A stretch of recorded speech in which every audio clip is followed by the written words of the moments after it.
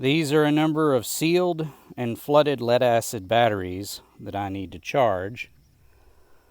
And this is the blazing sun. So obviously I'm going to need a solar panel, but it's not that simple. And in this video I'm going to explain exactly how this works and what we need to go from energy from the sun to charging these batteries. And I'm going to take it a step further and not only charge them but also be able to monitor them, the charge through a dashboard and through an app on my phone. This solar panel is rated at 100 watts and is designed to work with 12-volt systems. However, I can't just plug this directly into one of these batteries because the amount of energy and voltage it produces fluctuates depending on cloud cover and time of day and whatnot. And even looking at the specifications here, we see the open circuit voltage is 24 volts, which is way higher than what these batteries need to charge. So what we need is something that can take the fluctuating energy from this solar panel and use it to intelligently charge these batteries. And this is one such solar charge controller. And there's several different types of these. They're mostly rated on amps. This is a 10 amp charge controller. So the amperage is how much energy can come out of here into the battery at maximum. So assuming that you have plenty of solar panels hooked up to this and plenty of sunshine, what is the max amount of energy that this thing can handle? This is 10 amps, and that's going to be fine for what we're doing here. So basically, these devices are really simple. The solar panel plugs in here, battery plugs in here, and you can put a load, a light or camera or whatever. We're not going to be doing that. I've got my solar panel in the sun. I've got it wired to the charge controller. Charge controller is plugged into the battery. And we can see that it is in fact charging. So if all we want is to just stick a solar panel in the sun, connect it up as fast and as simple as possible, and connect it up to a battery and have it charge, this is really all we need for that. So just to kind of scroll through the different things on the display, this where it says PV here, this is the voltage from the panel, from the solar panel itself. We hit that again, and then that's the amperage coming from the solar panel into the battery. And then this is the charge on the battery right now, so 14.6. This battery is pretty full charge. I should have gotten one that's a little run down.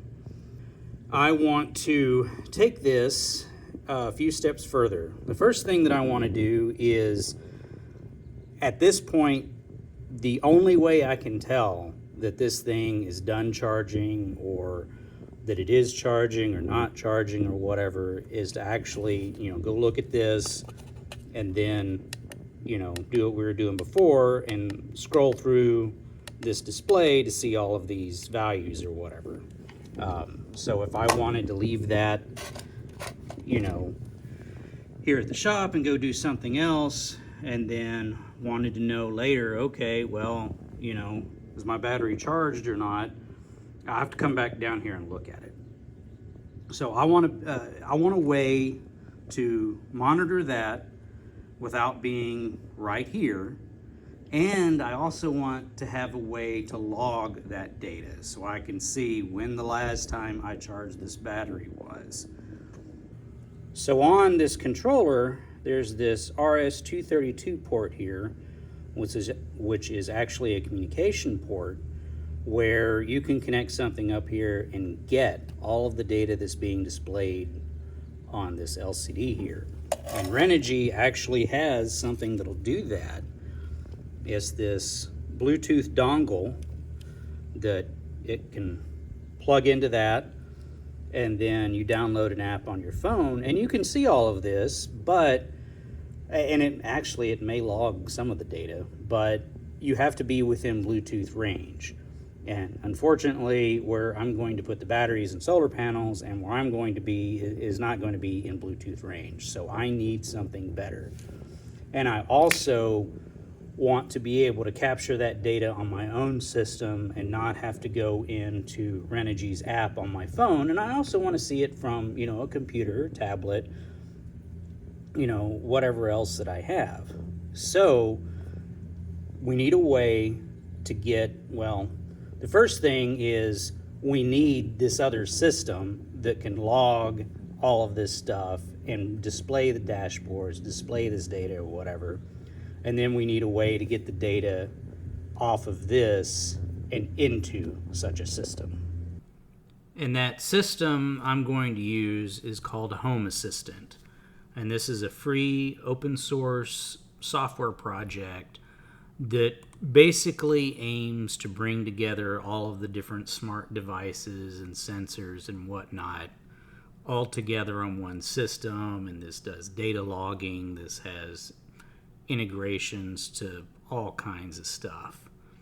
So we're going to use this as basically the main database and interface to the solar charge controller. But we need something for this to run on. Now I'm connected here from just an old laptop. I think it's an 8th gen HP ProBook. The simplest way to get started, and everybody's going to have their own opinions on this, but for me, the easiest way to get started is to use a piece of software that it is included with Windows Pro called Hyper-V, and we can go ahead and set up Home Assistant to run inside Hyper-V, which runs inside this laptop, rather than having, to go get yet another computer or Raspberry Pi or something like that to put Home Assistant on. So first thing we need to do is actually install Hyper-V, which we can go to Windows Features, and then over here where it says Hyper-V, we'll just click that and make sure that all of that is checked. And hit OK. And then we need to restart the computer. The computer is restarted. Now we need to find the Hyper-V manager.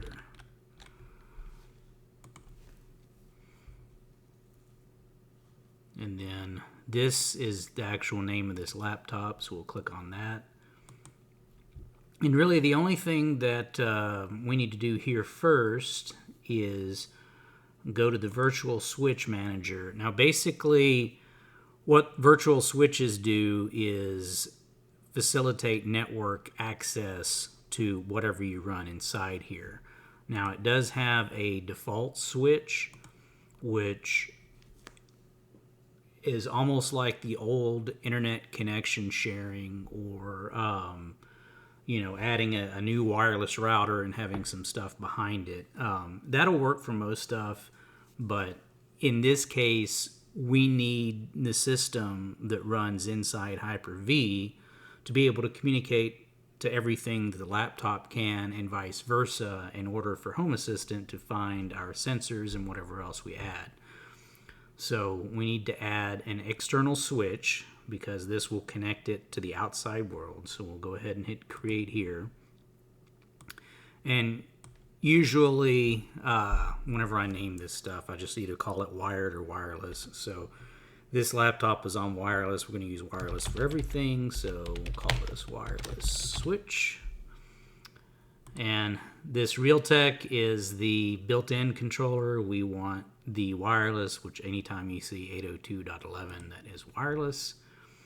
And we definitely want to keep this box checked. That allows the laptop itself, the actual operating system running on it, to access the same, to basically access the network alongside whatever we run inside here. So we'll hit OK, and it'll give you this warning: we may lose connection, and then hit OK.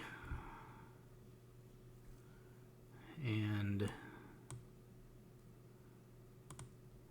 that's all we need to do right there. So now we need to go download Home Assistant. Go back over here. And let's see, installation. We want Hyper-V.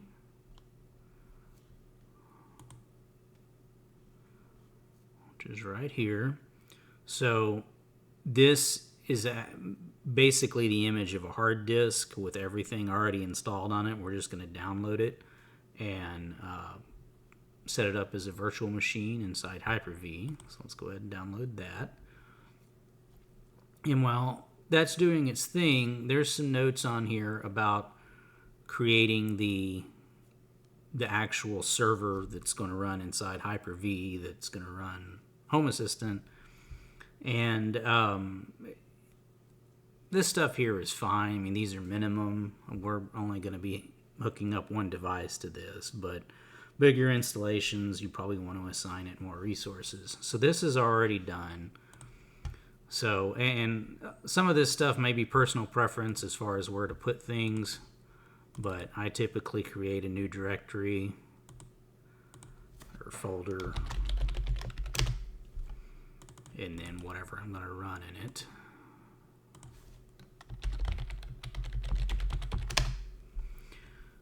And then we'll go get that.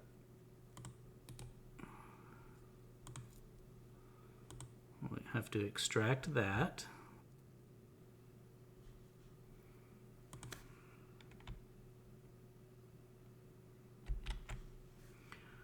And then we'll go put that in our folder here.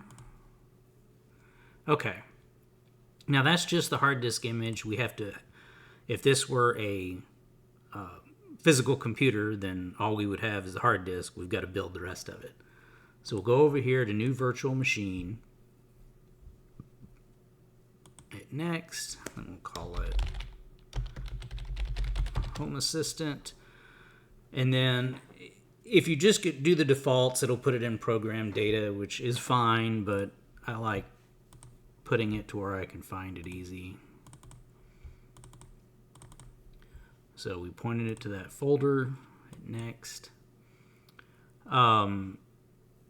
Generation 1, Generation 2, did they say which one they preferred?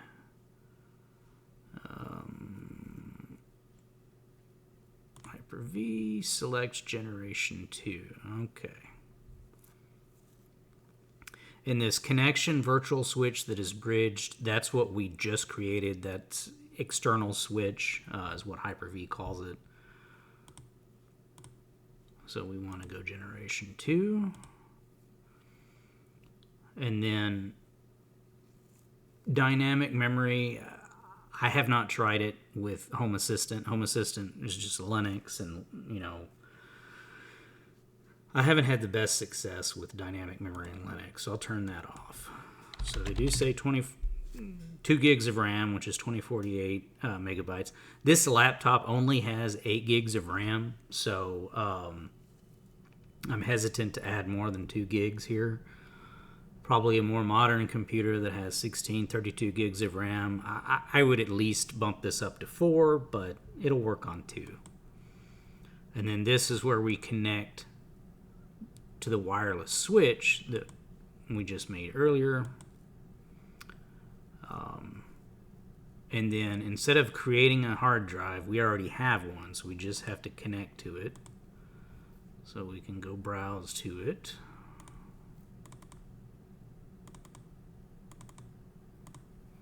And then that's the file we downloaded and extracted.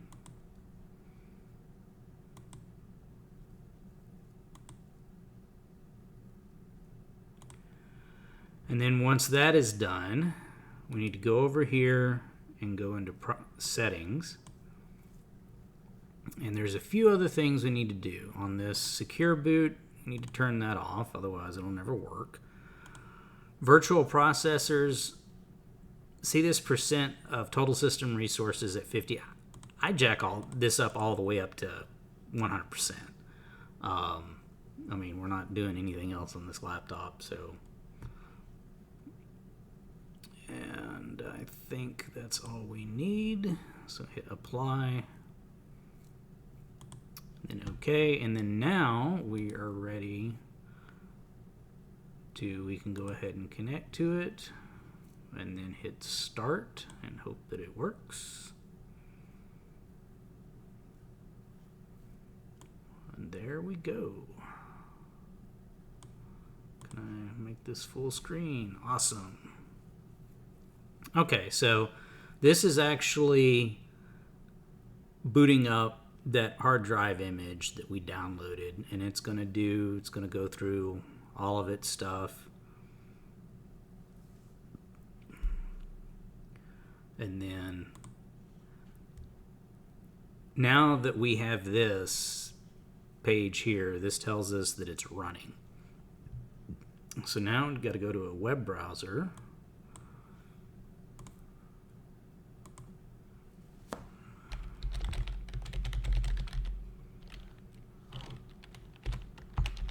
Local. This may not work, but if there's nothing else on the network, which this wireless network I set up shouldn't have anything else on it, we should be able to connect to our instance here.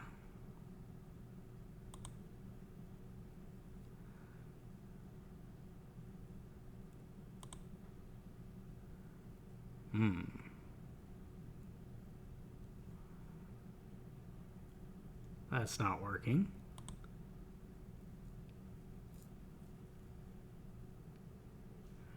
But that's okay. We can use IP address instead, which it shows right here, 192.168.135.102.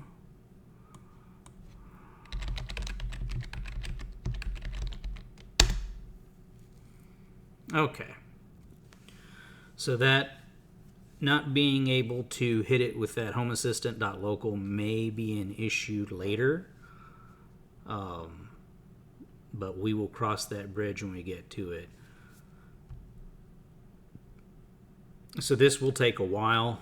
You can click on the show details here and you can see a bunch of logs of what it's doing. So, well, eat my words. That did not take 20 minutes. So since this is our first installation of this, we're just going to go ahead and hit create my smart home. And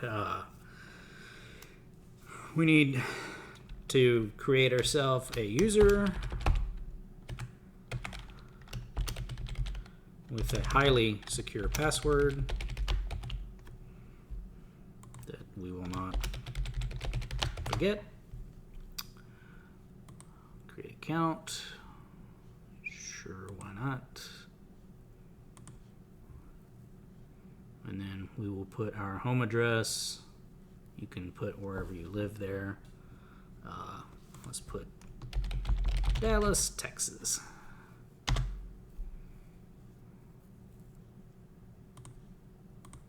Okay, next. You can go ahead and just hit next through all this stuff. Next, finish. And here we are. This is connected. This is a web page, and it's actually being served out from this virtual machine that is running in Hyper-V on this laptop. So we don't need that anymore. Okay, so what we need is a device that can speak RS-232 to talk to the solar charge controller, and also works with Home Assistant. So, and there's a couple other things that I want to do with this same device. So usually on something like that, we would be talking about a microcontroller. So let's look for microcontroller that works with Home Assistant. And let's see what Google says here. So here we go, ESP32. I've worked with these for a while now, and they are extremely robust and cheap microcontrollers that have all of the Wi-Fi stuff built in. And this ESPHome project allows them to be programmed and integrated directly into Home Assistant. So this is exactly what we need here. So let's see if we can find these on Amazon. ESP32. I think these are the ones that I've bought several of. No, these have USB-C. Mine have micro USB, but it's electrically, it's not going to matter on this component. So whatever you have cables for.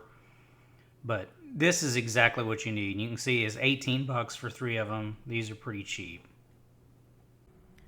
This is the ESP module that I have, and this is actually called a dev kit. I think this is like dev kit C or dev kit 1 or something like that.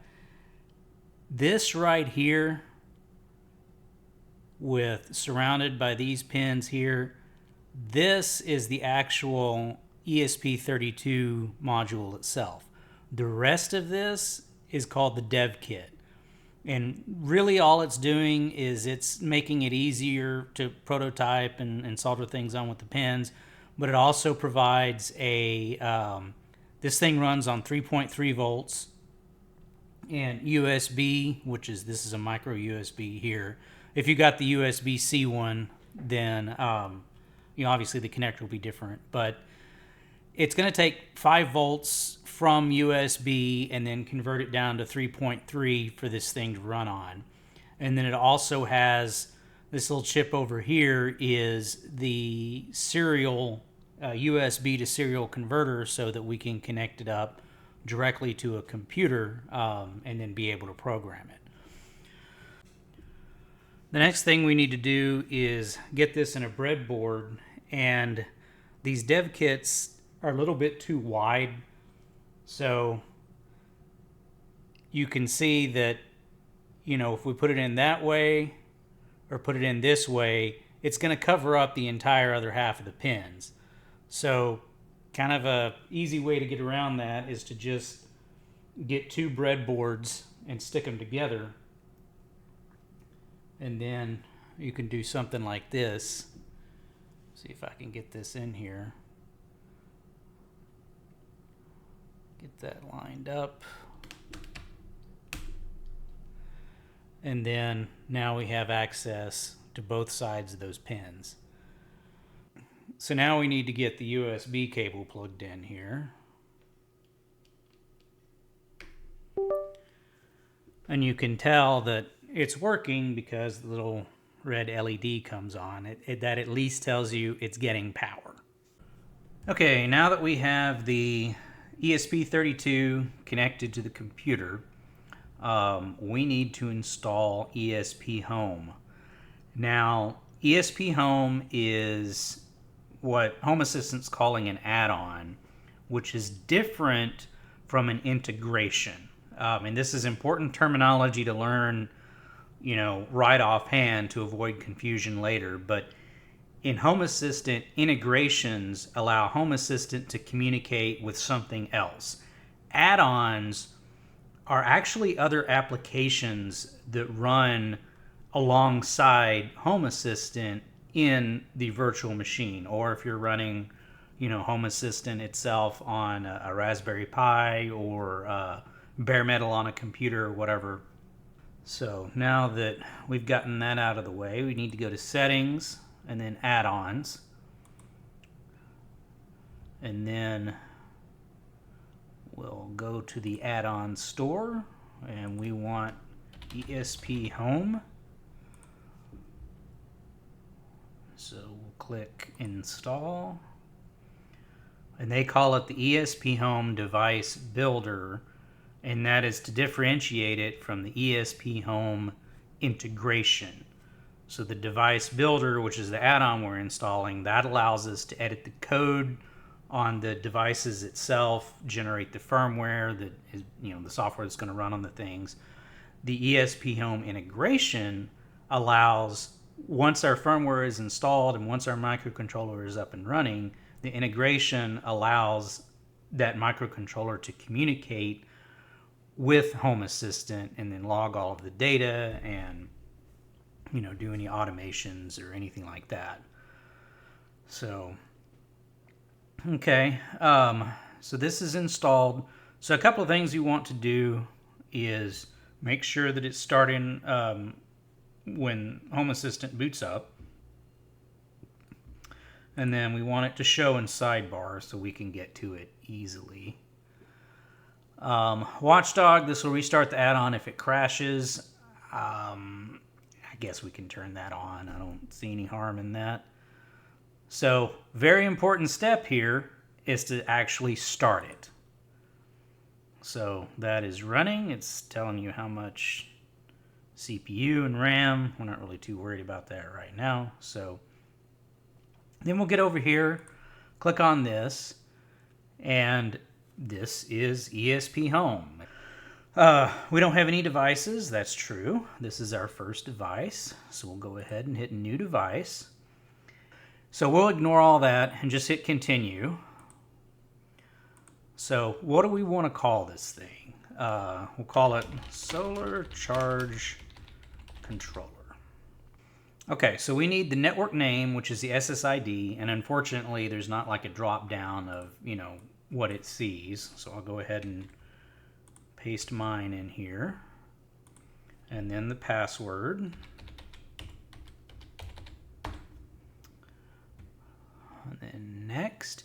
And this, on all of your configurations, if you have multiple devices and whatever, it doesn't store your SSID and password in the file. It just has kind of a pointer to the secrets file. So this same information will be used across your devices. So we're just going to hit, don't care about that. We're just going to hit this generic ESP32. There are differences on these variants. Just make sure you get an ESP32 and not like an 8266. Those are two different worlds. And then it wants to do by default this encryption key in order to encrypt the communications between, and this is on your local network, between the microcontroller, the ESP device, and Home Assistant. I found that this, especially on non-critical things and being a beginner or whatever, this creates more problems than it solves. So we'll just hit skip here. And so it puts an entry up here, and obviously it's offline because we haven't even set it up yet. So, but what this has done is this has created a configuration that we can now go in, edit, and then use to generate the firmware that we're actually going to put on the device itself. So you need to go in here to edit, and this is blank configuration, or not blank, but default configuration. And there are a couple of things that, let's go through this line by line, actually. The name of the device, notice that there's no spaces or anything on that. That is the network name of it. So if, like, say that you had a device and you called it XYZ123, that would be the name of it on, if it's under the name field here, that would be the name of it on the network. So if you went to ping it, you'd ping XYZ123 or whatever. But friendly name is the label that it shows you in ESPHome on the dashboard that we were just at. So we can set these together. I don't think I would recommend against having anything with the same name. Let's not confuse things. The board and framework, that's a whole other discussion, but everything now needs to be ESP IDF, except in really special circumstances. You can leave all that alone. Logger, just having that on some of this, notice that there's nothing out there, so it's like, okay, I'm leaving this blank. Not really, just having it printed there actually installs a component, so you want to leave it there. And then this Home Assistant API, this is what I mentioned earlier about the integration with Home Assistant. This facilitates or allows that communication, but we don't want to deal with this encryption stuff, so we can just get that out of here. OTA stands for over the air. This is how we will update the software, and I need to pick whether I'm going to say software or firmware. I'm going to say firmware from now on. This is the actual programs that are going to run on the microcontroller. It's called firmware. So if we want to make any changes, we want to update that firmware, and we want to do it via Wi-Fi and not having to go, physically plug something into the controller every time we want to update it. So this OTA thing over the air sets that up. And again, with the encryption stuff, now we have a password for updates. Again, I'm going to get rid of that. We don't want to mess with that. Now that has caused me problems on that. Wi-Fi sets up our communication to the our local Wi-Fi network. And like I said earlier, this exclamation point secret, instead of having your password just out here out in the open, this is a variable basically, and then there's a secrets file that you can edit to change that or whatever. So if you had like different SSIDs or whatever, and maybe you have Wi-Fi SSID 1, Wi-Fi SSID 2, or whatever, you could define all that in your secrets file and then reference it appropriately on your different configurations. But anyway, in this next line here, so what this does, if the microcontroller can't connect to your Wi-Fi, okay, Wi-Fi is down or there's a problem, maybe you put the wrong password in here, then the microcontroller will set up its own Wi-Fi that doesn't go anywhere except to the microcontroller itself. And then if you have a computer, phone, whatever, you could join that network and then interact with the microcontroller. I don't use that. I'm going to take all of this out. And the reason is, if it can't connect to the Wi-Fi, then, being able to use the microcontroller as an access point. I mean, I'm not going to have Home Assistant, ESPHome, say, okay, well, I'm going to join this other Wi-Fi and have it connect. That would not happen, at least the way my system is set up. And if I've got to get out there because something has failed so much, then it's going to be much easier for me to just plug a cable into it. So let's not even have this stuff on here. And then captive portal is the same thing with that. Actually goes along with the fallback access point. Let's see what they say on this stuff. Yeah, it's kind of redirects you to the ESP or the microcontroller itself. So we don't need that either.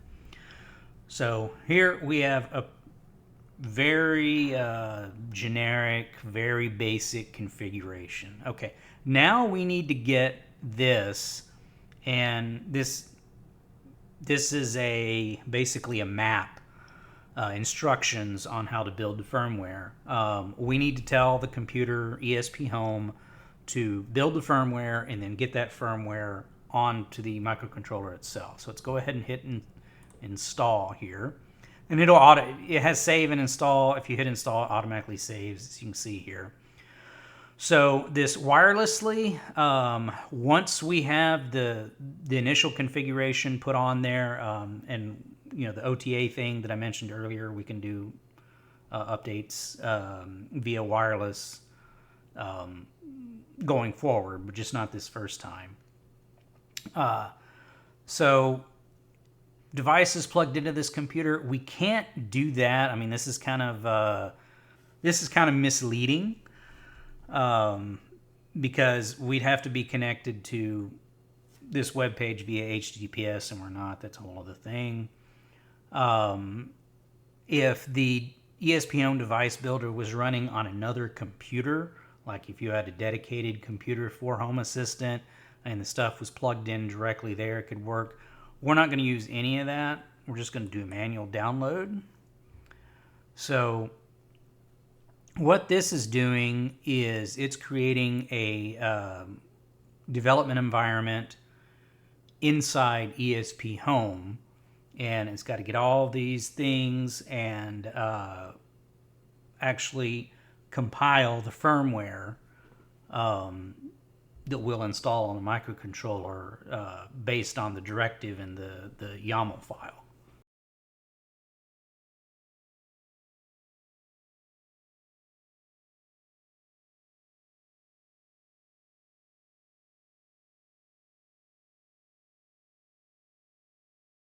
Okay, it's done compiling here, and we want to go with this factory format, previously modern. This OTA stuff, we'll probably never do that because the OTA functionality is actually built into all of this. We would have clicked on wirelessly on that first menu that came up if we wanted to do that. So it's down, and then for whatever reason, Chrome hates bin files. So this bin file is our binary image of the firmware that we're going to install on the ESP microcontroller itself. So in order to do that, we need to head over here to ESPHome Web, and I've got the, like I said earlier, I've got the ESP microcontroller plugged into this computer, so we'll go ahead and hit connect. And it's saying, okay, well, I can't find your serial port. Well, we've missed a step here. We need to install some drivers. So we'll hit cancel. It says no port selected. And it shows you where to download the drivers for your ESP devices. I think the one I have, which the one that I mentioned from Amazon, I think it's the CP2102. That's the most prevalent I've seen. So we'll go ahead and follow this link and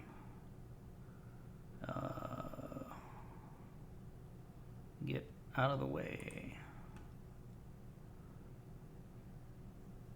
Downloads. Okay, Universal Windows driver. That looks promising. And that's the latest date, so let's download that.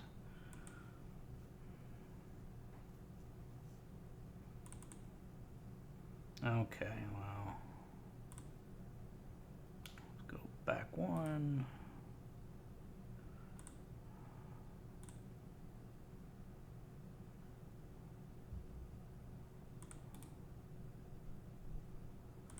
Okay, so I think we need to go into Device Manager here.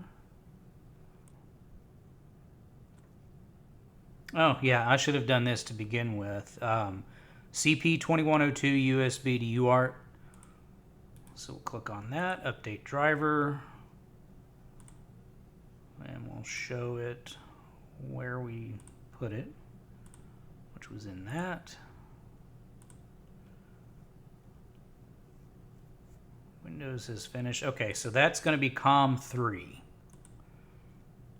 And we see that that is working now. So we can get out of here, get out of that, get out of this. And then we're back at this screen. Now we can hit connect again. And now that we have the drivers installed, it finds it. So let's go ahead and hit connect. Let's click on install. and then need to browse to it, downloads, and here's our bin file, and then click OK. So it is connected via USB, and it's erasing the memory on the device, and it will and copying our firmware bin to this. Okay, we're finished. So now that we have the bin file installed, we can make sure this is working by clicking on logs here. And if about half the time you'll see something on here, if it's just a blank screen like this, just go ahead and hit reset device. So we can see that it has booted up. We've got stuff here. And like I said earlier, this is our MDNS network name here. So let's go back to the ESPHome builder, and we can close this, and we can hit this X here, and it should say online now, because this is actually talking to the ESP via Wi-Fi, whereas the ESPHome, we had the USB cable plugged in. So we can go into logs here, and we see the same thing. So we know this is now working.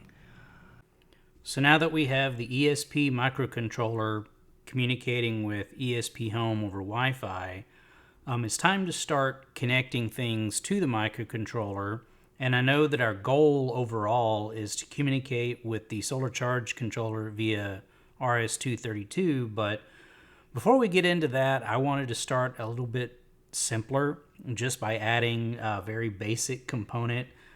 And I like to put these on pretty much any one of my microcontroller projects. It's a temperature and humidity sensor. These things are real cheap. This is like a 5-pack of them for $10. And they have the pins on there to just poke them in a breadboard. And so it's a real simple and a real easy way to kind of get started with all of this. But what we need to know is exactly how are we going to hook this thing up. So, I mean, it has positive out and negative. Well, positive and negative, I mean, we know where that goes. But as far as the data, how are we going to communicate to the ESP, and which pin do we use for that? This is the pinout to the ESP32 dev kit that we're using. And as you can see, there's quite a number of pins that we can choose from. However, some of them have restrictions, like there's 6 of them down here that connect to the onboard memory that we can't use. Some of these are marked input only. So what I like to do is go down here to this list. This site is, I can put this in the URL in the description here, but I just like to go down to this list and then start from 0 and then find the first pin that doesn't have anything special about it that I can use. And in this case, it's pin 4. So without getting too much into the weeds on this other stuff, let's go ahead and use pin 4 for the data from our DHT sensor. Let's go ahead and put this on this side of the main board here, or the breadboard.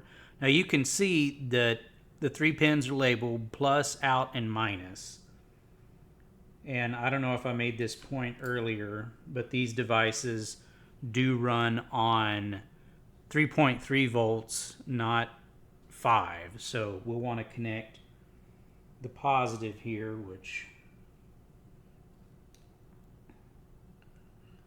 is this one.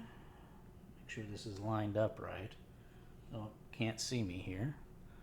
Okay, so this is positive, and we'll plug that in to the 3.3 here on the device. And I probably should turn this thing off, but I don't think this is going to hurt it.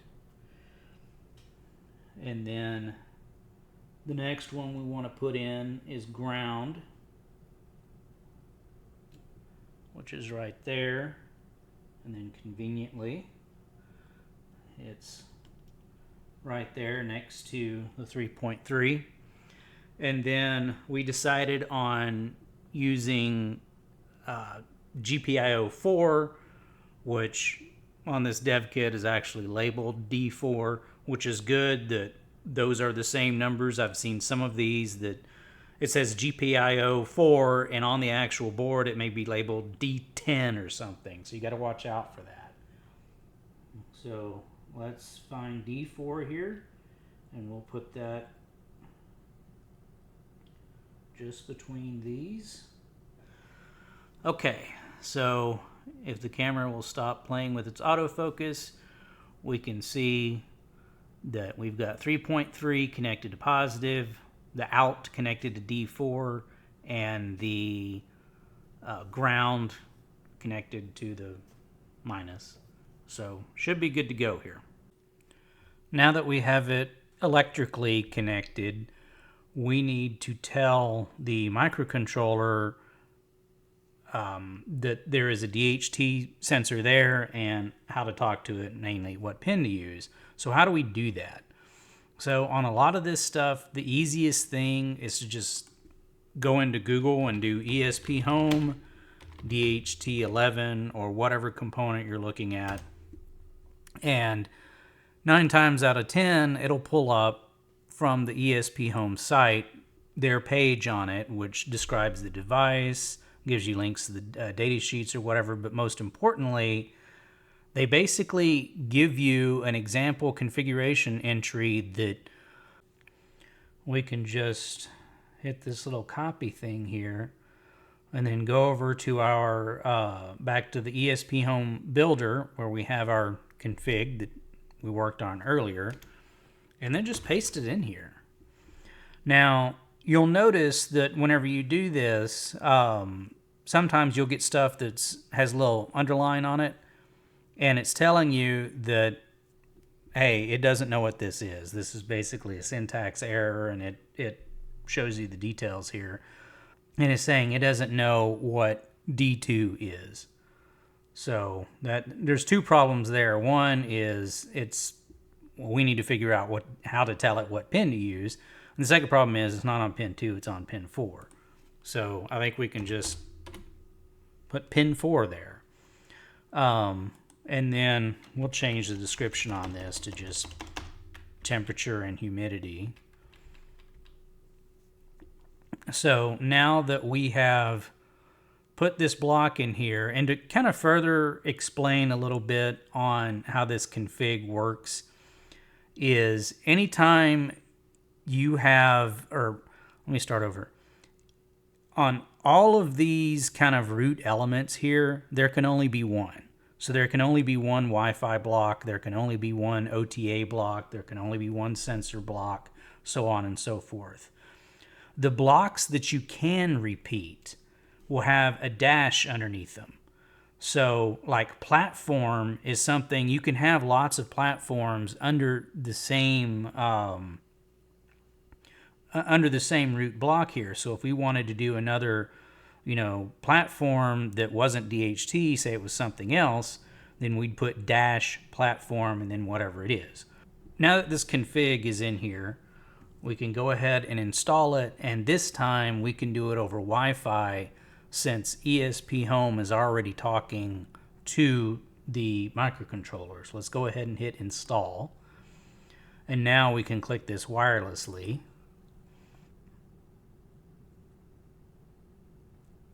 Okay, so now this has updated. We can see that all this DHT is what we just added, and it's automatically detected. Well, it's detected as a DHT22. This is a DHT11. I hope that's not going to be a problem, but I think it's fine. And then if we wait a moment, we should see here in the log where it reports the temperature.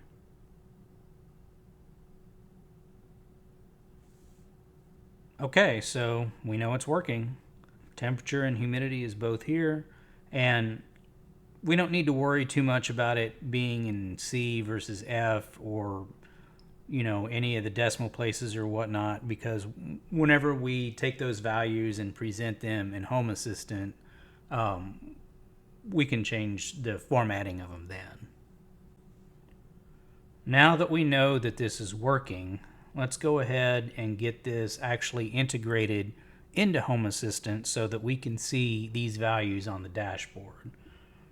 So let's get out of here, and then we'll go over to Settings and then Integrations. And you see that, and this is one of the great things about Home Assistant, is there's a lot of auto discovery. So we can see it's already picked up our solar charge controller, so we can just go ahead and hit Add. Do you want to add it? Yes, I do. And it's asking what area.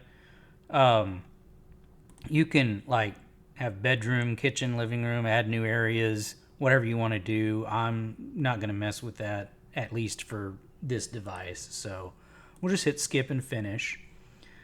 And then now, here we are. We're on the device itself. We can see the humidity. It's already converted it to Fahrenheit, because I think that's the regional settings that can be changed in your profile on here. But that's a whole other discussion. But so on the overview here, we see solar charge controller, humidity, and temperature. So we've gone from taking this sensor, hooking it up electrically to the ESP microcontroller, finding a pin to use, and then putting in the config into ESPHome in order to teach it, you know, tell it what to do with the component that we've added. And then in the background, it has taken that data and then published it here to Home Assistant. And then we can click on this, and now granted we just did this, but it would have a graph in here, and, you know, keep the history of all of that. So just to illustrate my point, I left this running a little bit yesterday, so now we do have some historical data in here, and we can actually go into this, show more, and see, you know, the entirety of this plotted out. And you can select, you know, if you want any of this stuff, or, you know, a specific date or whatever. And then you can also add in, you know, several different things to plot on this. Now, it's not, this is a humidity here, so I was going to add temperature to that, but this is a percentage scale. A temp would just put the graph underneath this. It wouldn't put it on top, since they're different units. But if you had like several different sensors or whatever, you could all plot them on the same thing.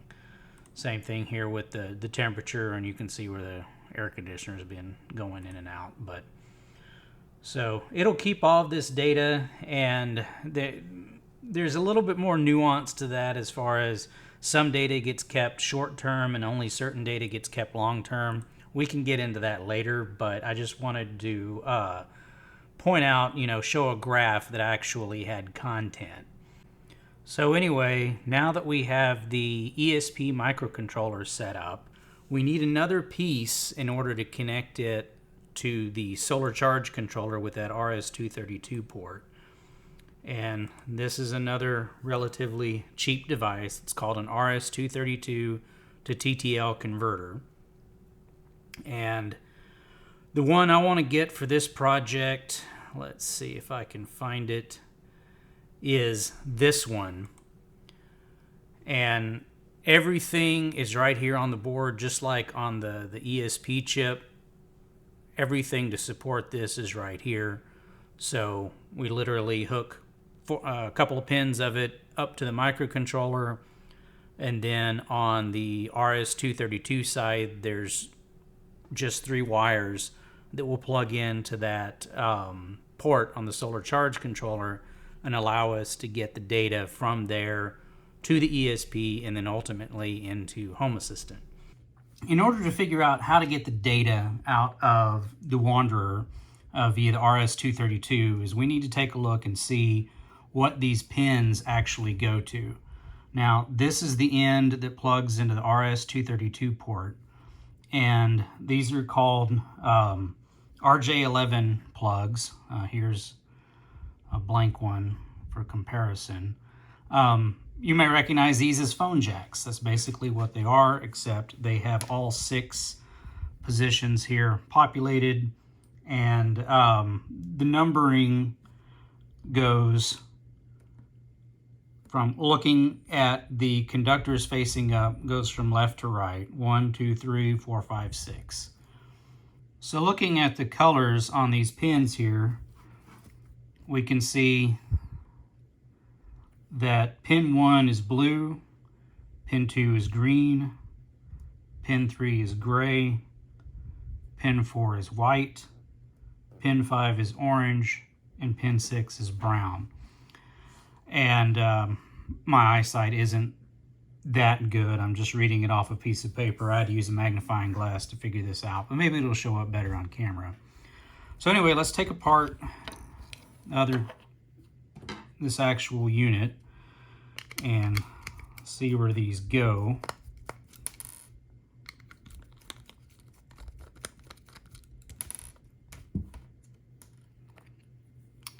Okay, so it looks like only 4 of these are used.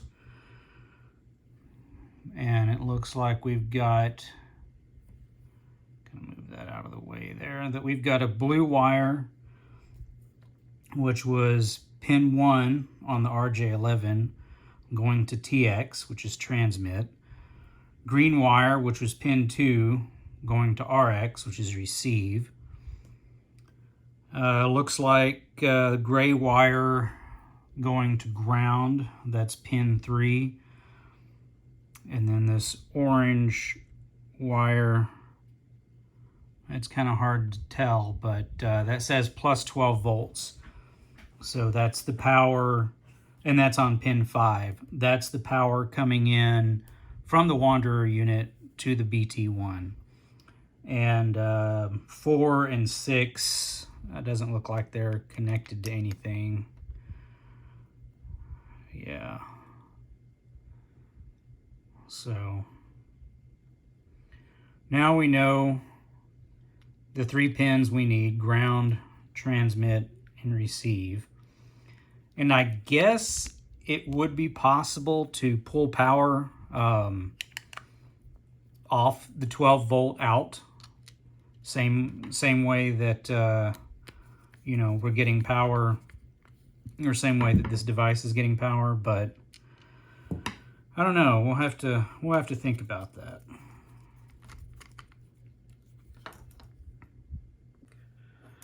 This TTL to RS-232 board didn't come with any headers or connectors or anything like that.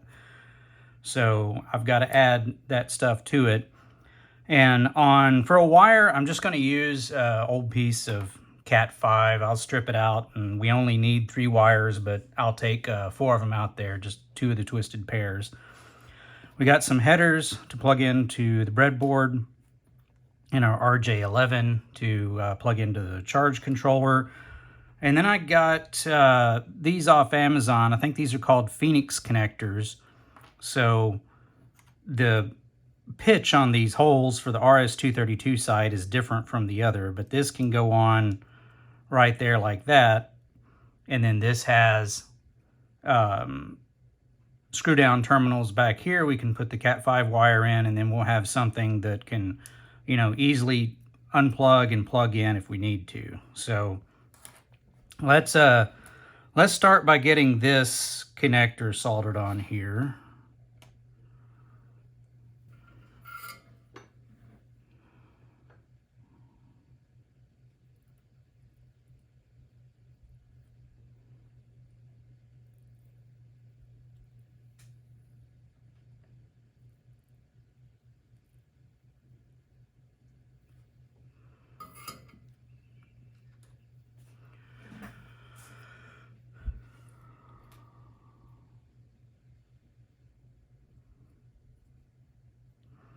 Okay, now we need to get, looks like 4 header pins on there.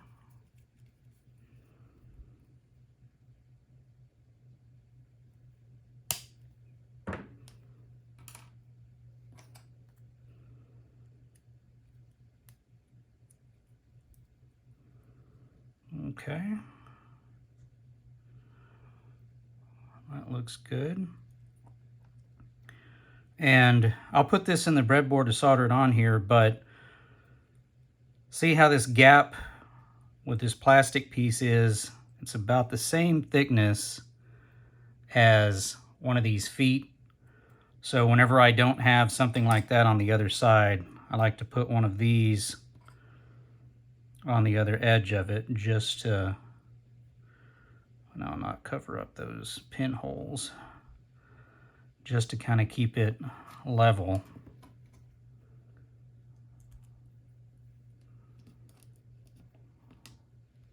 And that way, whenever I solder it down, it's more or less lined up properly.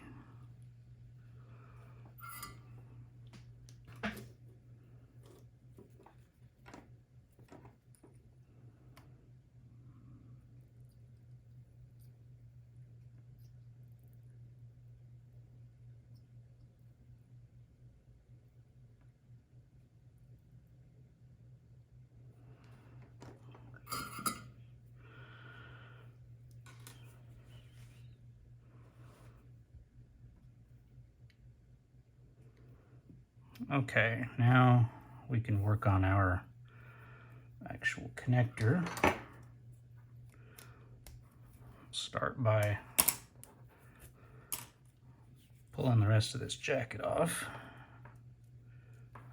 The only time that I use this stupid thread on these things.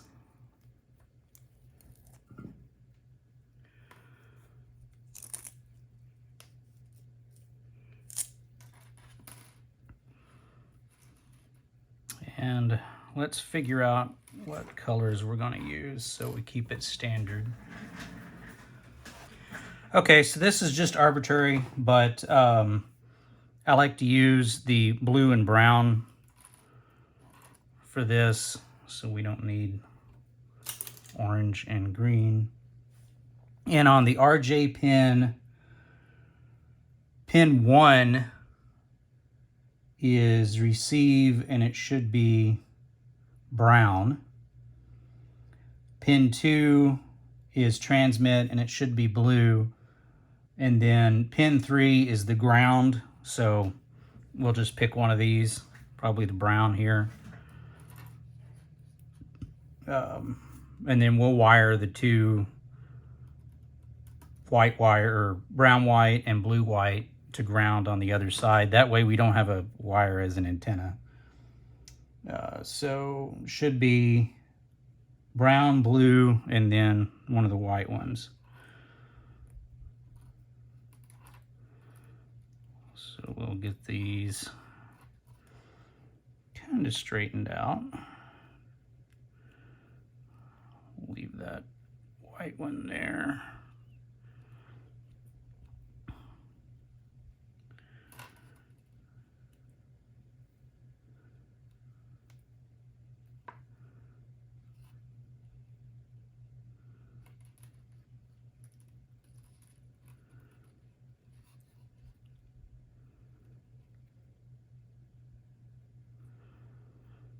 So brown, blue, light brown. We'll go with that. I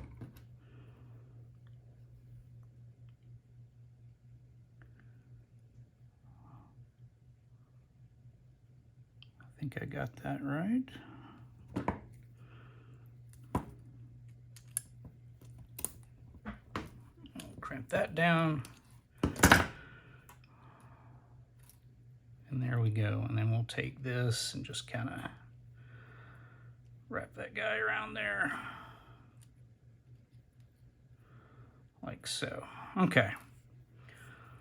So we got our wire that'll plug into the charge controller.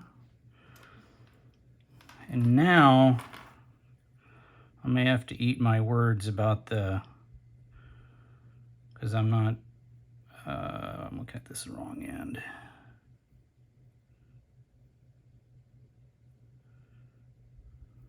Well, maybe I can tie two of those together. Now if I can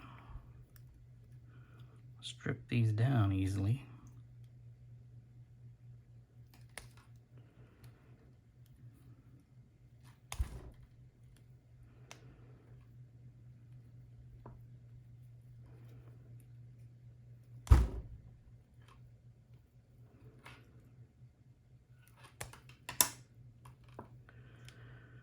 Okay.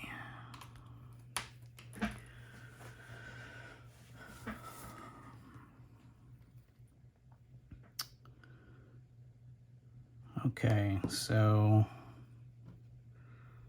plugging this in here, we've got ground, transmit, receive. So what was our transmit? Was blue, and receive is brown.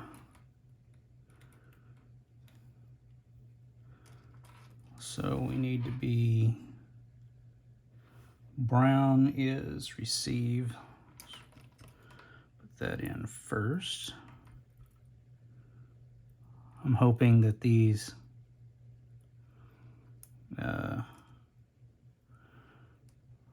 wires were actually working this and aren't too thin. Oh, okay. So you got to undo them first and then poke them in there. And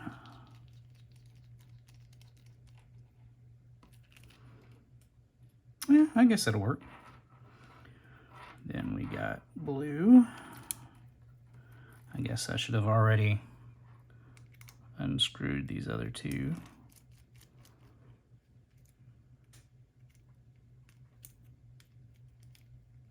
Come on now.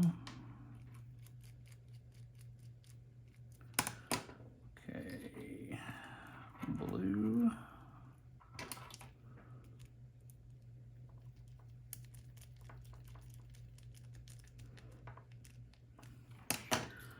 Then we'll tie these grounds together.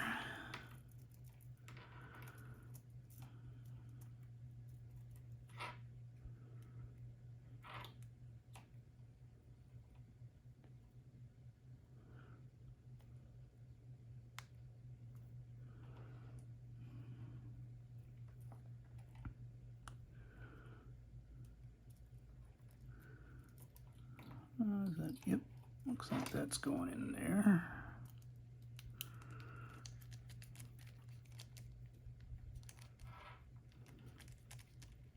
Uh-oh, did we have blue come out here? Nope, that's fine. Okay, there we go. So that'll plug into there, and then this can plug into the charge controller. And then this can go on our breadboard, at least for now, until we get it on the finished product. So now that we have the RS-232 to TTL board ready to go, we need to figure out how to connect it to the ESP.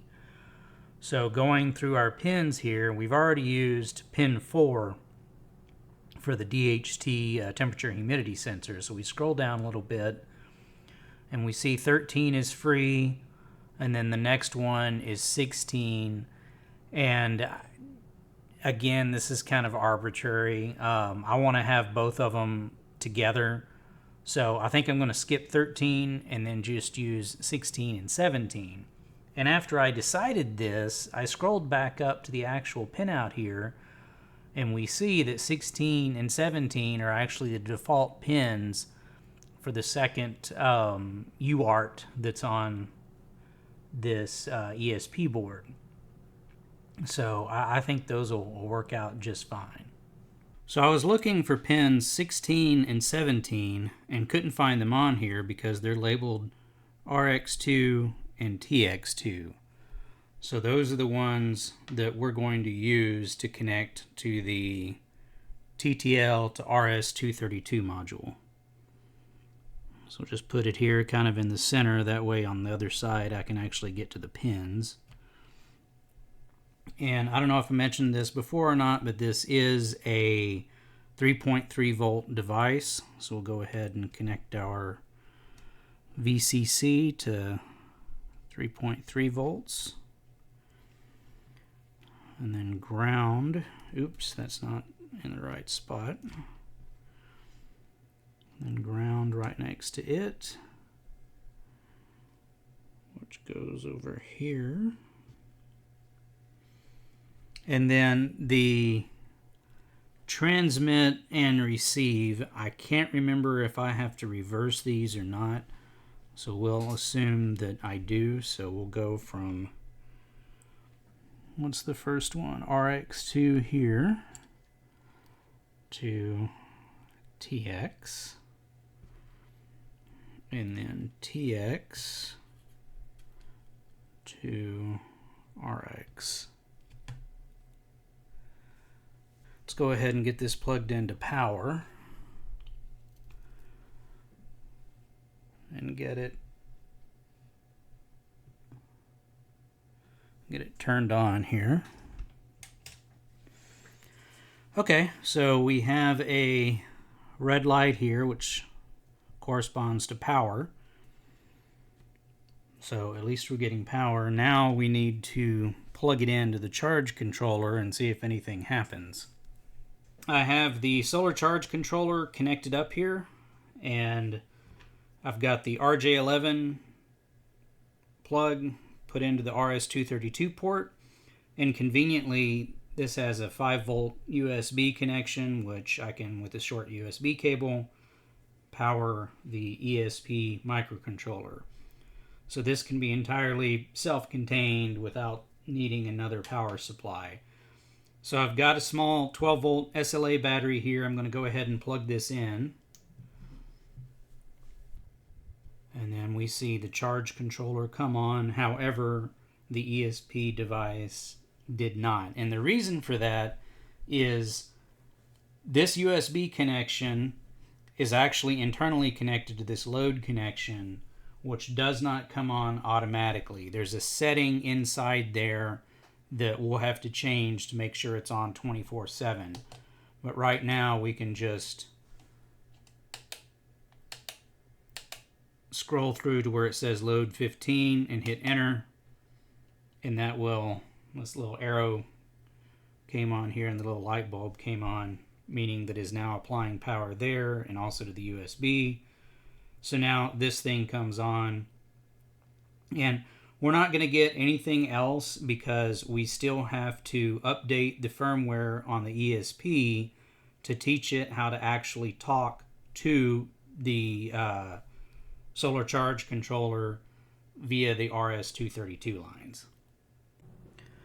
Back here in the ESPHome builder, we now need to edit this so that we can tell ESPHome how to talk to the solar charge controller. And the first component we're going to need is called UART. UART, which stands for Universal Asynchronous Receive and Transmit.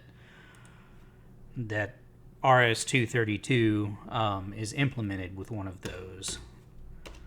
So we can actually get that block from ESPHome website itself. ESPHome UART. And then they give us an example configuration. So a word about the baud rate, parity, all that stuff. Most things just use the defaults, especially this stuff that we're working on of 9600. If that doesn't work, we can of course adjust it later, but we can start with just the default here. So we'll just copy this and put it in here, and we have to tell it what pins to use, and we already decided on earlier that it was going to be 16 and 17. We can flip back here. Looks like receive is 16, transmit is 17. So transmit, change that to 17. And we'll change this to 16. Now all this is going to do is tell the ESP microcontroller that there's a communication line there. We need to do some more steps to actually tell it how to talk to the solar charge controller. And unfortunately, that's not something that I can pull up with an example on the ESPHome website. I had to do a lot of digging, and so this is just going to be copy-paste. I'll put it in the description of the video. But let's go ahead and put this on here and see if it will even detect it, or detect that TTL to RS-232 chip we added earlier. Let's go ahead and hit install.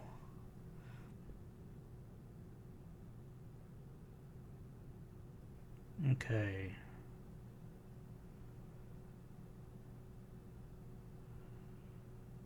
This is all the UART stuff that was added.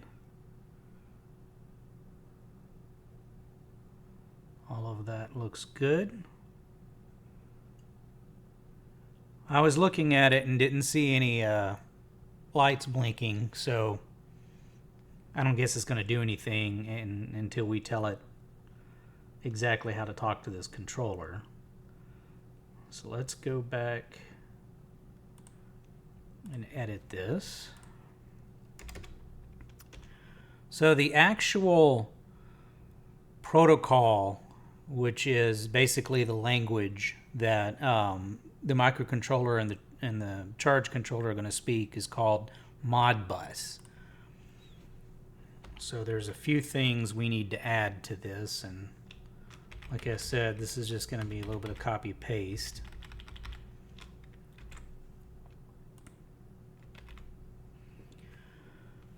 So Modbus activate, well, here we go, we can pop that up. So putting this in here will add the Modbus components. And then the actual controller is the solar charge controller. And now we have a few other things here. So the UART is going to set up the serial communication. The Modbus is going to set up the protocol, the language. Modbus controller is going to tell the ESP about the solar charge controller itself, and all of that is to get sensor data. So we actually have to add some more stuff under the sensor block here about all the values that we're going to pick up from the solar charge controller.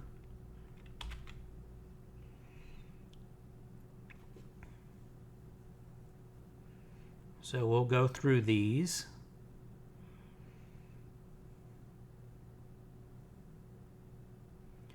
So again, since we have multiple of these blocks here, then we're going to have a dash in front of them. So this is to set up the battery state of charge sensor. And it's given us, it needs to be pointed at the controller, which we've already defined down here. And the order of this really doesn't matter, as long as everything is here. So we've already defined the controller here as Renogy.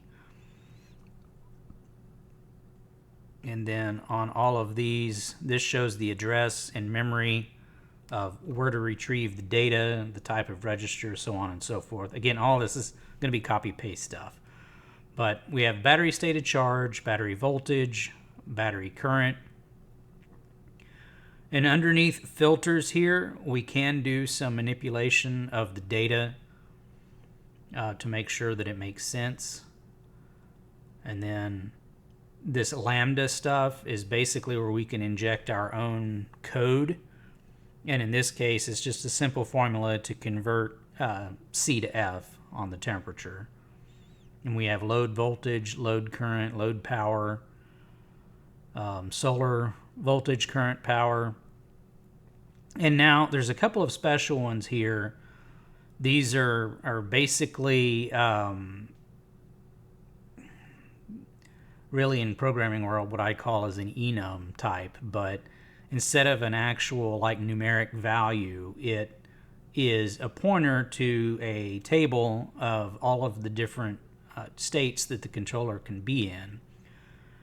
And basically what we're doing here is once we get a value, we're going to update this component here, and we've got a little underline here because we haven't defined it yet. So we got to put that in here. And this is ESPHome calls these text sensors. So let's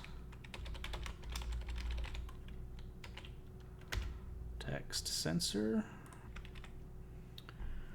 Okay.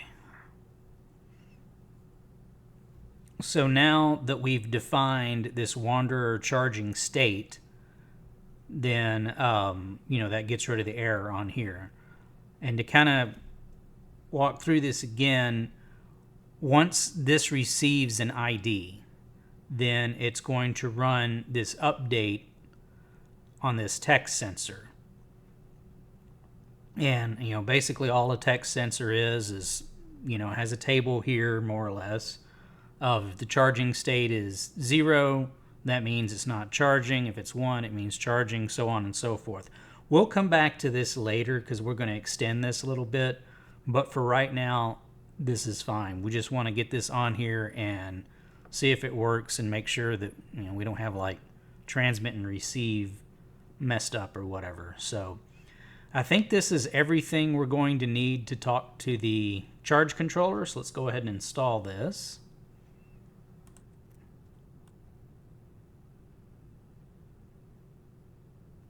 Okay, we got a whole bunch of data scrolling through here. Let me scroll up to the top.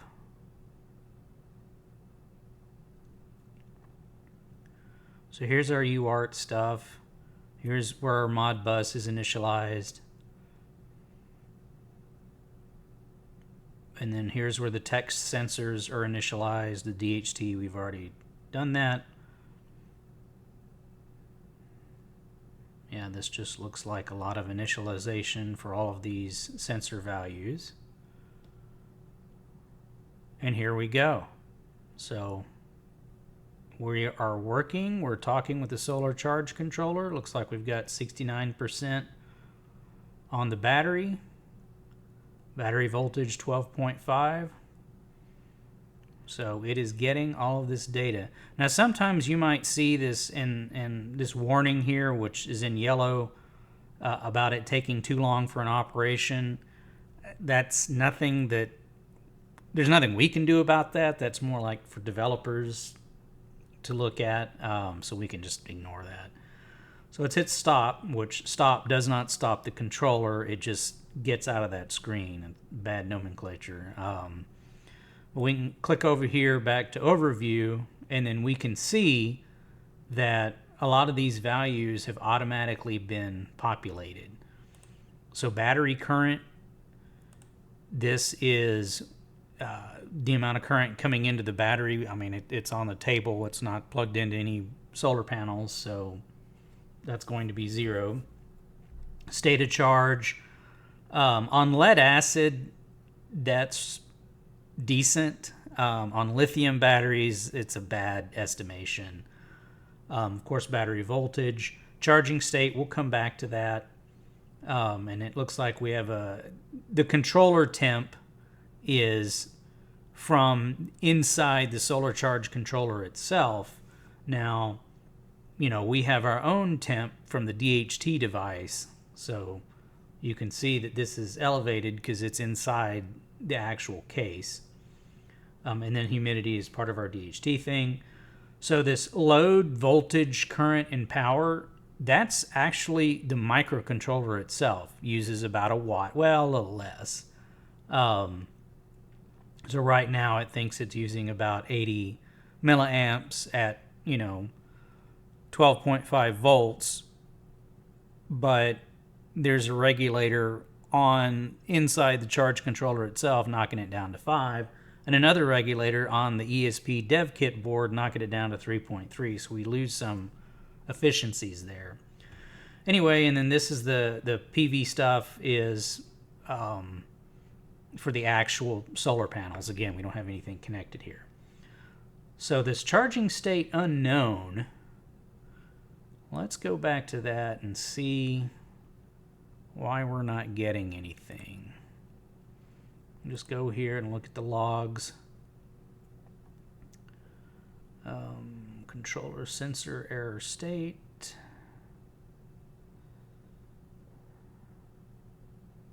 Guess we have to wait for it to update.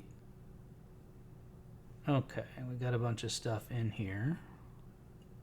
Let's see, battery, current, controller, temp. Charging state, sending state 70. We might have to come back to that. Charging state 70, error state 125. Those don't correspond to any of our values that we set up. So I might have to go look those up.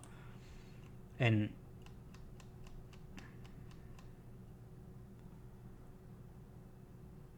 yeah, there's no 70 there, and there's no 125. Yeah, we'll have to come back and look up those. I spent some time troubleshooting the errant values we were getting for charging state and error state. And after spending way too much time on this, which I'm going to spare you guys on that, I determined that this was a timing issue. We were simply asking the charge controller too quickly on this stuff. So this was originally set, this wait time was originally set for 50 milliseconds. I don't know where I got that value. Copy paste from wherever I got the rest of this.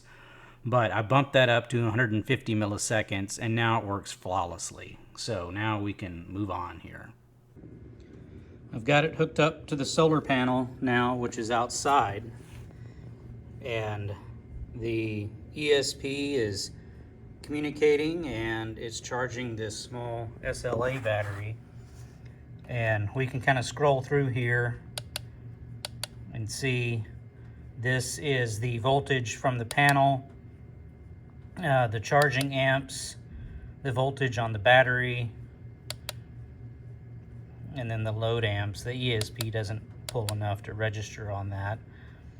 And we can see that the voltage on the solar panel is fluctuating because the clouds are going over the sun. So let's see if this shows up on Home Assistant. Checking out Home Assistant here, we can see that the data is definitely making it in here. We're charging the battery at about 700 milliamps. Battery voltage is at 14.5.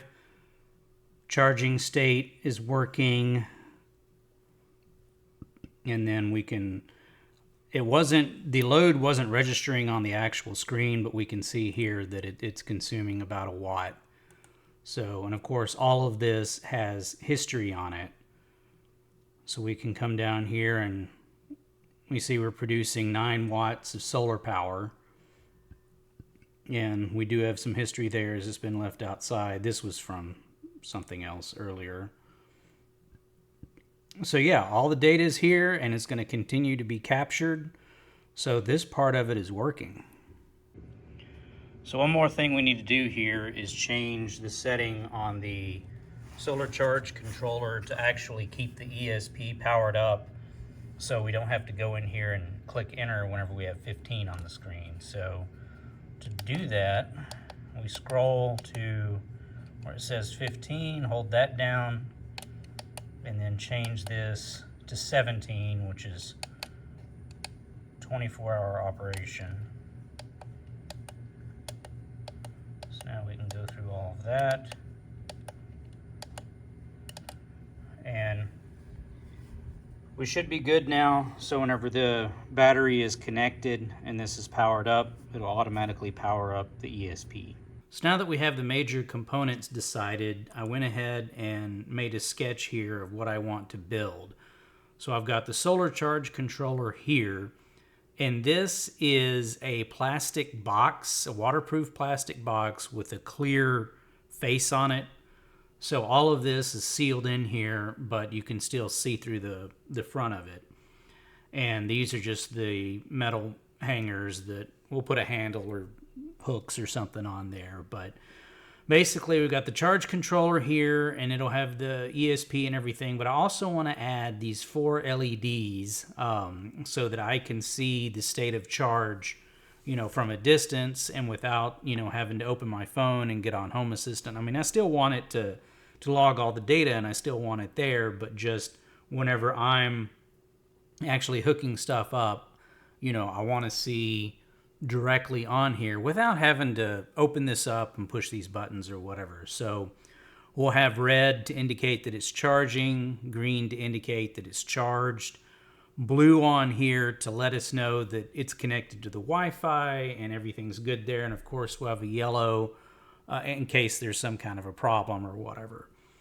And then I'm going to put a couple of switches on it. That's what these things are on the bottom. One to switch the main battery on and off, and one to switch the solar panel on and off. And then I'll put one of those waterproof cable gland things in the bottom of it. And then have a couple of wires here with the MC4 connectors on them that I can connect directly up to a solar panel. And then, of course, some basically jumper cables, you know, not that thick, but smaller ones that I can clip on the battery. And we'll have some fuses and some things in here too, but this is kind of the general idea of what I want to build. Before we get to building here, there's one more thing we need to prototype, and that is the 4 status LEDs. And the first thing we need to figure out on that is what pins on the microcontroller to use here. So we can scroll down to our list. 4 we've already used for the DHT sensor. Skip all of those. 13, we can use that. I'm going to skip these 2. 16 and 17 we've already used for the UART.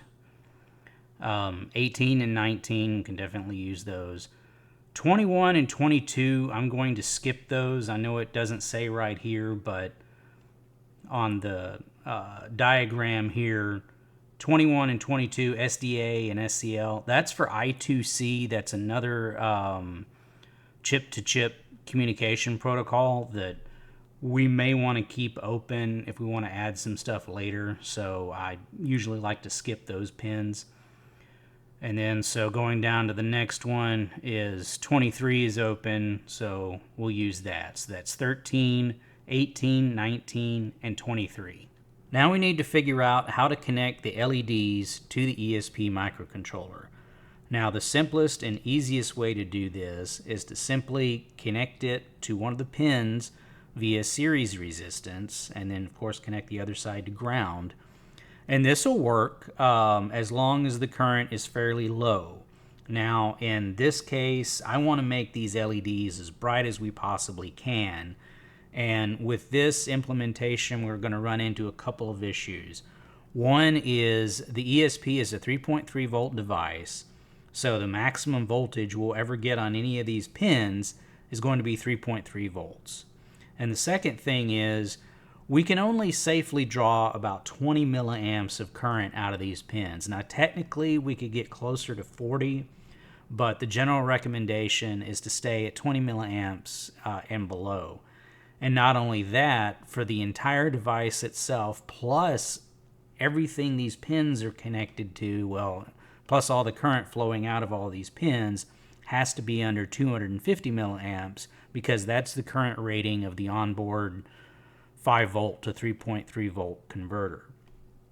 So rather than doing something like this, I like to go ahead and spend an extra 5 cents and add a transistor. This can be just your generic small signal transistor. I think 2N3904 is an excellent candidate for this. But what the transistor allows us to do is, instead of having this ESP provide the entirety of current to the LED, the only current that the ESP needs to provide is enough to the base of the transistor to turn it on, which is going to be very, very low amount, at least comparatively speaking to the amount of current we're going to drive through the LED. The second thing is hooking it up this way with the emitter going to ground and the collector going to the cathode of the LED, we can get our voltage source from somewhere else. It does not have to be the 3.3 volts coming from the ESP. And in fact, these transistors, I think, can go as high as 60 volts. But for what we're doing here, we've got 5 volts on this VN pin, and that's just coming from the USB. I think that's going to be fine for what we're doing.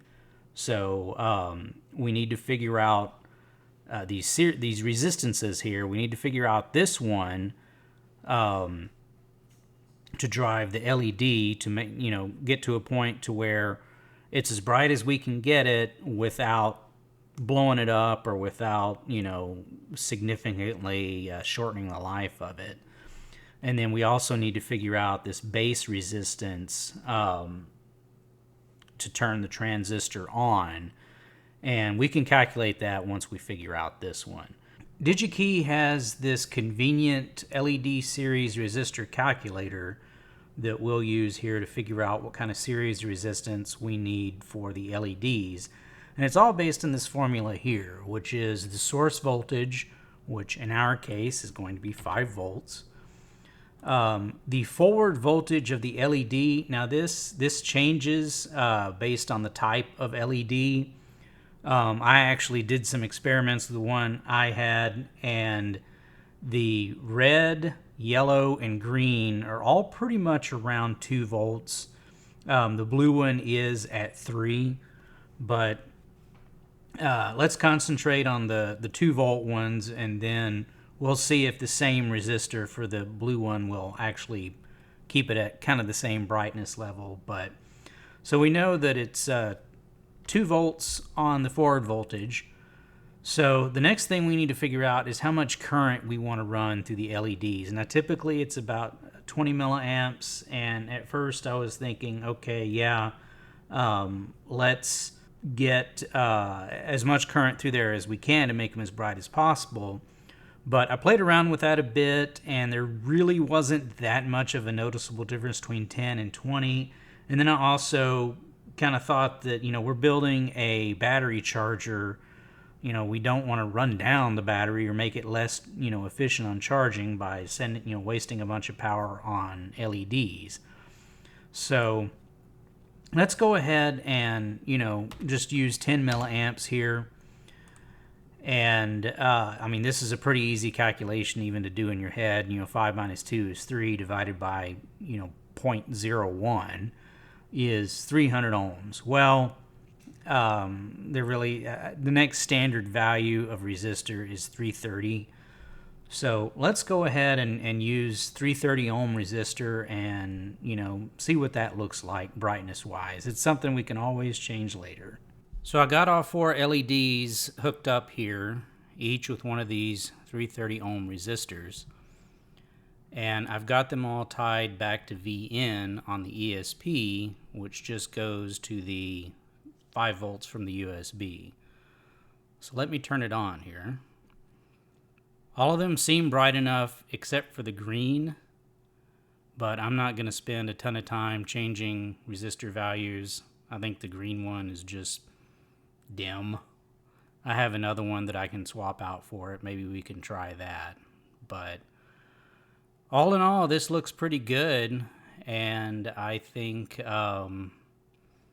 we can go ahead with this. Now that we have the resistance calculated for the LEDs themselves, we need to calculate the base resistor, which goes between the pins on the microcontroller and the base of the transistor. So Google's AI has a pretty good breakdown of this, and the transistor we're going to be using is a basic small signal NPN 2N3904, I believe. It has a beta, which is basically the amplification gain of it.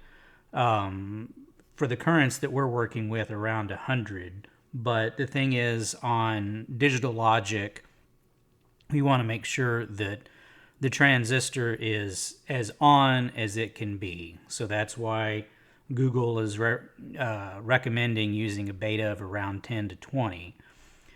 So the collector current, we already have that. That's the current going through the LEDs. And we figured out that on those it's going to be around 10. It's going to be a little less on the blue LED because the forward voltage of the blue LED is 1 volt higher than the others, so it's going to be a little bit less current flowing through that one. I don't think that's going to be a problem. So we have 10 milliamps going through the collector, which is, here from the collector to the emitter. And we already figured out that we're going to use, a beta of 10 on this. So in this example, they're saying, just divide by that. So in their example, they have 100 and they get 10. It's going to be 10 and 1 for us. So, and then the base voltage. So in our example, the base voltage is going to be coming out of the microcontroller at 3.3 volts. And then we're going to lose 0.7 volts of that from the transistor itself. So that gives us 2.6 volts. And we divide that by our base current, which we already figured out is 1 milliamp. So we get about 2.6K for the base resistance. Now I don't think 2.6 is...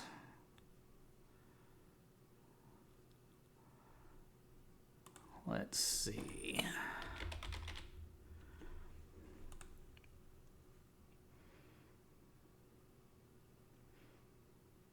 Okay, so we could do 2.7K is a little bit higher, 2.2K is a little bit lower. So on stuff like this, I'm just going to go with the lower value to make sure that the transistor is in saturation. So we'll use 2.2 kiloohms for our base resistance.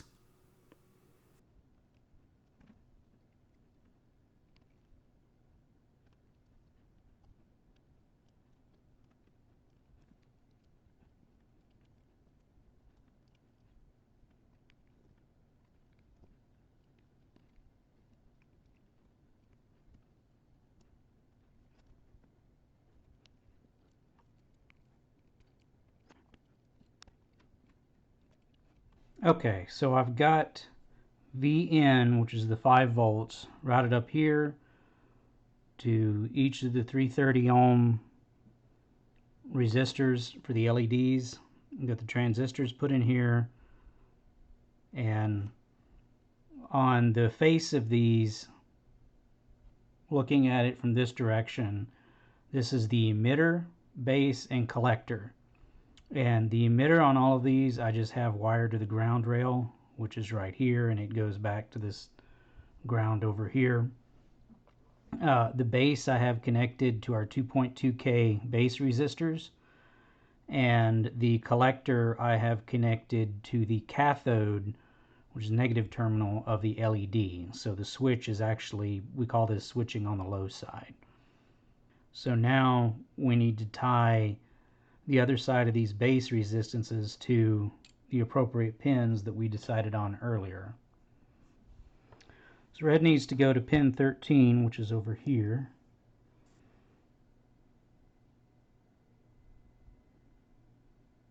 Didn't think that one through.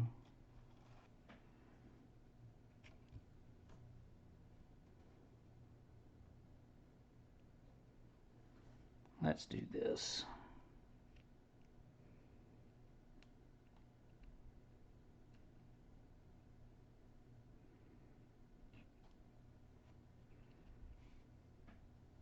So green is 18, which is right here. I need longer jumper wires. Blue is 19, which is right next to 18.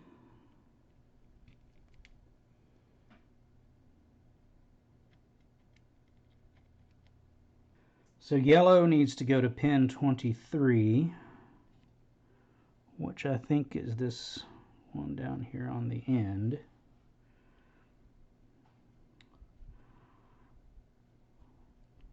So we got all of these set up, and we should probably do a bulb test on here.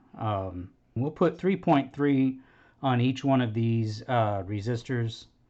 It's not going to hurt backfeeding the pins or whatever, just to make sure that we have the connections right here on the LEDs before we put the new firmware on it. So let's get this turned on. Okay, battery is connected, charge controller is on. Let's find our 3.3. Then,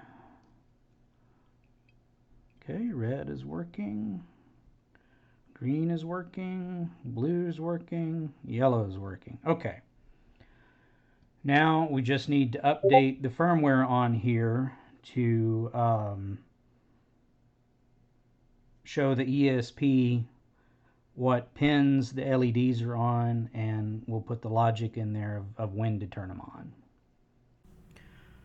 Back in Home Assistant, or rather ESPHome, we need to go in and tell the ESP microcontroller how to handle the status LEDs. But before we do that, we scroll down here and we see that there's a little 2 here under settings, and that means we've got some updates. This is just like Windows or any other piece of software.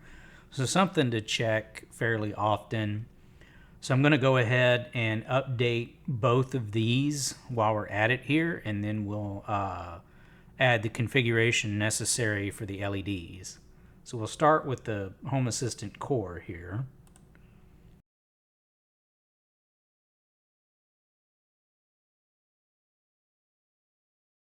Yeah, I sped that up in the video. That took way longer. So now let's do ESPHome. Okay, that didn't take nearly as long. So just because we've updated the ESPHome device builder does not actually update the firmware on the devices themselves. So after we do this, we can go back into ESPHome and see there's an update on here. And if you have several microcontrollers, you're going to have to do them to all of them. Now there is an update all here, and that will just run through, but if some of them are offline or whatever, then it becomes whack-a-mole on here. But we can go ahead and update this one before we start adding more stuff to it. So let's do that. And the same thing as if we changed it, just click on wirelessly.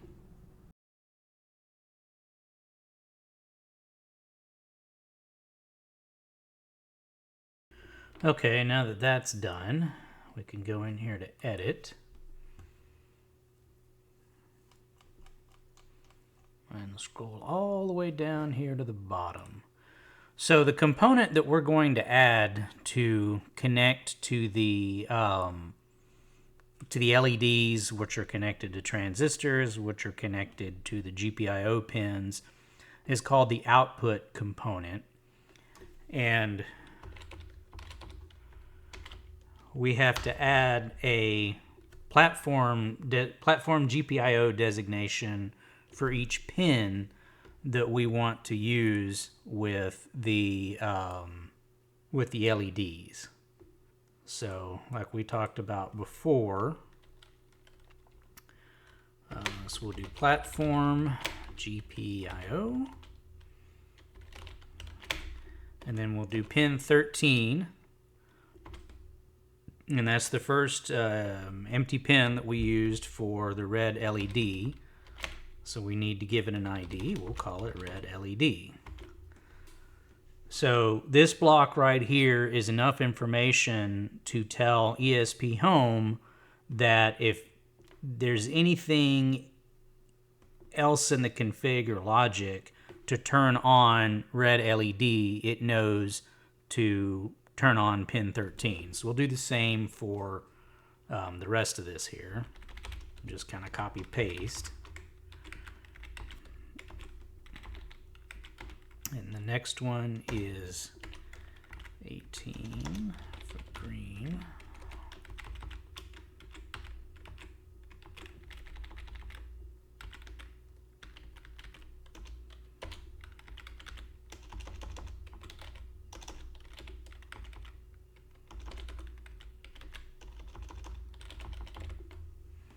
Okay, so we've added our output pins and defined them as red LED, green LED, blue LED, and yellow LED. So let's go ahead and install that.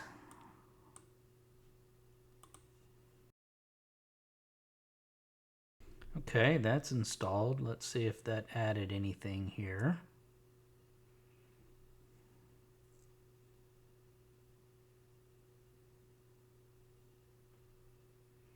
Here's the outputs we added.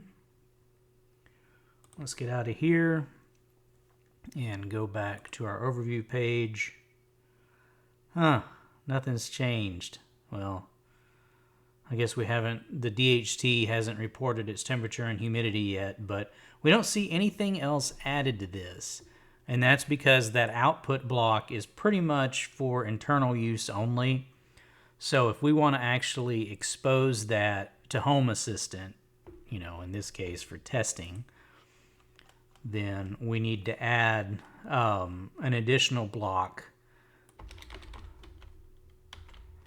So the block we'll use for that is called light. And the platform is binary because the light's either going to be on or off. So we need to give it a name. We'll call that one red LED. And then we need to tell it what output to use here.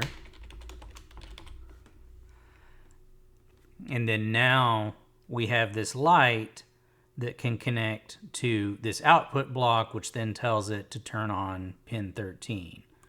And we can do the same for the rest of the LEDs.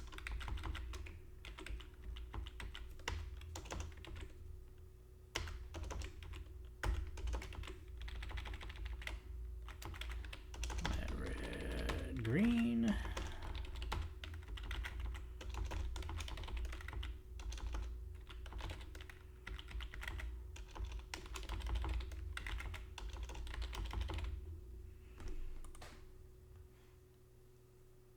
Okay, let's install that.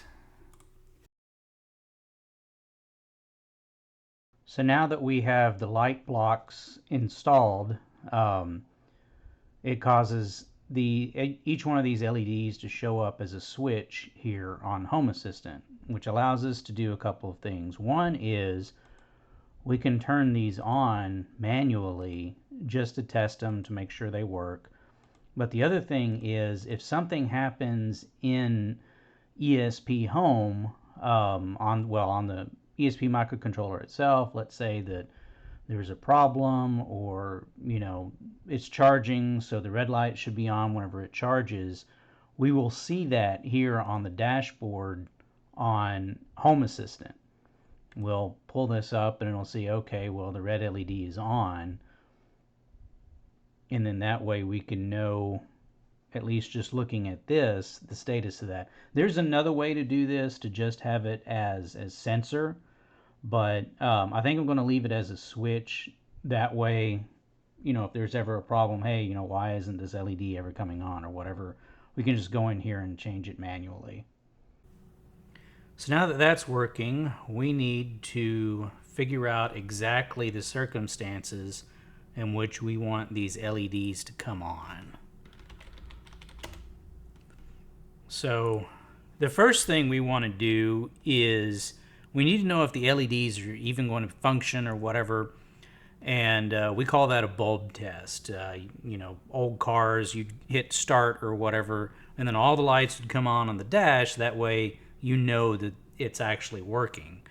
So when the device first starts up, turn on all LEDs for 30 seconds. Okay.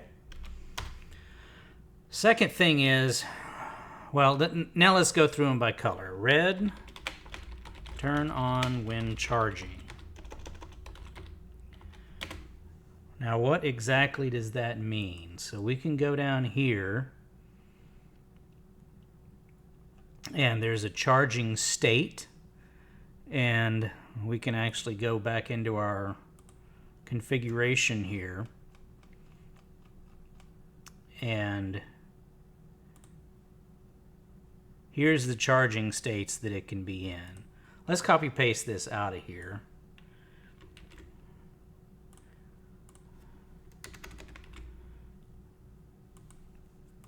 So when it's charging, red light on. PowerPoint tracking is the same thing as charging. Same thing as this. I think boosting is also charging. But I think if it's floating, I guess floating is technically still charging. And then overpower, well, we would hope that it's not overpowering the charging. So basically, if it's 1 through 5 here, then we'll want to turn on the red LED saying that it's charged. So the green, or saying that it is charging, the green is turn on when charged.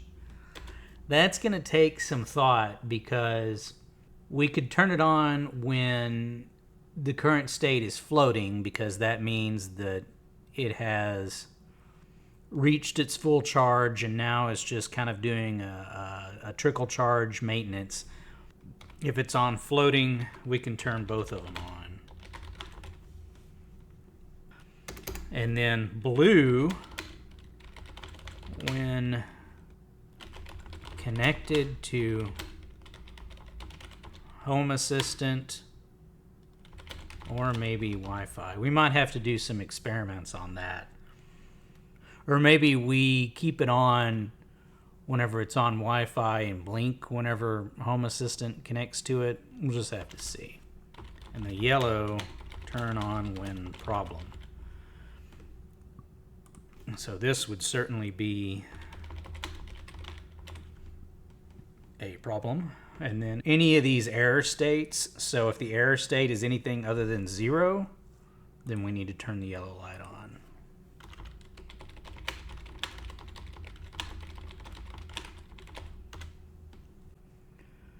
And we also want to turn on the yellow if it can't communicate with the solar charge controller. So, and then one more thing here, the device startup. 30 seconds is a long time to keep the LEDs on for just a bulb test. So let's make that 2 seconds. So we basically have about 5 things to do here. So let's start with this one. When the device first starts up, turn on all LEDs for 2 seconds. So how do we tell the ESP to turn on all 4 LEDs for 2 seconds when it first starts up? Well, under the ESPHome block here, we can add on boot for anything that we want to execute as it's booting up. Now, as this is kind of a quirk here, but we need to add a priority value of -100. And what that does is ensure that all of the usual startup stuff to load all of this and connect to Wi-Fi and all that is done, completely done, and then we can work on our application level stuff. Without doing this, it can screw up the timings or whatever. Now we have to add then, which is kind of redundant. And then whenever I mentioned earlier about the output blocks being internal use only, this is said internal use. We can tell it to turn on our red LED and copy paste that so we can do it to the rest of them. Green, blue, yellow. So that'll turn them all on, but we only want them to stay on for 2 seconds. So we can add a delay here. And now we want to do the same thing except turn off.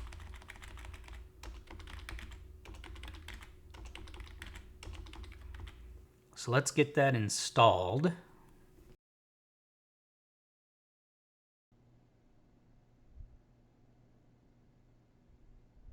And there we go. Looks like that works. Now we need to tackle the logic behind turning on and off the status LEDs. And we basically have three different sections here to deal with. One is the yellow light that we're going to use as a problem. The second one is the red and green charging and charge lights. And the third one is the blue Wi-Fi and Home Assistant connected light. So we'll start with the problem LED first. And the main issue that I ran into with that is we have several different things that could cause problems. So we first need a way to keep track of what the actual issue is. So in this block here, we've added some global variables, and these are for each one of the basically error conditions that we're going to turn on the yellow status light for. One is overpower. That's when the charge controller on its charging status sets a flag of overpower. Charger error is whenever the error value on that is basically greater than 0. In Modbus error, I put that in there so that if the ESP can't communicate with the charge controller, it'll set that. So we have all three of these set, and now we need a routine to turn on the yellow light if any of those errors are present, and to turn it off when all of them are gone. So that's every time this script here is called, basically it will go through here, and anytime, I don't know if I've mentioned this before, but on this lambda thing here, this basically allows you to write C++ code instead of writing it in the YAML way. It's a little bit easier on some things like this if statement. Basically if ID overpower, which is our global value here, or global variable, whenever you just have an if and then just the variable, that will be true if the variable is true, or otherwise it'll be false. All these are initialized with false. So, and then this little pipe thing here is the OR sign. So basically, if this is true, or this is true, or this is true, we're going to turn on the yellow LED. If not, which that means if all of these are false, then we'll turn it off. But we actually have to call this script somewhere. So now, going on down to our first couple of things here. So this charging state, if the state is 6, which is overpower, then it will evaluate, or let me back up here. So this kind of blends in a couple of these, and I may be jumping all over the place here, but basically we're going to look at this charging state and then look at the range of values we get. And one thing to note is on these value ranges, the previous value has to be outside of the range that we're looking at, and the current value has to be in it in order for any of this stuff to be triggered. So just to kind of take you through here, on value range of below 1, so that's basically if it's 0, then and that is equivalent to not charging. So we will turn off the red LED, that's the charging light, and we'll turn off the green LED, which is the charged light. And then this section here sets our global overpower variable to false, because if it's giving us a output of 0, then it's not giving us an output of 6, which is overpower, which means if there was an overpower situation, it's gone now.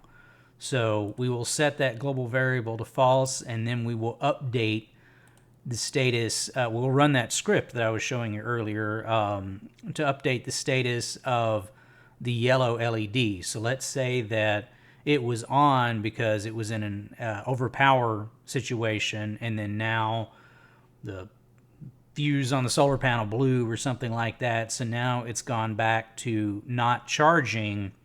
Then this code would run and actually turn off that yellow LED. So then we have above 0 and below 6. These are all of the charging states, which is 1 charging, 2 PowerPoint tracking, 3 equalizing, 4 boosting, and 5 floating. Every one of those is a charge state. So we're going to turn on our red LED, and we're going to turn off our green one because it's we don't know if it's charged. We're going to assume it's not charged if it's still charging, but we'll come back to that here in a second. If it's above 4 but below 6, it could only be 5, and that's the floating charge. So we do want to turn on, actually I made a mistake here, we definitely want to turn on the green LED, letting us know that it's charged, because if it's on float, it's definitely charged. But we still want to turn on the red LED because floating is a type of charging, so we'll want to keep that active. And you'll notice that I have on all of these on all of the sections that are not overpower, I have it, we've got to rerun or reset this global variable back to false, and then rerun our update because the charge controller may have transitioned from 6 overpower to any one of these other states. So we got to catch that. And then finally, we have, if it's above 5, it's the overpower state.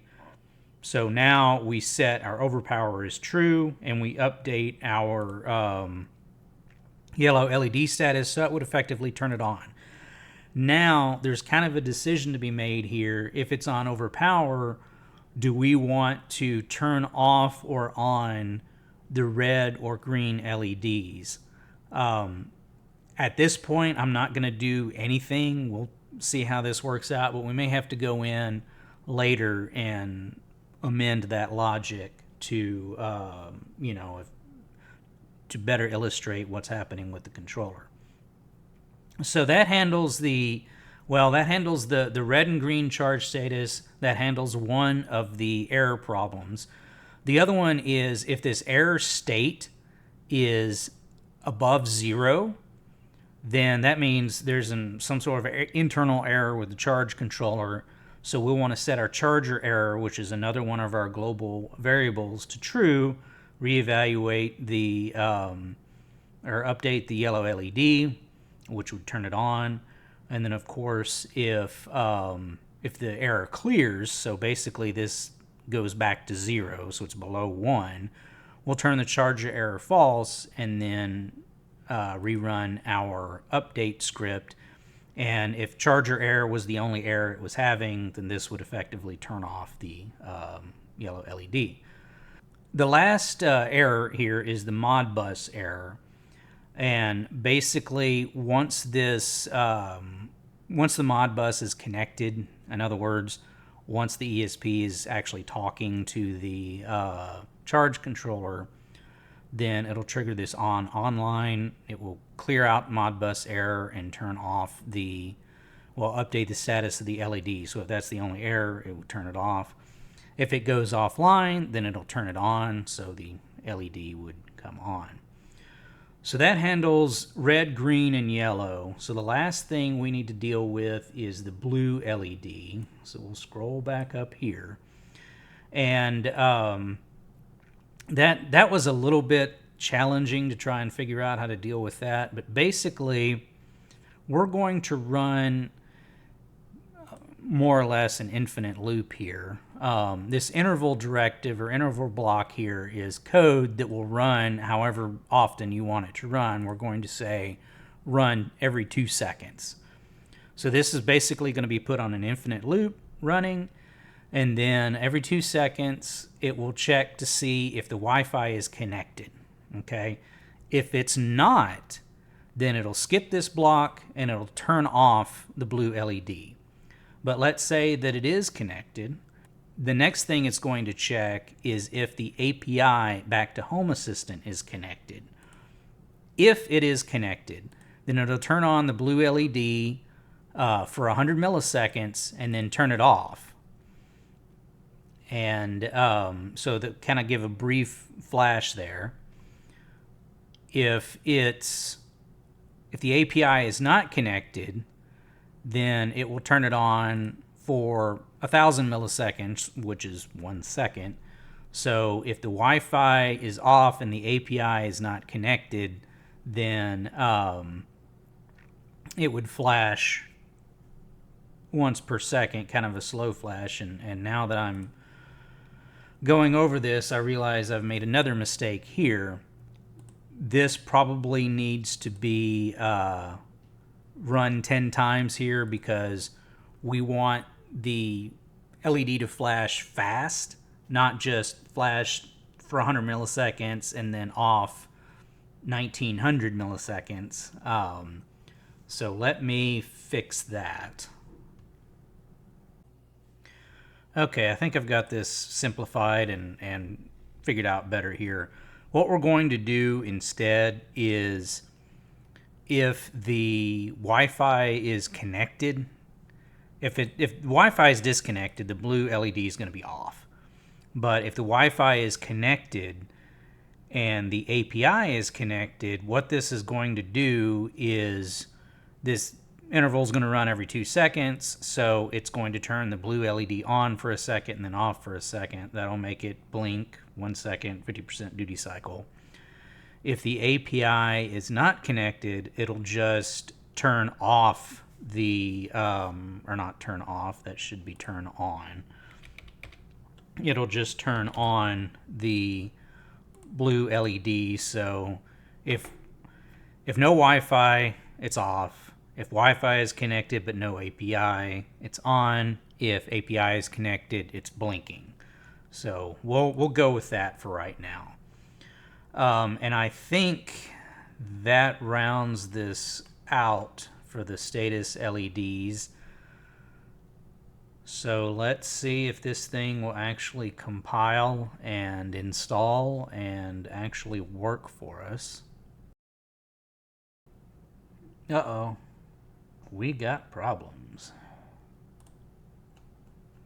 in our script. Oh, oops. Forgot some parentheses here. Not a big deal. I think we forgot a semicolons. So let's give this a go again. Wow, it actually compiled. Nice. Well, some of this works, some of it doesn't. And I think I can flip over here. You know, what's interesting is I thought that with these light switches being on here, that they would basically be in the same state as the physical LEDs, and that's not the case. So we might have to make these sensors and not switches. Okay, let me go ahead and power this up now with the new firmware installed, and you can see what it's doing.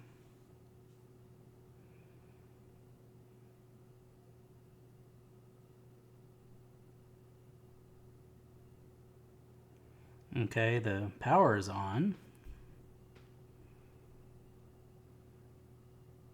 There's our bulb test, and there's our blue LED blinking because it's connected to Home Assistant.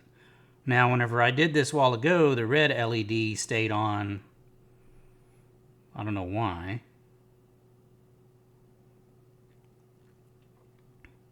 So let's try a few things. Let me disconnect the, well, now why did that happen? Nothing has changed here. And by the way, this is only connected to a battery. There's no solar panel or anything, but let me unplug the RJ45, not RJ45. Let me unplug the RS232. Okay, so now it's disconnected from the charge controller. Expected reaction is to get the yellow light coming on.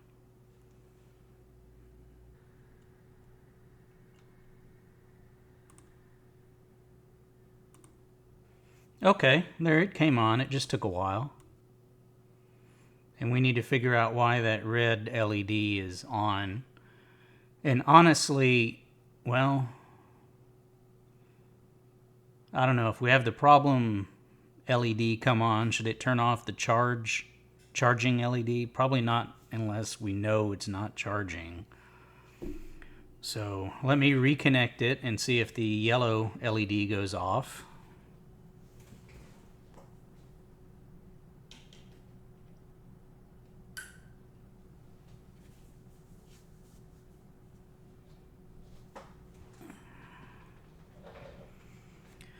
Okay, the RS232 has been reconnected, and we see the yellow light went off.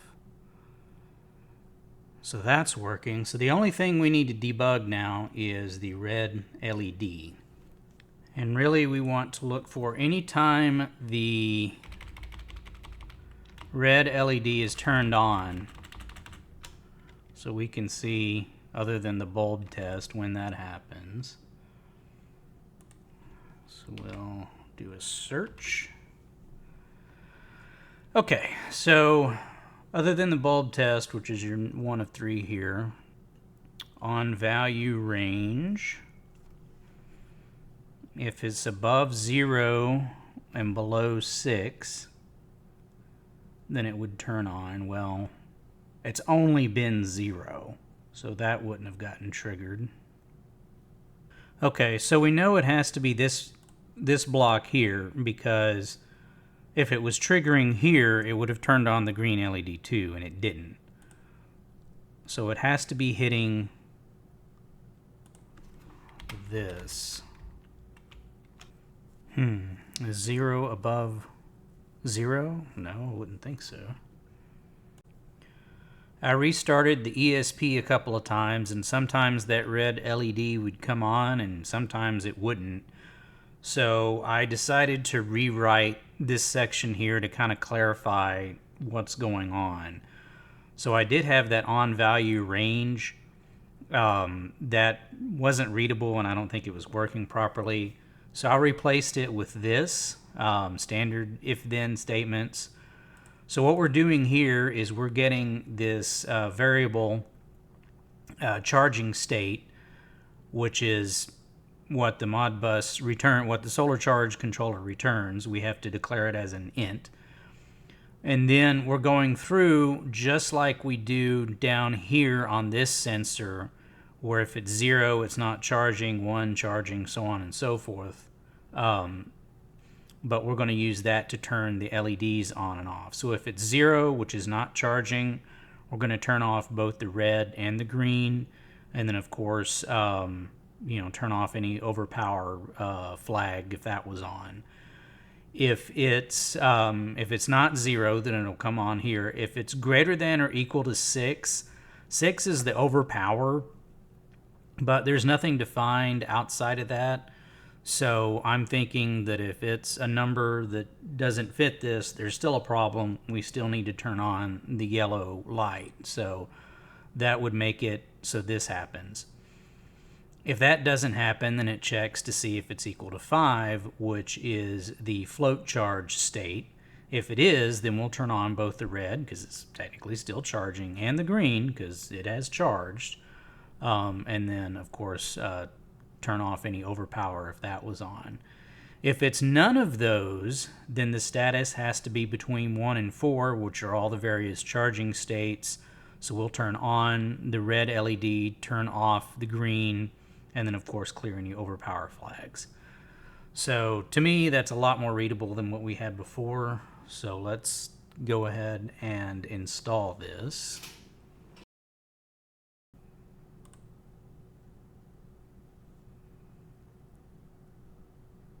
There's our bulb test.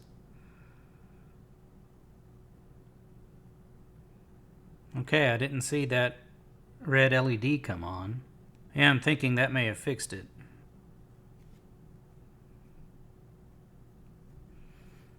Yeah, there was another download there. We saw the lights blink on the TTL to RS-232 device, but I think we're ready for a field test on this and actually hook it up to the solar panel and see if this works the way we think it should.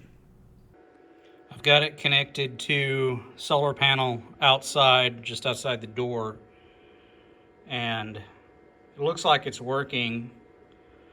The red charging light is on, the blue light is flashing, saying it's linked up to Home Assistant.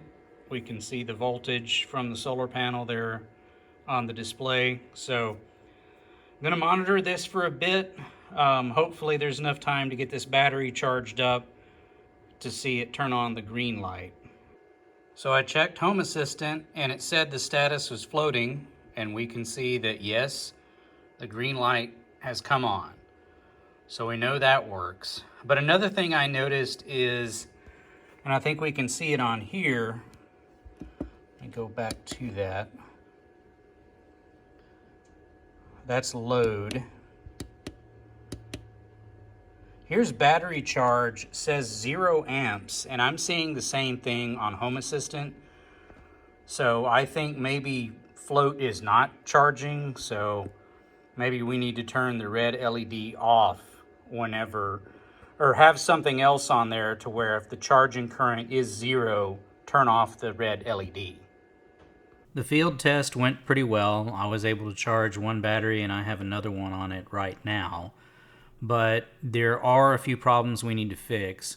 One is these switches for the LEDs. That doesn't work whenever we call the output to turn on the LED. That doesn't actually make it into these switches here. So we're going to replace these with binary sensors. It will remove our ability to turn on the LEDs from Home Assistant, but I don't really think we need that. And in fact, I think that could get confusing. So it'll replace these with basically lights that will mimic what the actual status LEDs are on the device. The second thing is on this float charge thing, which we can see it's doing right now. Last night on another battery, the status was floating, but the battery current was 0, but the red LED is on. And I started thinking about that, and really we want the red LED to be on. If there's power flowing into the battery, the charging light needs to be on. If there's no power, the charging light comes off, regardless of what the controller says what the status is. And then lastly, every time I reboot this thing or, plug another battery into it, I have to wait what seems like a long time for it to talk to the charge controller and, update the status LEDs, report to Home Assistant and whatever. And I think that's because our sensor update time is just too long when on the Modbus. So let's start on the changing the switches to binary sensors. These are lights that form the actual switches there. We don't need those anymore, so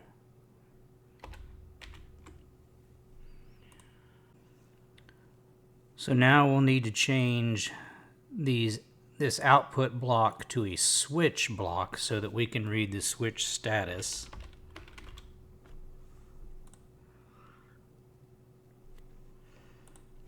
Binary sensor switch.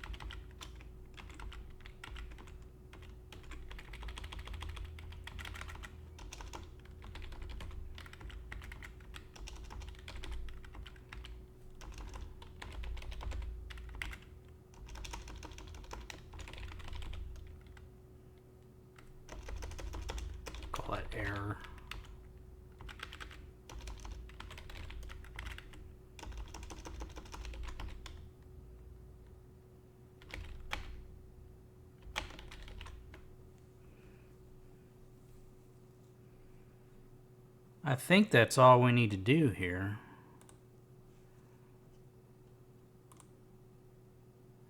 Just exchange or change output to switch. Get rid of light and put in this binary sensor thing. Let's see what happens here. Uh-oh. Yeah, so whenever we changed output to switch, I guess we've got to refactor all of this to change all these outputs to switches. Wonder if there's a find and replace on here. Oh, maybe so. Ah, here we go.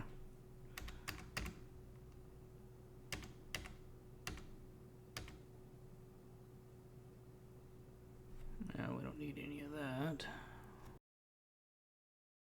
Okay, well, really botched that up, but that's okay. Okay, let's try this. Well, we didn't get those errors this time.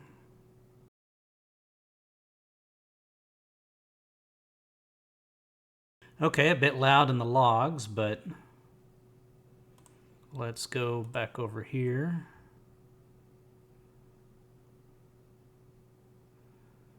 Okay, charged on, charging on, error off.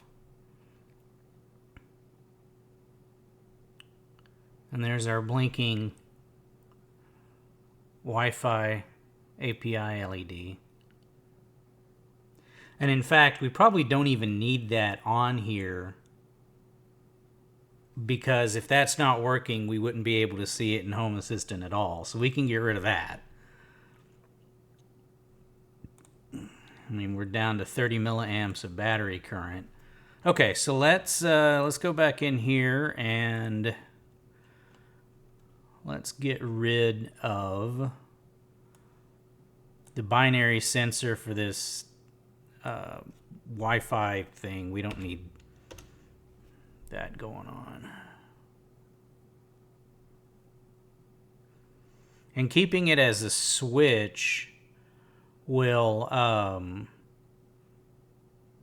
continue to flood the logs with it, but yeah, can come back to that later.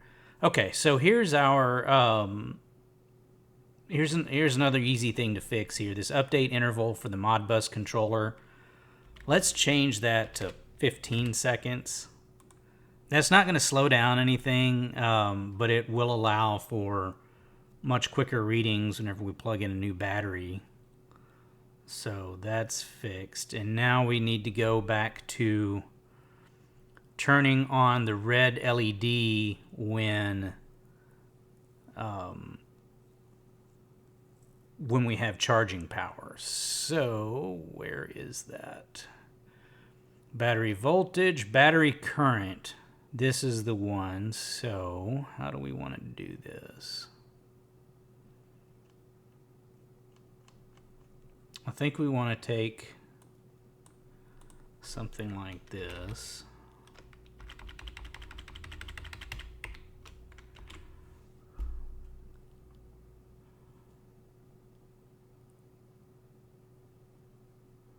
Battery current.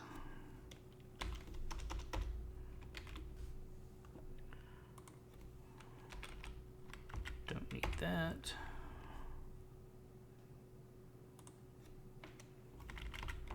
This is now battery current. Now we need to make this into a float. I think that's how we want to do this.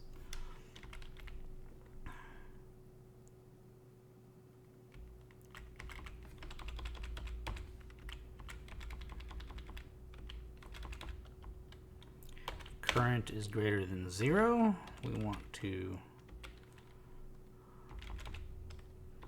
turn on the red.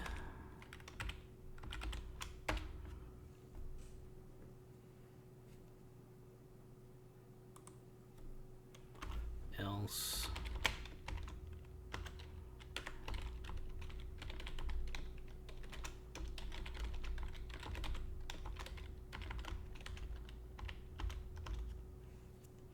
Okay, how about that? So if this is really anything over 0, we'll turn on the red LED. If it's not, we'll turn it off. And then we can go back down here. So we can take that off of here. And just because it's not charging doesn't mean that the thing is charged. So we can probably get rid of that too.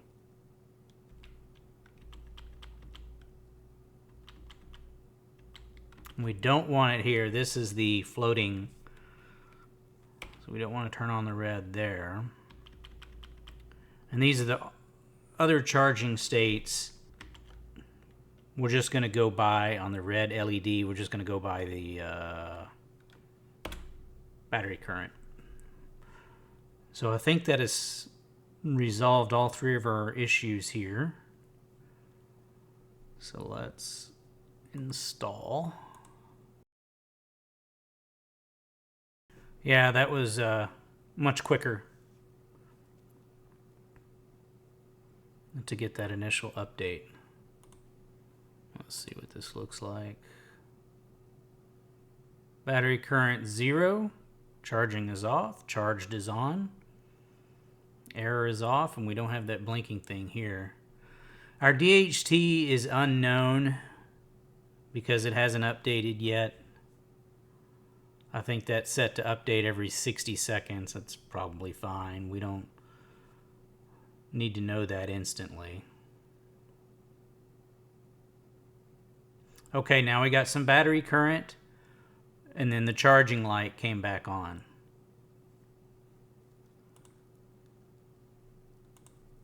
And now it's off. Okay, perfect. This is working. All right, here's what it looks like just inside the shop here. I replaced that green LED with another green one that I had that's much brighter. So I may need to order some more of those, but looks like it's working as it should right now. I'm going to switch to a different battery. Trying this again with another battery, it seems I had a 1 amp fuse on there that I blew. So let's see what happens now.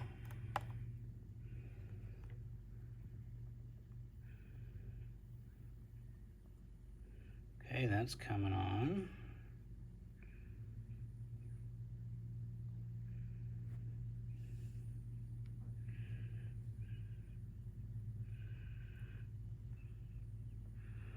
There we go with our bulb test. Okay, let me plug in the solar panel. Okay, looks like it's charging. And I think I just saw on here that it was charging at 5 amps, which explains why it blew my 1 amp fuse.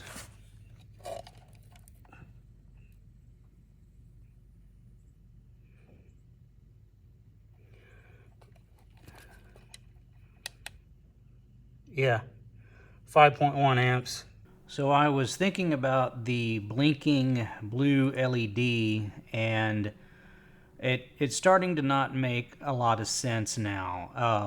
I like having the blue LED on whenever the Wi-Fi is actually connected, but having it blink whenever it's connected to the API, I think a better way to handle this, since we always want it connected to the API, is to turn on the yellow LED whenever the API is not connected. And whenever it is connected, then that's fine, leave the yellow LED off. But stop flashing the blue LED, just have it on if there's Wi-Fi, off if there's not. So we can still use this interval block here to handle both of these, but the first thing we're going to need to do is define a new global variable here for the error condition of the API not connected. So we'll do ID API error.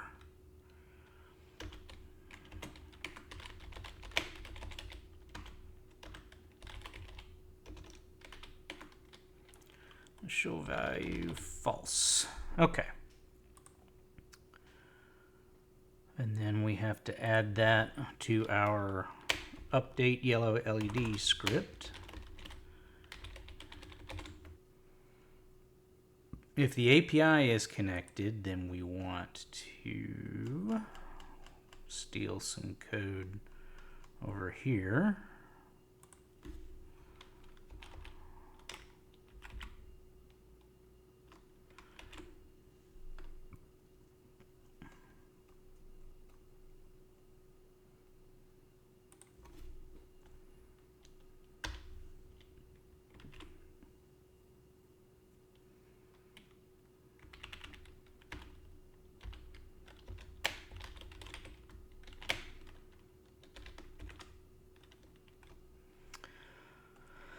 Oh, did I do it? Nope, I didn't do that right.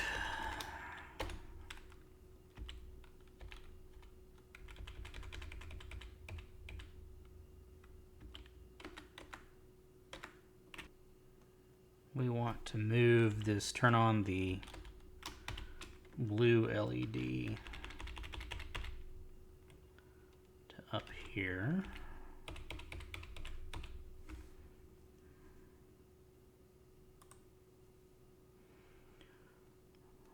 We can get rid of this stuff.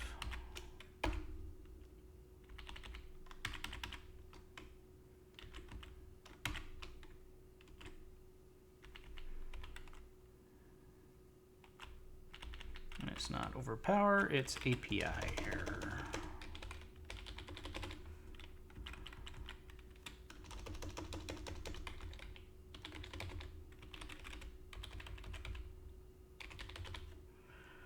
And we can change this to check in every 1 second. Okay, so here we are, checks every 1 second. If the condition Wi-Fi connected is true, then we will turn on the blue LED. If it's not, we'll turn off the blue LED. Once we see that the Wi-Fi is connected, we could turn on blue LED, and this can go to this next if block. If the API is connected, then we'll clear any API error, rerun our update yellow LED script. Else, in other words, if the API is not connected, then we'll set the API error to true, and then update our yellow LED script, which will turn on the yellow LED. So let's install that.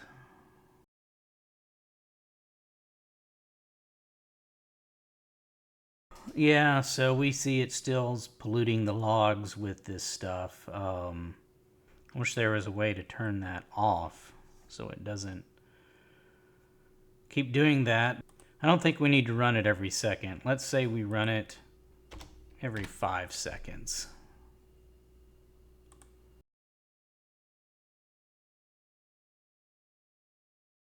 Okay, that's not flooding the logs like it was, making this a little bit more easier to read. Okay, with regard to the blue LED, I found a much better way to do that, where we don't have to poll every 5 seconds. And they do have a on connect and on disconnect, so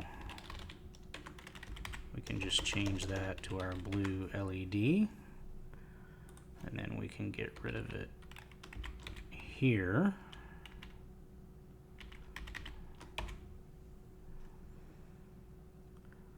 Now we need to figure out if there's a way to, if the API component has an on connect, on disconnect. Okay, so there is a on client connected and on client or on client disconnect part of the API. However, there's, let's say that one API client connects and then another API client connects and the first one disconnects. We would have to keep up with all of that logic. So it's just easier to use this API connected condition that returns true if at least one connection has been made to the ESP. So I think we can keep what we have here. The other thing is the most frequent sensor update is 15 seconds for the Modbus, so we can put this at every 15 seconds to check to see if it's connected to the API to turn on the yellow LED or not. So Let's install our latest changes here. Okay, that scrolled by there where the yellow LED was on and then off. So that was probably as the Home Assistant API was connecting. We can probably go see the history of that over here.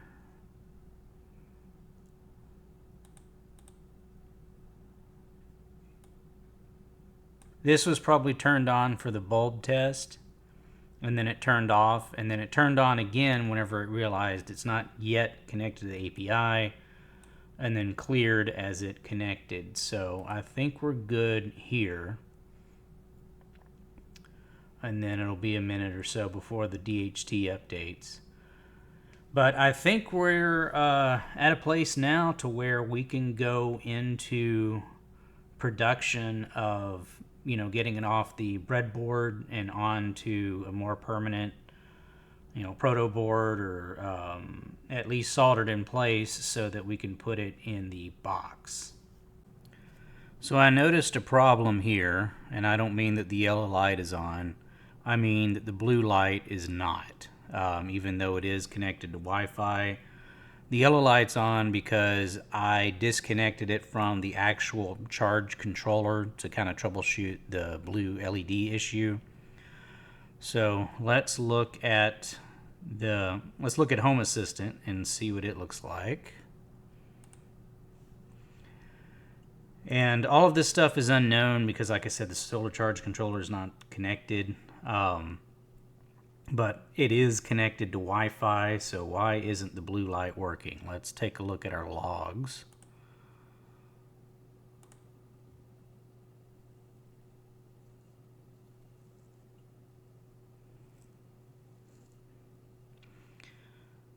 And there's a couple of things I'm noticing right away that I want to address on this. First off, let's fix the blue LED. I suspect what's happening here is the bulb test is firing after this turns on.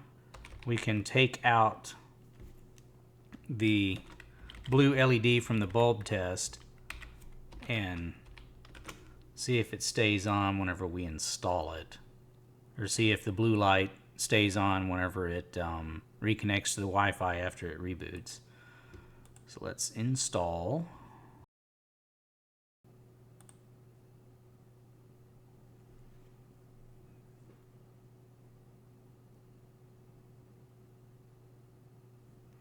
Yeah, that's what was happening. The blue LED was turning on because the Wi-Fi was connected, and then that was running before the bulb test. Let's fix that.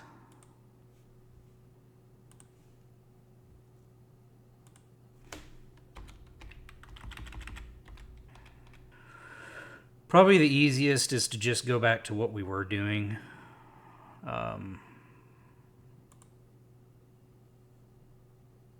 Just put this in the interval block here.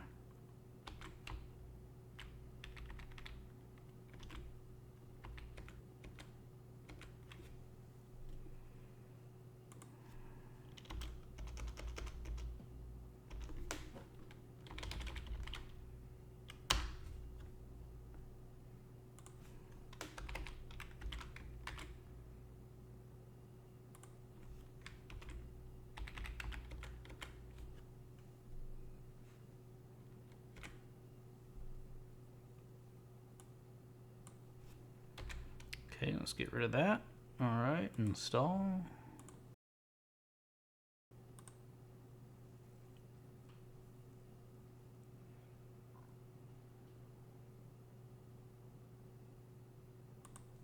Okay, there we go.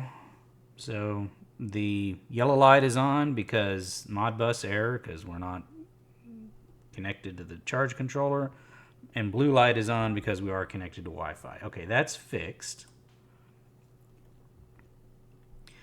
Now, what I'd like to do, whenever we're talking about the yellow LED itself on the device, the whole point of that is to just indicate there's an error. Now, if we're connecting from Home Assistant, like we are here, I'd like to know, okay, yeah, we see there's an error. What kind of error is it?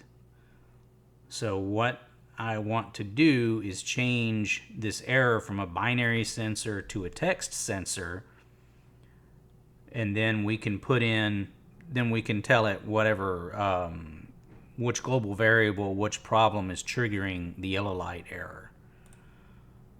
So let's go back to this.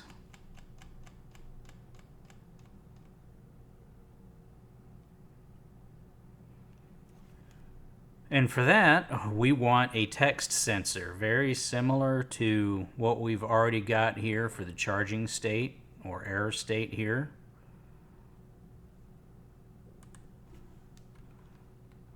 So let's just copy this. Actually, let's copy this other one here.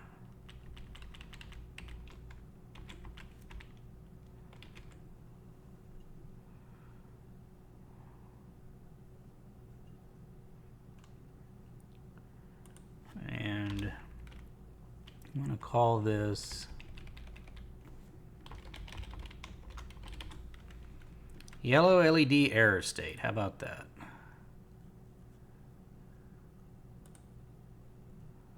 I like error state. Is that the issue? We can't duplicate. All right, I'll change this to.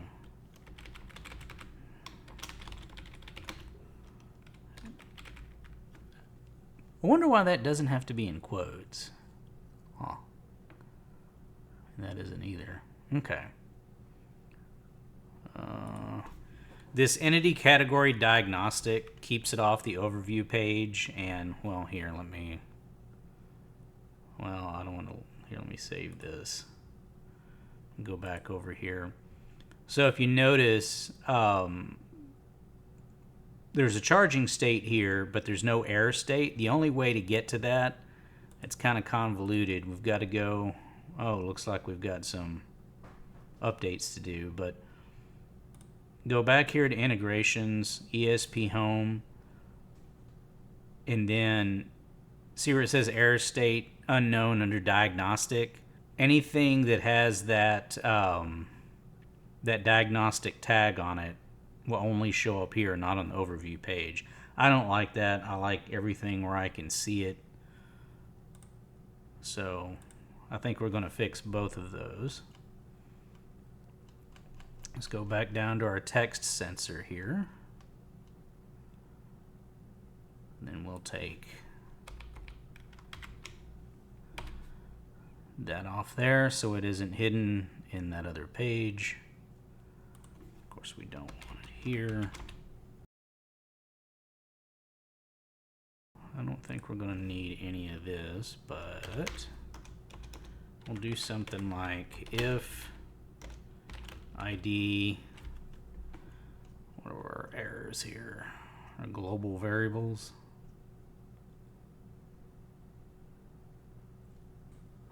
Okay. Go back down here. If ID over power.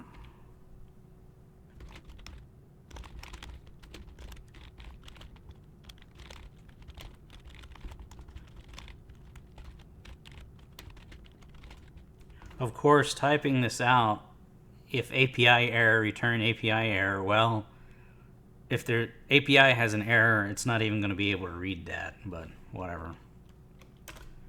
Now we can get rid of all this. I think that's right.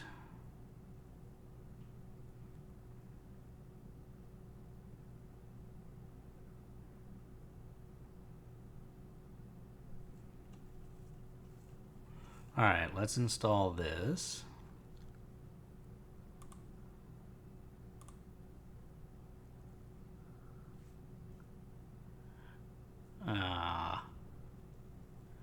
Figured we'd run into something like that. Oh, yeah, that's a rookie mistake.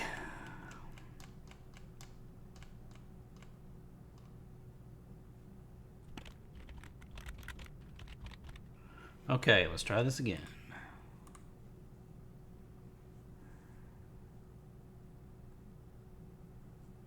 Cool, compiled.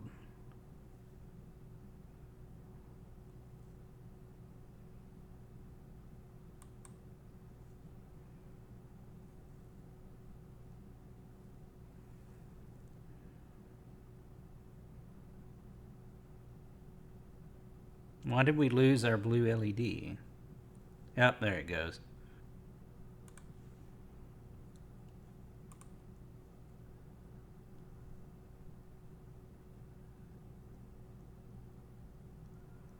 Where's our charging state? Error is on. There's our wanderer error state.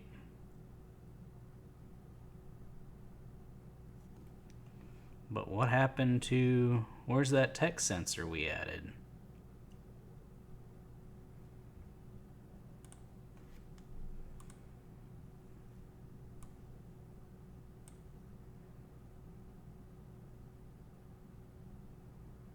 Oh, I know what's going on. Maybe not.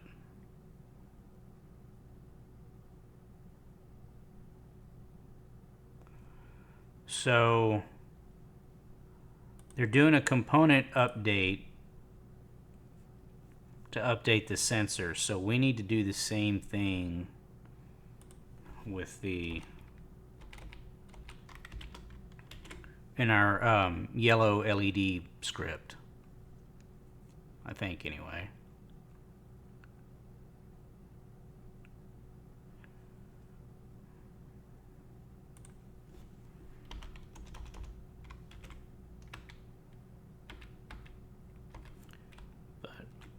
Ours is called yellow LED error state.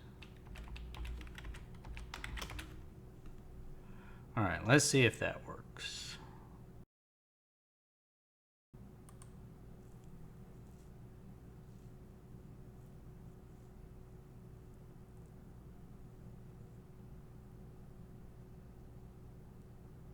I guess we have to wait up to 15 seconds for that blue LED to come on. Okay, let's go back here.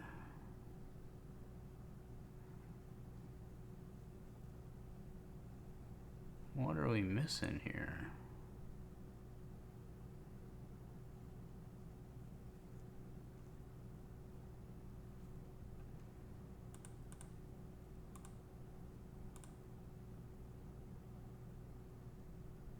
Why is this still under diagnostic?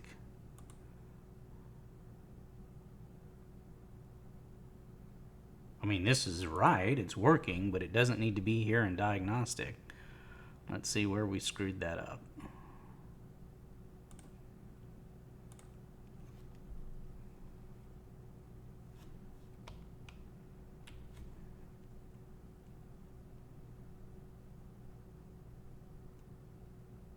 Wonder if we found a bug in Home Assistant. Since we renamed that and it's keeping it there, let's change the name to yellow LED error state. So it's different from the error state that we had that was a diagnostic entity. Oh, and one more thing, I do want to add a reboot button. Okay, install.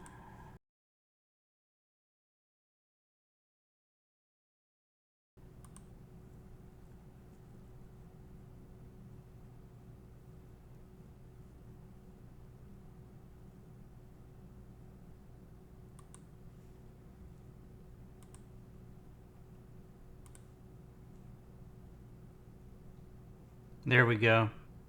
Perfect.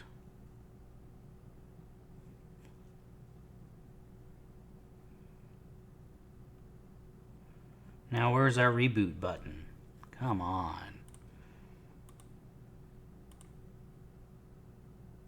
Guess it's in here. Yeah, I guess that's a bug in Home Assistant.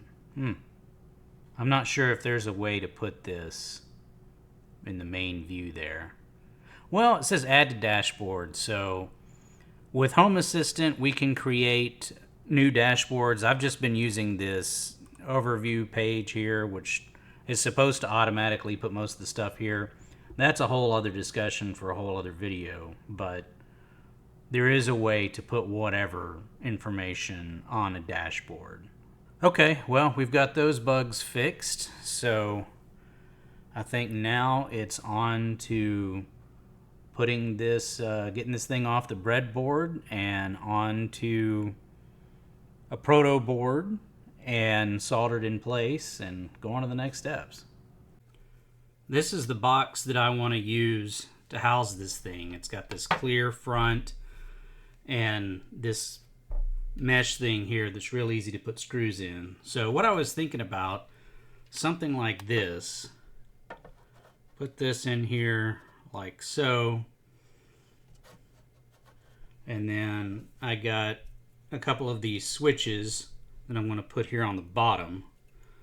So they would be in there like that. I'm going to have to measure the distance there and make sure that where these things are doesn't interfere with like the USB ports there. And then we'll get a proto board to put right there. Something like that, but I think that's a little too big. This one is a little smaller.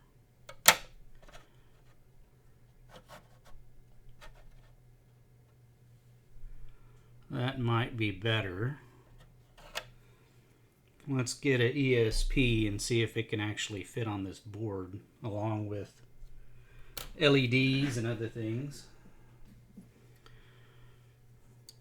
So we can maybe do something like that. And then we've got our... These are not the same parts that I was prototyping with. These are just extras, just to kind of set this up and see how it can work. But maybe do something like that. And then we would have the connector on here that would go to the RS-232, or maybe we switch this around. And then have the LEDs and DHT sensor right here. So that might work. Or maybe we put this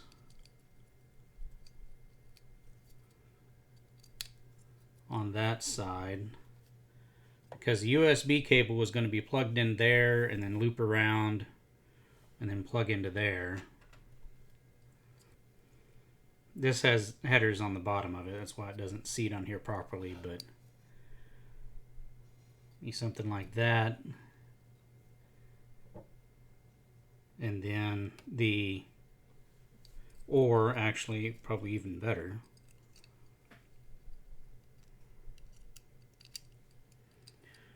maybe something like this. And then the cable can come here, loop around, and then plug into there. And then we can put either a DHT sensor here or there, and then put the LEDs on one of these two areas here. So there should be enough to get that in there. So, and also, I mean, these switches on this, I mean, they're going to be coming up like that.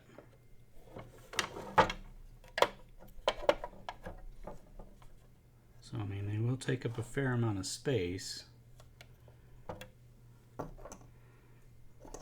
And then I also need to decide on how to do the wiring from the box.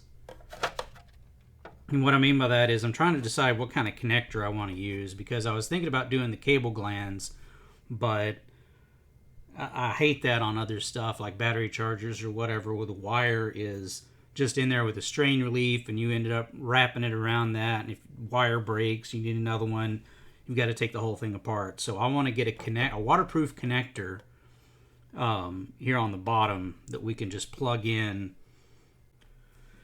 I decided on using one of these connectors for the bottom of this thing. It has 4 pins on it. 2 of them go to the battery, 2 of them can go to the solar panel. And we'll mount this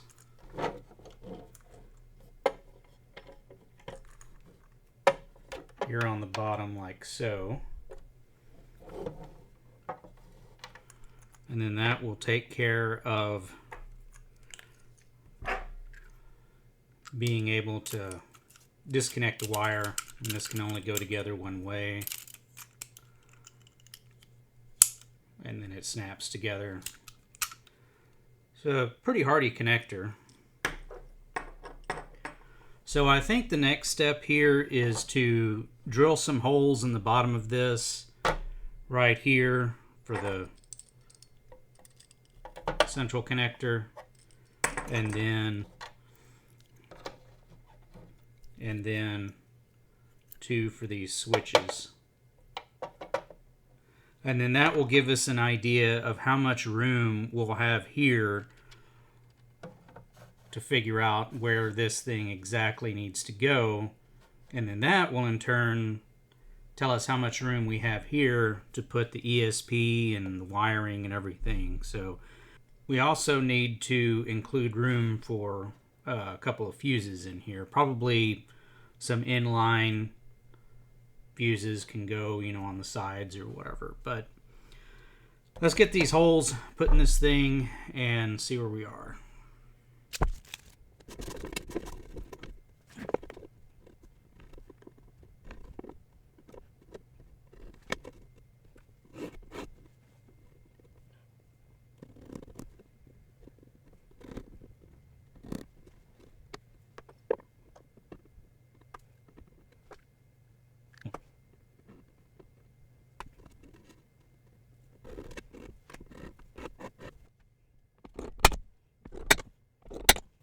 I've never used one of these speedboard type bits on this plastic before, so might be buying another box.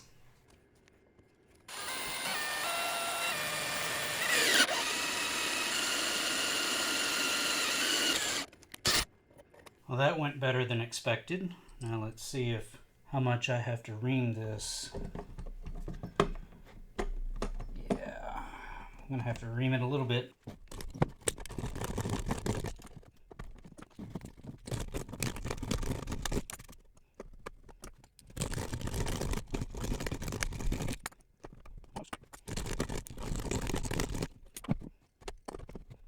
There we go. Okay, looks like we need to drill mark and drill some smaller holes here. We'll come back to that.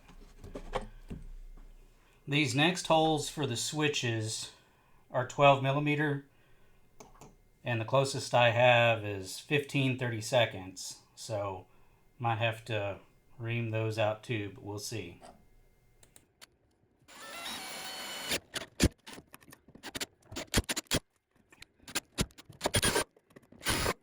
That's nice and rough.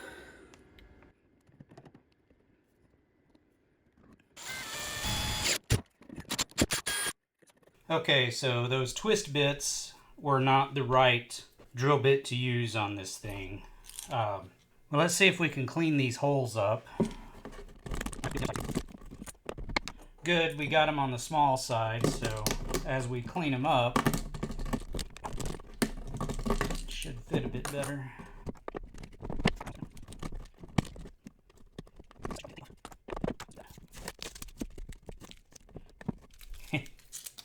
Well, we aren't winning any beauty pageants with this, that's for sure. Okay, we're good there.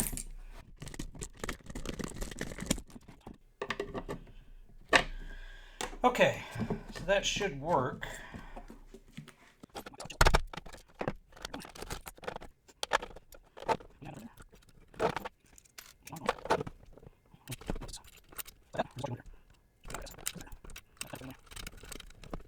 We'll just get it finger tight. Okay, That covers up the bad drilling. It's good. Now, I ordered some rubber switch covers and O-rings and stuff to make this actually waterproof, but I don't have them in just yet. We're just doing a test fit here. Perfect. That does not look too bad. Alright, let's get this other thing in here.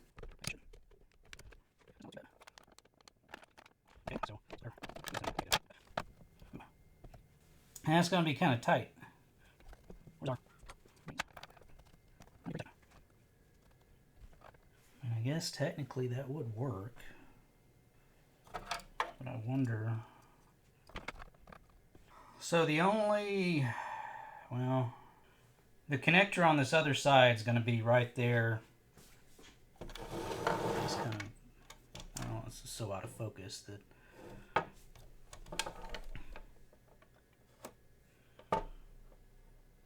Yeah, the connector here.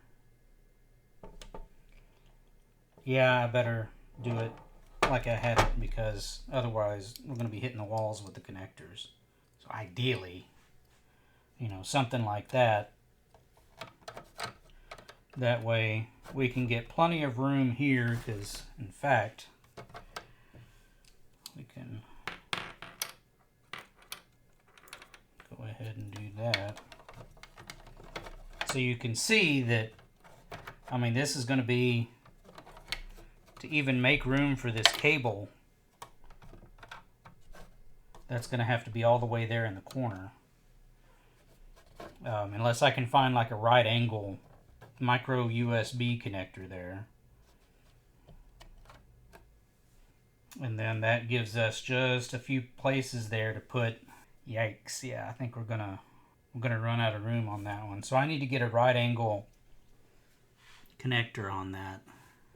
I may have to reshoot this. This is so out of focus. Okay, let's see if we can mark these holes somehow. I hit this with a Sharpie? Oh, not that one, I guess. Oh, wait.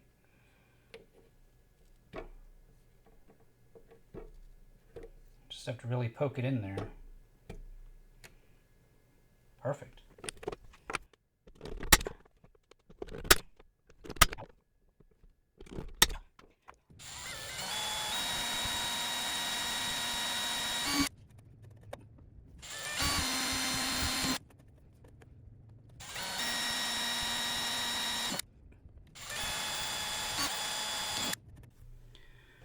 So as you can see, I've done a terrible job of drilling these holes. I centered them out right, and I thought I started the drill right, but I think on some of these they just walked. So we'll have to... Oh, and there's a lot of stuff to clean up here. Hopefully this will work. Now let's see how bad it is.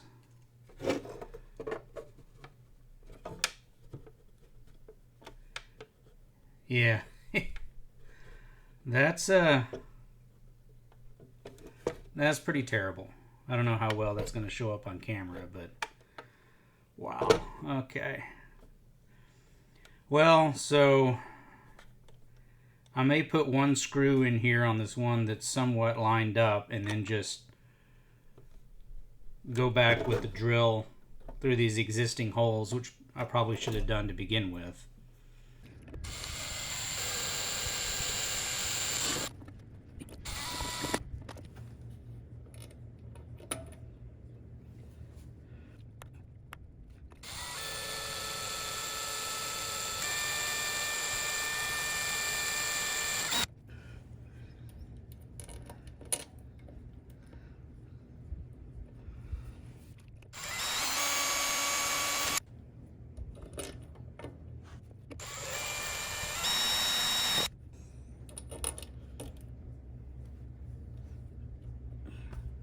Okay, so I drilled those out through this and put the screws in there. So I think that looks, I think that's going to look all right.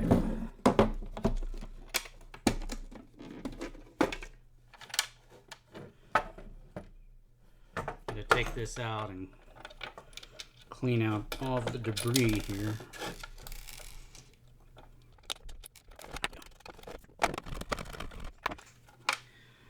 Yeah, that was pretty bad. Get something to poke in there to get that. It was a little bit too big.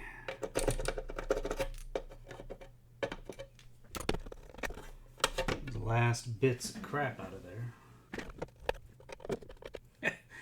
Yeah, that one completely missed the mark there. Put our rubber on there.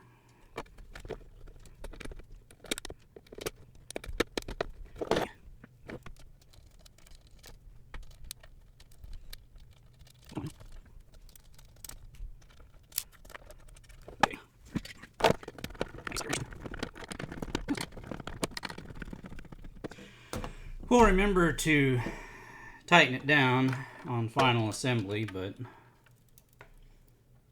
that doesn't look too bad.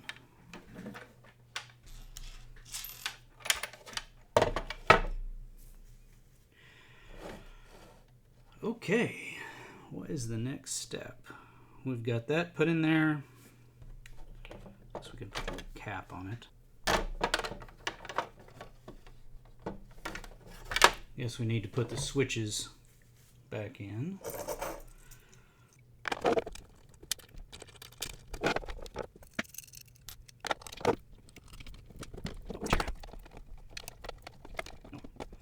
Okay, there we go.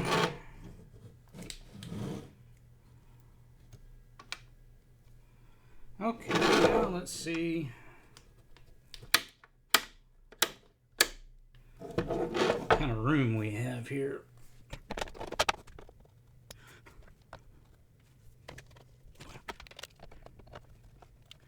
Huh, that's gonna be close.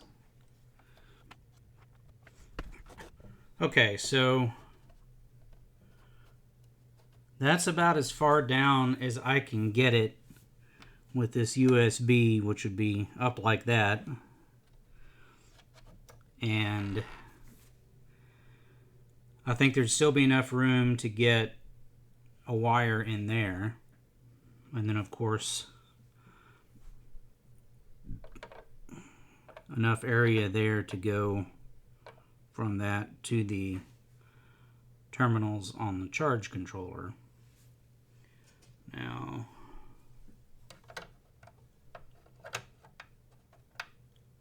that's about as tight as it goes. So that's plan A. Plan B, maybe we could move this all the way to the top.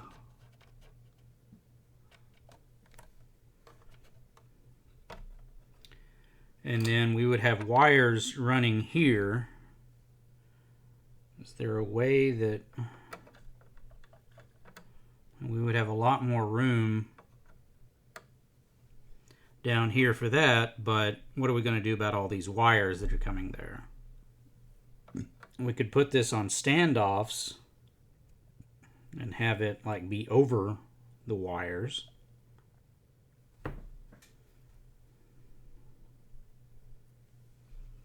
I mean, there's plenty of room in the case to do that.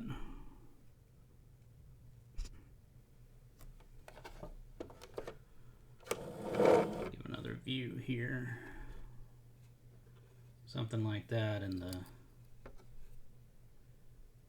the wires would run underneath. I'm thinking maybe that's the better option here, is to stand that off, and then we've got a lot more room. And then, you know, if we needed to get the remove the ESP module for whatever reason, that would be pretty easy to do. And even without the ESP microcontroller, this will still work as a charge controller. And keeping it like this keeps it easy to build, easy to work on. We might need to change this out if it fails. So maybe that's the better idea, is to just go ahead and build this part of it, get a functioning charge controller, and then we can go back in later and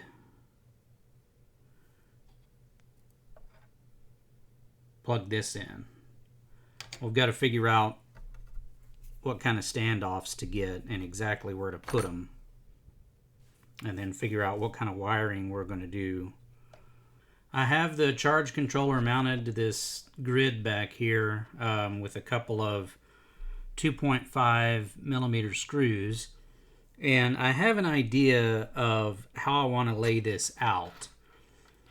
And remember that we have our USB port here that's going to use a lot of space, and I already put these standoffs here. These are 25 millimeter, and then we can put the circuit board right there. And I don't know if this will show up too well on here, but it puts this circuit board at about the same level as the top of the charge controller. So all these wires and everything can just run right underneath this.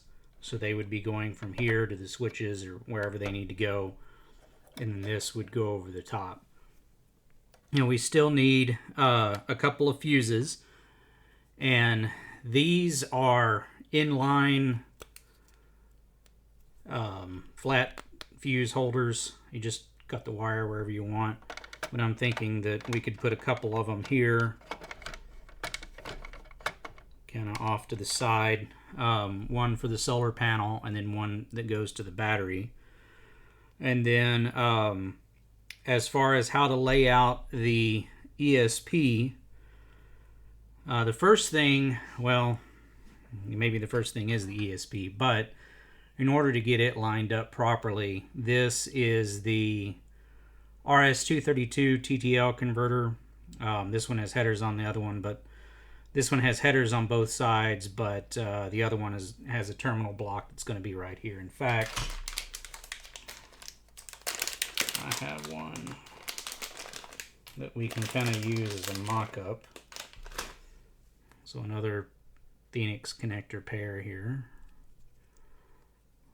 We can put that in and then hook that on there, so we get an idea of the amount of space that it takes. So we could put something like that here on the very edge. The wires on that are Cat 5, so they're pretty easy to move. So we'll probably just come out there and then go around and underneath and then plug into the RS-232, which is right there. So now we can put the ESP, and remember, it's got to be connected to this USB connector. And I mean, that doubles the length of this thing, having this cable on here. Now I could get a right angle connector, and I thought about that, but I think this might work as long as we can get it kind of as close to this, you know, and then kind of move these fuses out of the way here. But something along the lines of this. There we go. So a layout very similar to that. And then this area here, we can have, actually, we can have our little DHT sensor. Maybe stick him right there. And then we have all this area to put in the 4 LEDs, and probably right underneath them the 4 transistors and resistors and so forth there. Now on the resistors,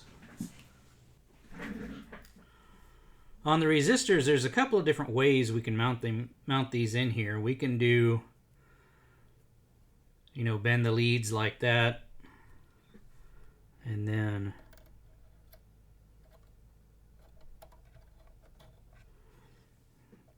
drop them in there like so. That's got kind of a bad glare on it, but that's one way to do it. Another way, if we don't have that much real estate, is to like take one lead and fold it down so it's like that. And then that way we can put it in here and it just takes up two holes instead of, you know, 1, 2, 3, 4, 5. Probably 4 if we bent the leads properly. So, and then, you know, our LEDs only take up 1. I'm just using greens right now just to get an idea of, you know, how we want to have these spaced. I mean, obviously we got plenty of room here. Now I've broken it.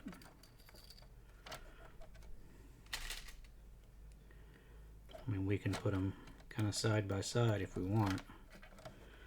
But, I mean, we'll want to space them out probably not much farther than that. Maybe have a couple of rows of pins between them, but something like that, and the transistors and stuff will go here. So it's going to be kind of crowded, but I think it'll work. And then, of course, this area here will have the wires soldered in here and then going to the switches according to the schematic. And then the other ends of these, each one of the other end of these will go probably snake its way underneath there and then into the positive on both the solar and the battery terminal. So, and then if there's a problem with this or we need to work on it or whatever, we could just take out these 4 screws that I don't have in there yet and unplug this Phoenix connector, unplug that, or unplug them both from the charge controller and take it out. This will still work as a charge controller, still charge the batteries. We just won't get the status lights or the notifications, not notifications, or the data in Home Assistant.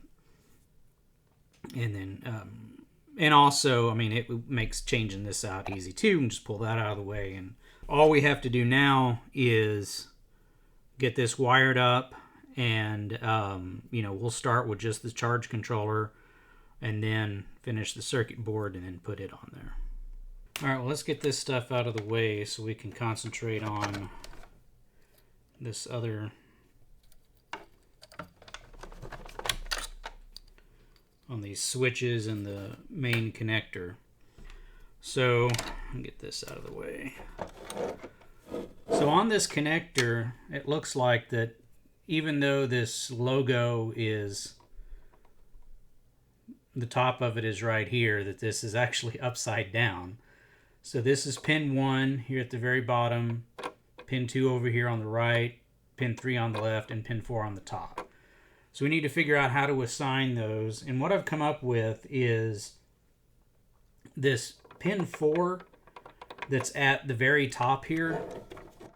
Looking inside it is this one that peeks out here. That is the pin most likely to get something dropped on it or touch it or whatever. So we're going to make that ground. And the pin that's going to have the least amount of probability of something randomly hitting it is the one right underneath it. So we'll make that battery positive. So 4 is this one at the top, battery ground. 1 is battery positive. And then we'll make number 3 over here solar positive, and number 2 solar negative.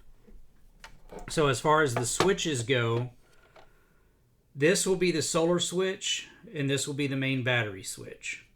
And the reason that I've gone with, well, the original reason that I went with these DPST switches instead of single throw, or instead of single pole, is I'm I'm going to run the other side of the battery, the other pole of the battery switch through the solar one.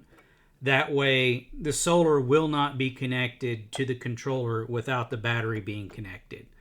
Now technically, and I've done this before, if this is just connected to a solar panel and not the battery, or the battery is completely dead or something, technically it won't break it, but it can't be good for it, and the manual says not to do that. So we're going to wire it to, keep mistakes from being made. So, I mean, even if you just turned on the solar, if the battery's off, nothing's happening. So one of these switch poles here will just switch the battery positive, and then the other one will switch the solar. On the solar one, we'll use both poles on the switch for the solar positive and solar negative. And then our fusing, we're going to run the go immediately from the connector to the appropriate fuse, then to the switch. So just like our schematic, we're going to come in with battery power here on the bottom. It's going to go to, a fuse. So one of these wires will be connected, soldered into there. And then the other one will, probably go to this, one of these terminals on this side of the switch, probably this one. And then this other terminal will go under here and then plug into positive for the battery. Battery ground is just going to go straight to the charge controller. On the solar ones, positive and negative will come over here. Positive will, make its way to this other fuse, and then wire will come back. Actually, we might even, we've lost a standoff, but might even put the solar fuse here on the other side.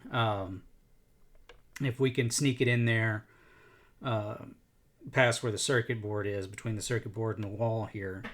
And then have one wire go to the positive on this, and then well, actually no, because they'd both be on this other side, because both of them would be going to this switch, because this switch will be switching them both. So solar wires would come in, and then the positive would go from here to the fuse into this switch, and then another wire would go from here over to this other switch, and then to that, and then on the other side it would just go on the other hole of the switch, and then the other wires would make their way here. So that's going to be the basic wiring of the non PCB components on here. Something I didn't notice before is there are two of these screws that hold this grid down into the box, and the other one is covered up by the charge controller. So I'm going to have to take these off, and then I guess we'll try and find some little wood screws or plastic screws or something that this can screw on, because otherwise there's no way to get to that.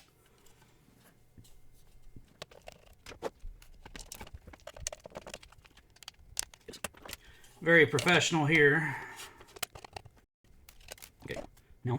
Let's go.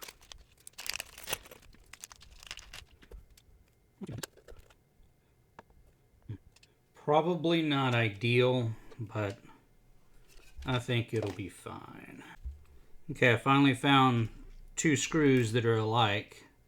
I think these are number 4 by like maybe ½ inch, something like that. So that ought to do nicely. I'm gonna put that over there. Now we've got to put, before I can screw this in here, I need to put on these standoffs for the circuit board.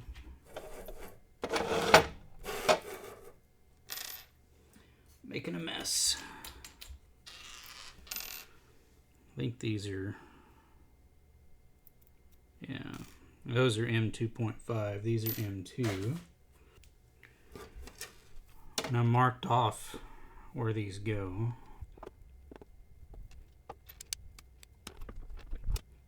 So these is really just pressing them in here. And then we'll try and get enough of a bite.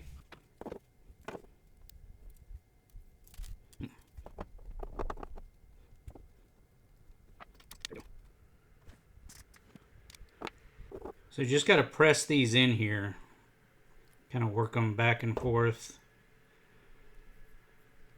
and get enough of the threads sticking up there to put the nut on it. Then once it has a good bite, just tightening it finger tight will pull that into the plastic enough to keep it stable.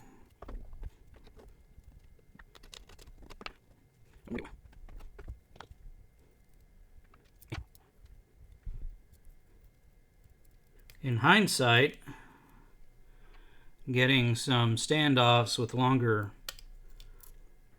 threads would make this easier.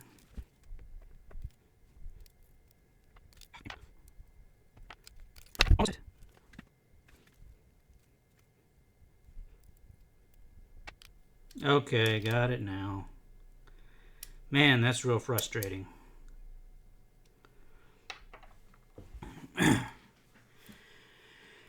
Okay.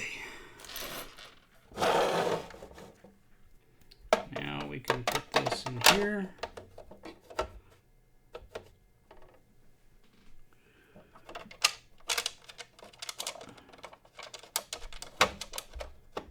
Put these two screws in.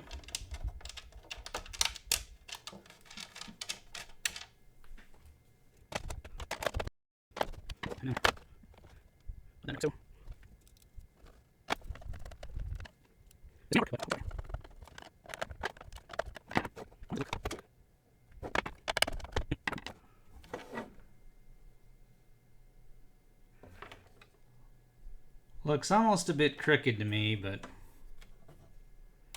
I guess that's fine. And I'm sure some of you are screaming at the TV or your phone or whatever to tell me that the screws on the bottom of this I can't get access to now that the switch is in place. So yeah, brilliant. So I'm going to have to take these switches out in order to get the wires there on the bottom. So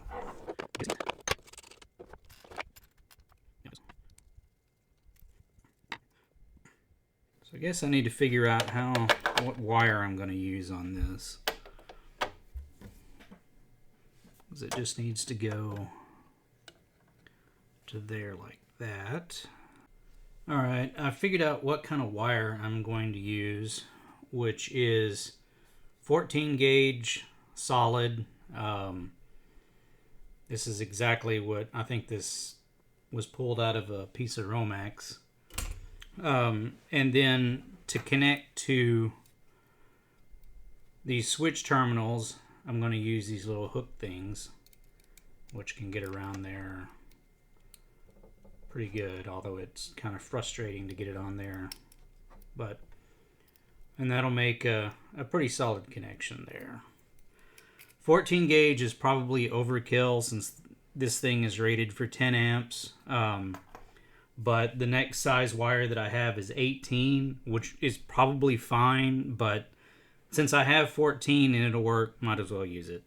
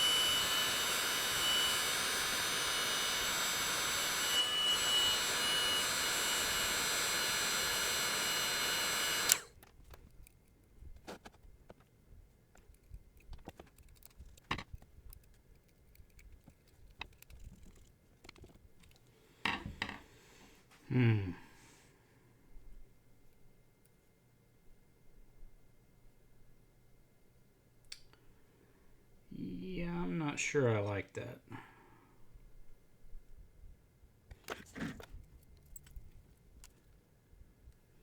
So there's a ring terminal, but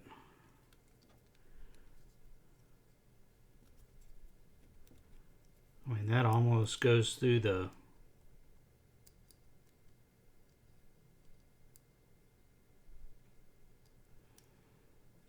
screw head, almost goes through that. Do I have anything smaller? I've got,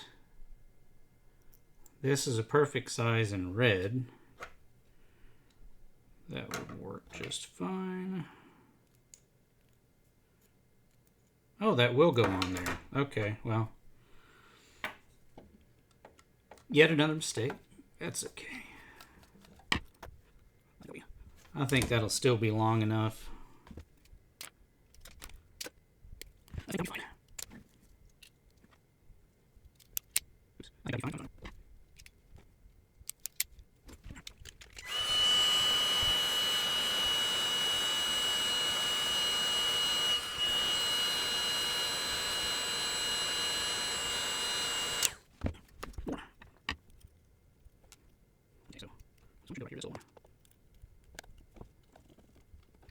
Yeah, that's a much better connection than that, the blue hook.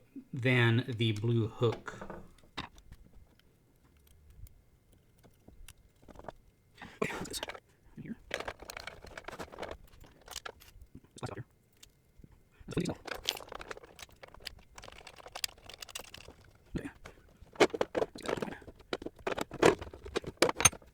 Okay, now.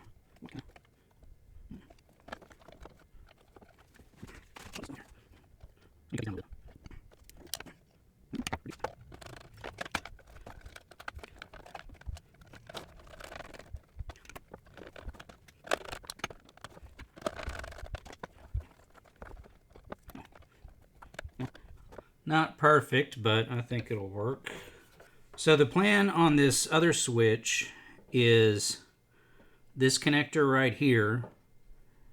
I'm going to have a wire that comes around here and then plugs into positive of the battery. And then this connector and this connector will both go to our inline fuses, and then the other side of those will loop back around and plug into this connector.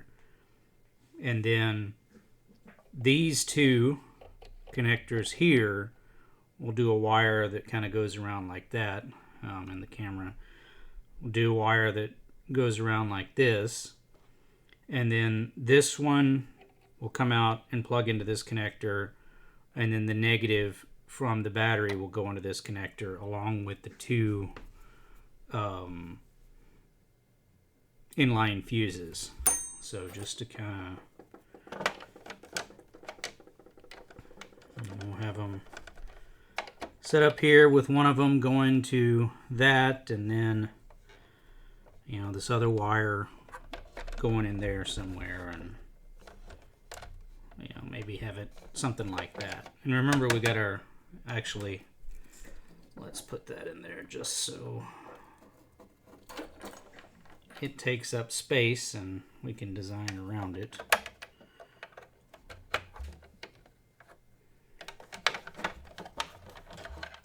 Just put that over there. So whenever we put these in, I mean, ideally, these need to be just like that. And I'm guessing these wires will be able to reach over here where they need to. So,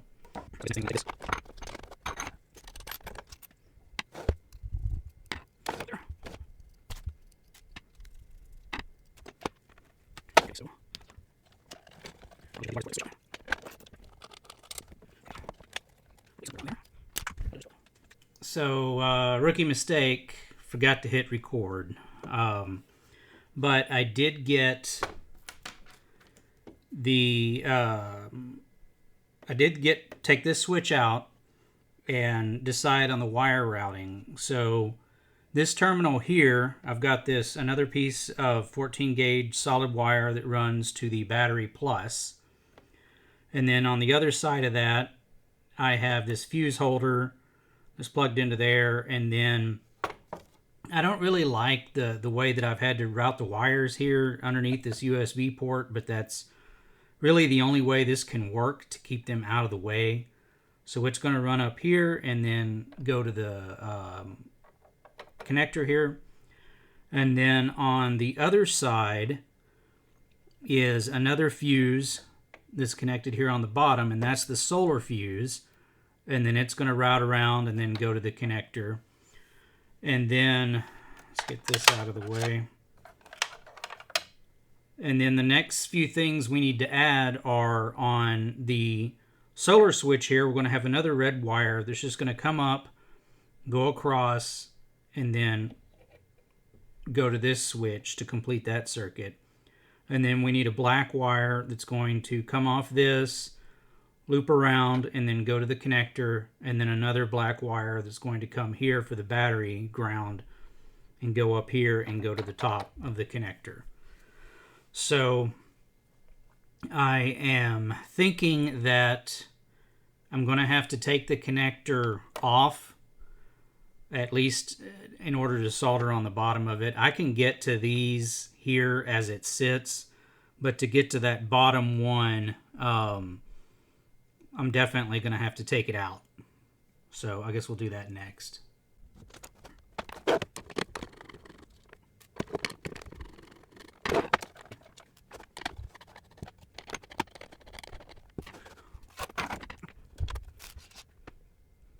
Okay, so the bottom of this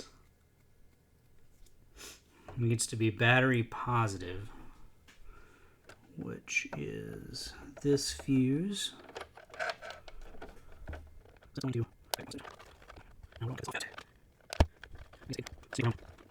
Once I stuff this back in here, can these wires snake around like that?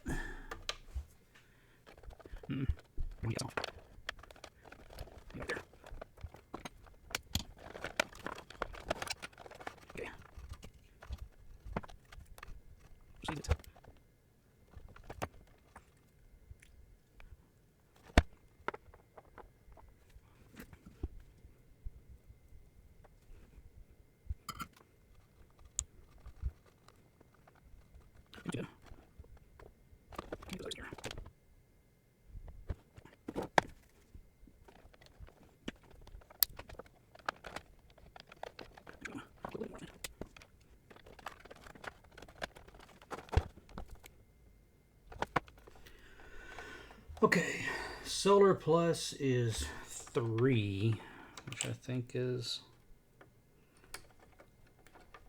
this one here.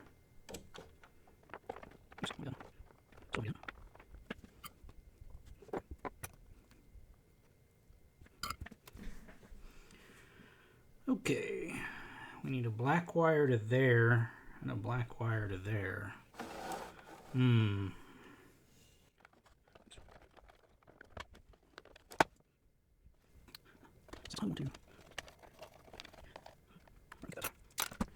There.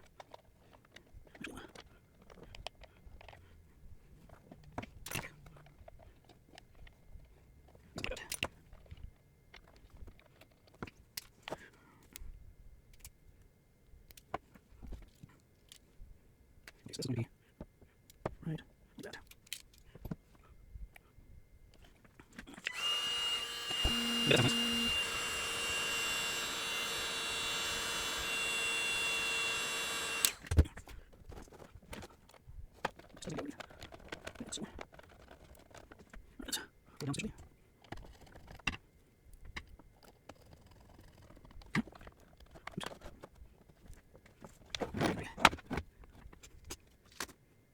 I don't know how well this is going to catch on camera here.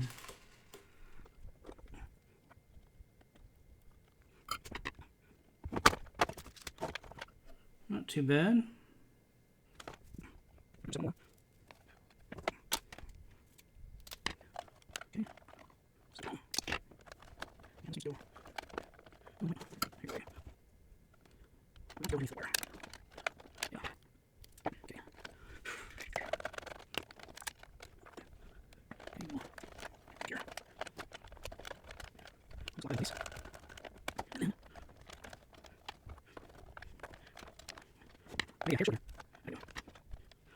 We'll solder that in place and then stretch it out a bit and put it in that.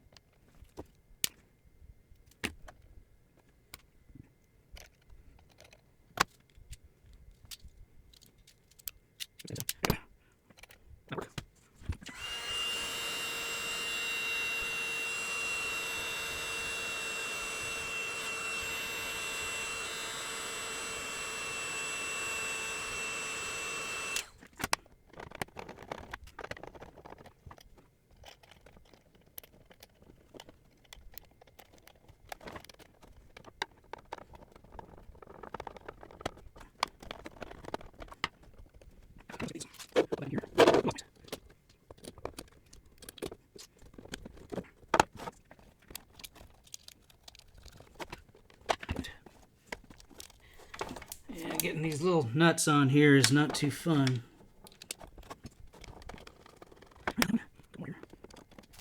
It's easier just to hold it on there and then screw it.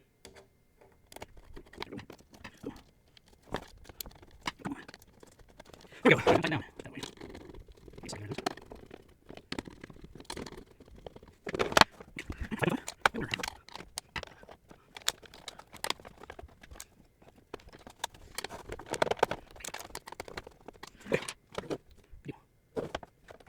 Okay, so now we need to figure out what size fuses to go in here. There's our fuse collection here. And so 1 amp it'll pop, it'll do up to 5 amps, I know. So maybe let's do 7.5. And we'll do 7.5 on both of them. And then if they pop, then we can go ahead and bump it up to 10 amps. But I think for right now, just to be safe. Now let's get the continuity meter and make sure that we have this wired correctly. It looks like it is, but okay. Perfect. All right, we're going to start here at pin 4, which actually, let's check for shorts on this thing.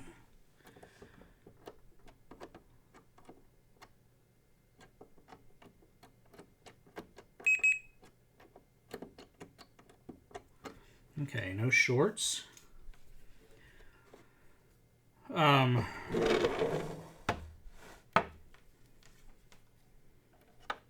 this is pin 4. Perfect. And then pin 3 should be solar positive. Switch is off. That's expected. I'm going to put the switch on. Also expected because the battery's not on. I'm going to turn the battery on. Perfect. Pin 2 is solar negative. It's off because the switch is off. Switch is on. Perfect. And then pin 1 is battery positive. Turn that back off. It's off. Turn the switch on. That's working. Okay, let's turn both switches on. We'll check for shorts again. Okay, that may be... So between 4 and 2 is a battery ground and the solar ground, so they're probably jumpered. Actually, we can turn both these switches off and do a continuity check here. And we see that the solar negative and battery negative is connected internally, so that's fine. But since that is connected internally, it's wise that we use this switch to interrupt the plus and the minus from the solar, since those could conceivably be reversed. So let's check on these others. Nothing there.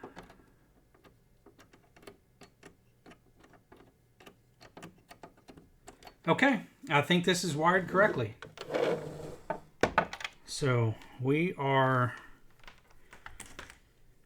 done with the non-ESP stuff in this box. So we've got our little mock-up here. And then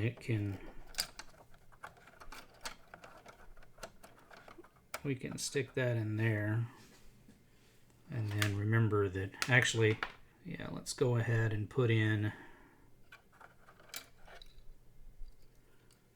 our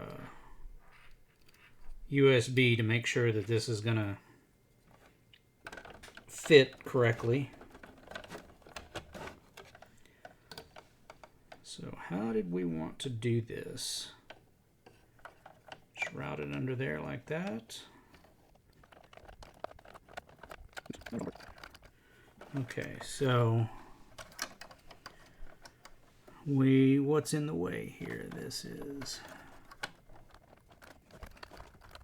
Alright, so it looks like that we need to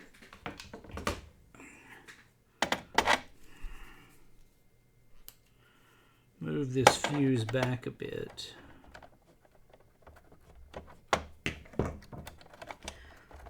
Give that guy a little bit of a bend there.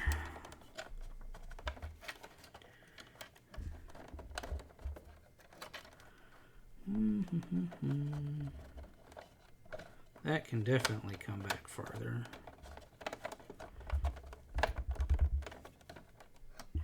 Yeah, I think that'll barely work.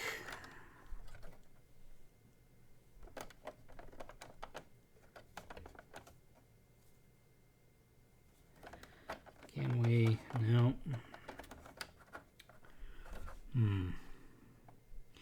If we did do a right angle on that, then I guess it could just loop around like that and go up there. So the next thing I'd like to do is work on the leads. And this is 14 gauge stranded silicone wire, supposedly rated at 200C. We're not going to take it anywhere near that hot. But since the charger is rated at 10 amps, this should be more than sufficient. And I cut some lengths at 6 feet, which is exactly the same lead length on the battery chargers that I have that seem to work out well. So this is the connector that plugs into the bottom of it. And it's got, on this side, it's got a gland in there, so you know, you just tighten that down and it supposedly forms a watertight seal. But it's got the 4 solder connections here. So I guess the first thing we need to do is make sure that we don't solder the same cable twice on that. That would be pretty stupid. We can get this in there like that. See if we can get these punched through here.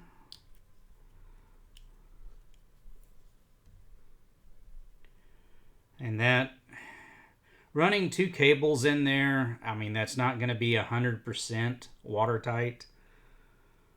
But yeah, we do our best here. And these come apart pretty easily. This is tinned copper, so it should be pretty easy to solder.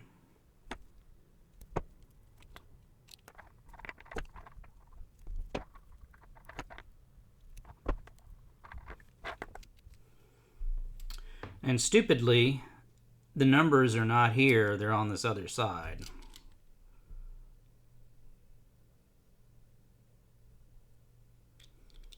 So this is 4 and 1.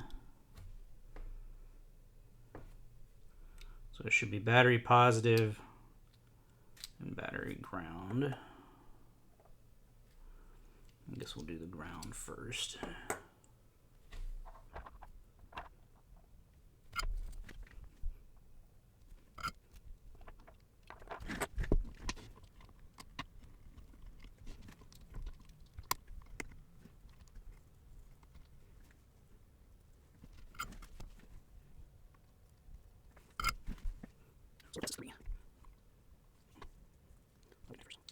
So solar negative is 2.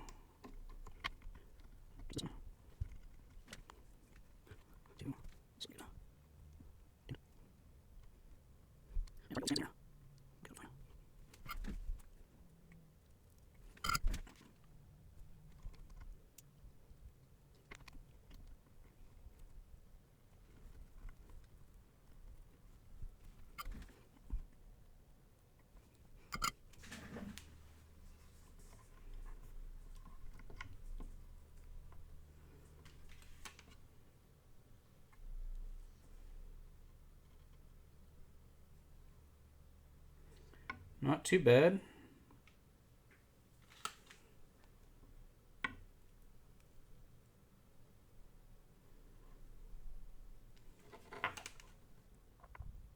Okay.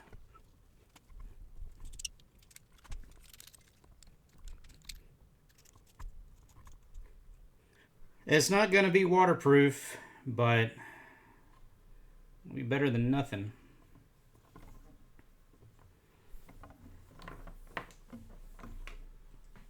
Now we got to figure out which one of these is the battery cable and which one of them is the solar cable. Alright, let's see which cable this is.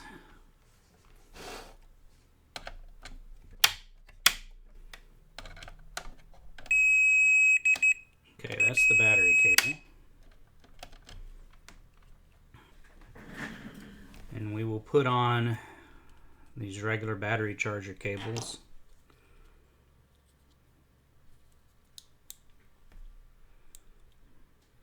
Aren't the best manufacturing quality, but I think they'll work for this.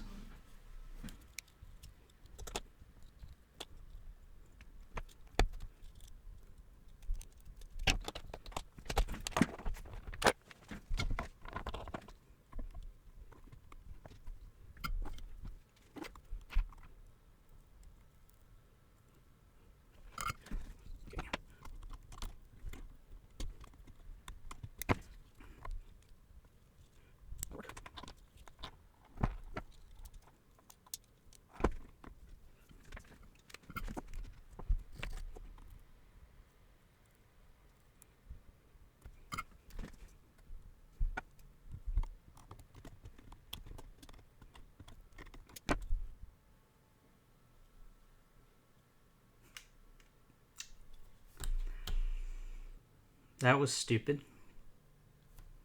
We'll fix that later.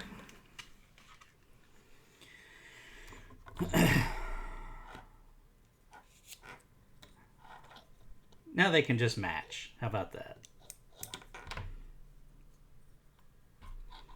Or maybe we'll put some tape around it or something. Okay, that's done. Now these got to put MC4 connectors on, and I always get those reversed, so I'm going to double check those. The negative cable on the solar panel looks like this, so we're going to have to use this one on our negative cable to plug into it. and this actually uses the larger opening of the two metal connectors. So put that aside, and this is the negative cable.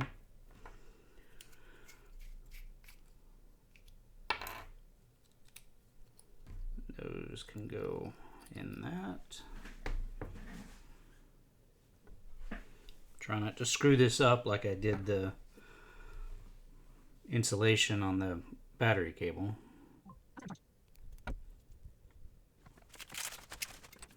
Okay.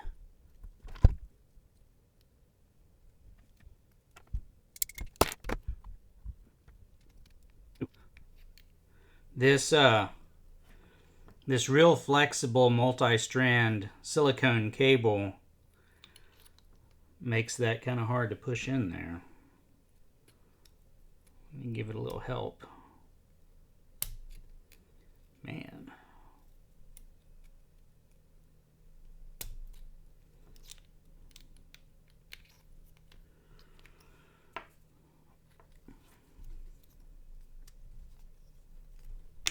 There we go.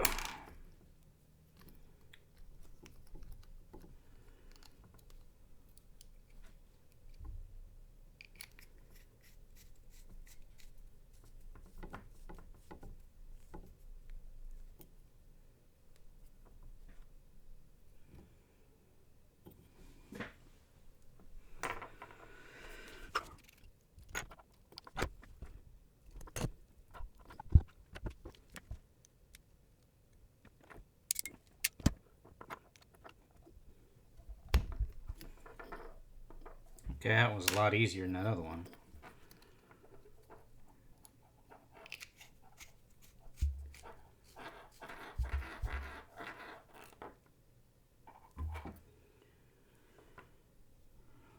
Okay, all right, we have our cable made. Let's go plug it in and see if it works.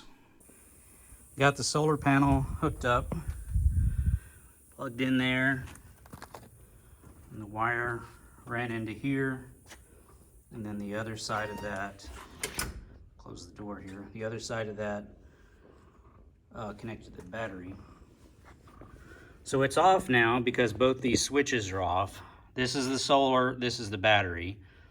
So if I bring the solar on, nothing happens because the battery switch has to be on too. So a little safety measure there. So let me turn on, connect the battery.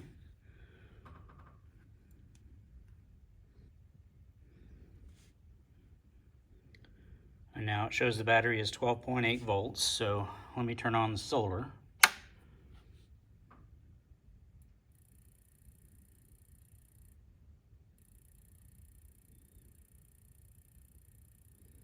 And there's the solar charging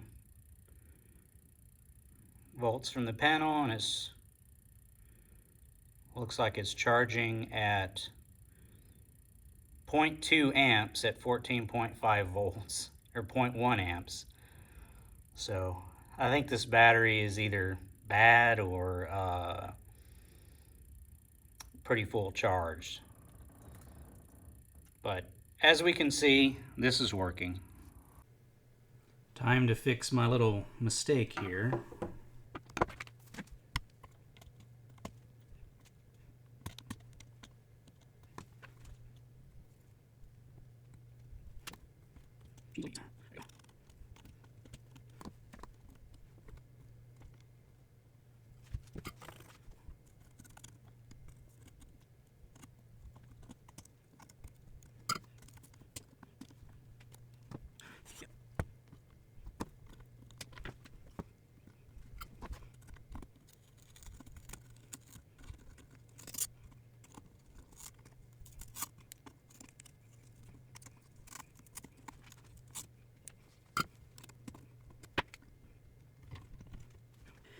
Okay, we've sufficiently butchered that. Let's do what we didn't do last time.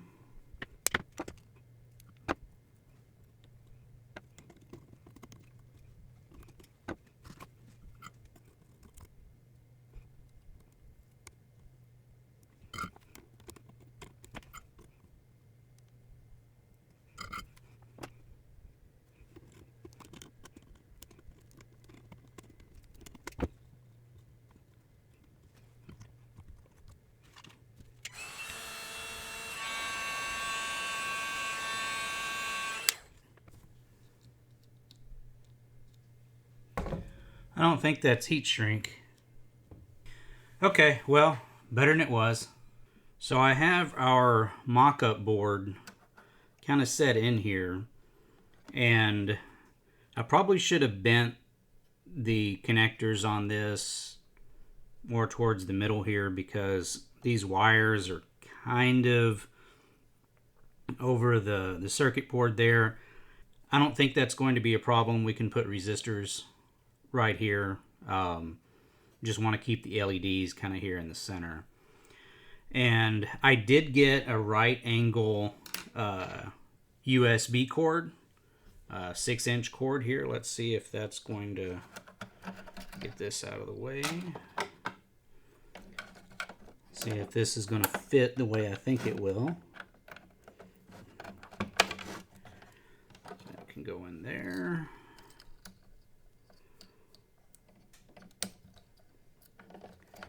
And then now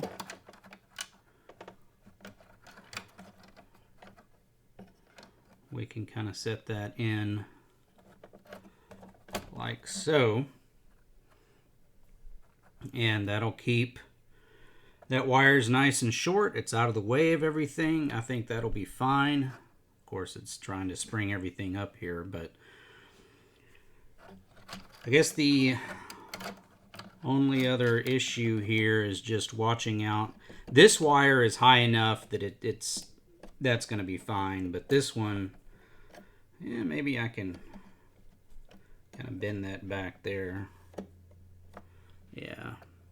There's enough height here to where I don't think that's going to be an issue. So, yeah. Okay.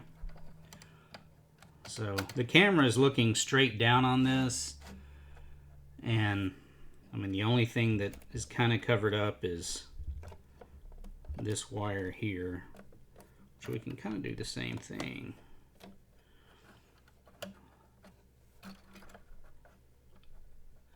So yeah, okay, looking straight down, the wires aren't covering anything up, so I think that'll be fine. So now we just need to get this tacked together, obviously using the microcontroller we've been messing with for since the beginning, and figure out the layout of our LEDs, resistors, transistors. I think that's going to be the big thing, or that's the only design piece we have left on here. Okay, so I have another protoboard here, and I've taped off where we already are going to have components. So now we just have this area to populate the LEDs.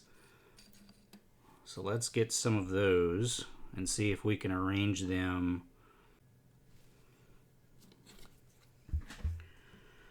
Okay, and start with the red.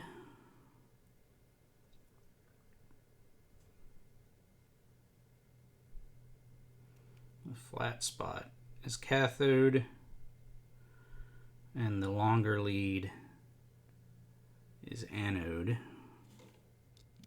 Get up this way.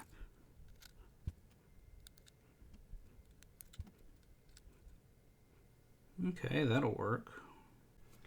Okay, I've got this laid out the way that I think makes sense. So the LEDs I've got evenly spaced.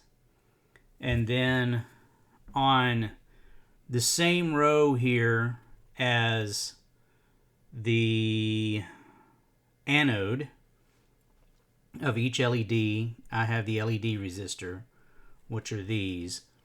And I've lined them up so that this is all on the same row, so the leads can just be soldered together, because that's actually the positive rail there.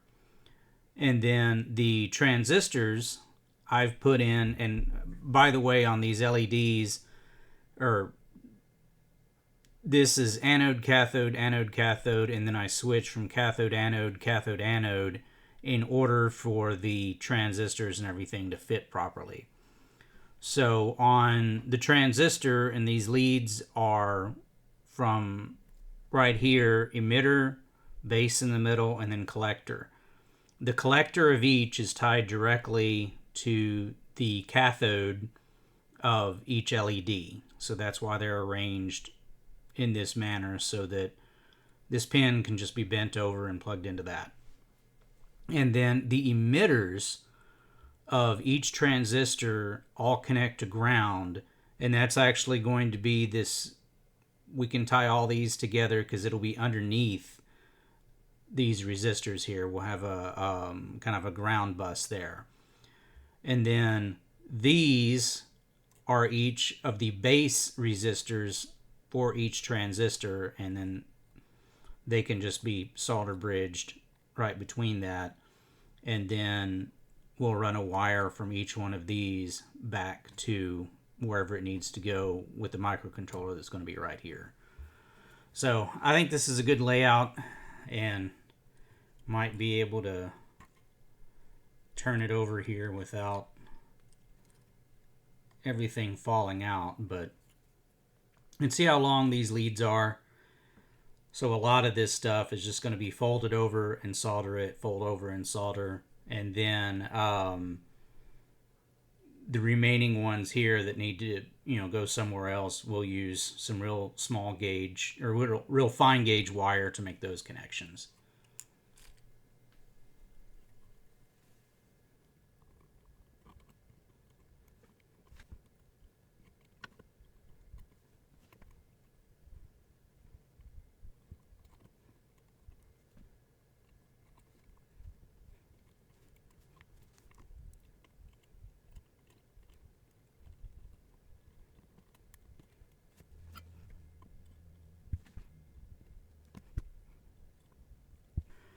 I don't want to clip off these tails just yet because we might need to bend one of them up to run a wire on it later. But we can kind of get it out of the way here. At least get it to line up with this other one.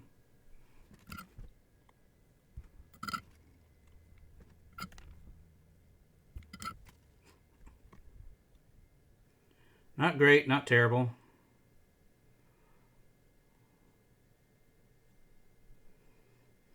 But it'll do the job anyway. Alright, what else do we need to put on those?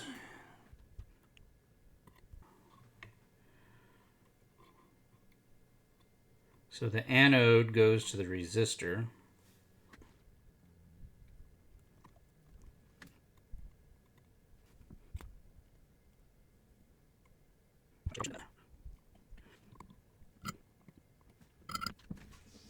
These I can clip off since it's only going to the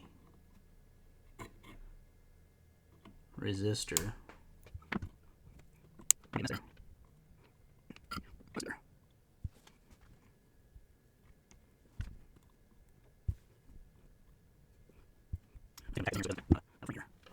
think I'm going to tack down this transistor from the top here so it doesn't squiggle away on me.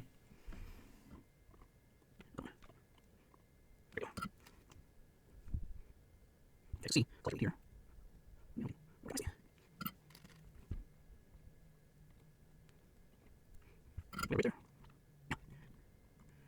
Okay, and then that emitter will go over that way to go on the next one. So let's put our base resistance on here. Make sure we get this oriented correctly. And again, I think I'll tack this from the top.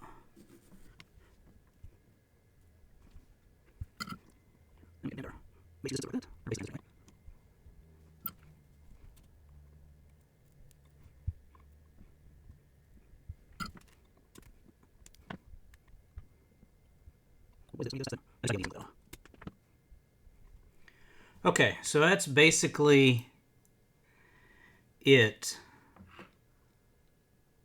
So this guy here will be folded over like we did on these to match up with the emitters on the rest of the transistors.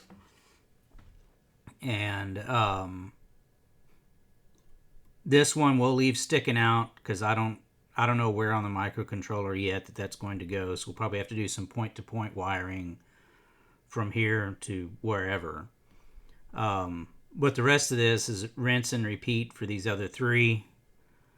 And, you know, if this is laid out correctly, it's pretty easy to do stuff like this without having to have a bunch of wires everywhere. So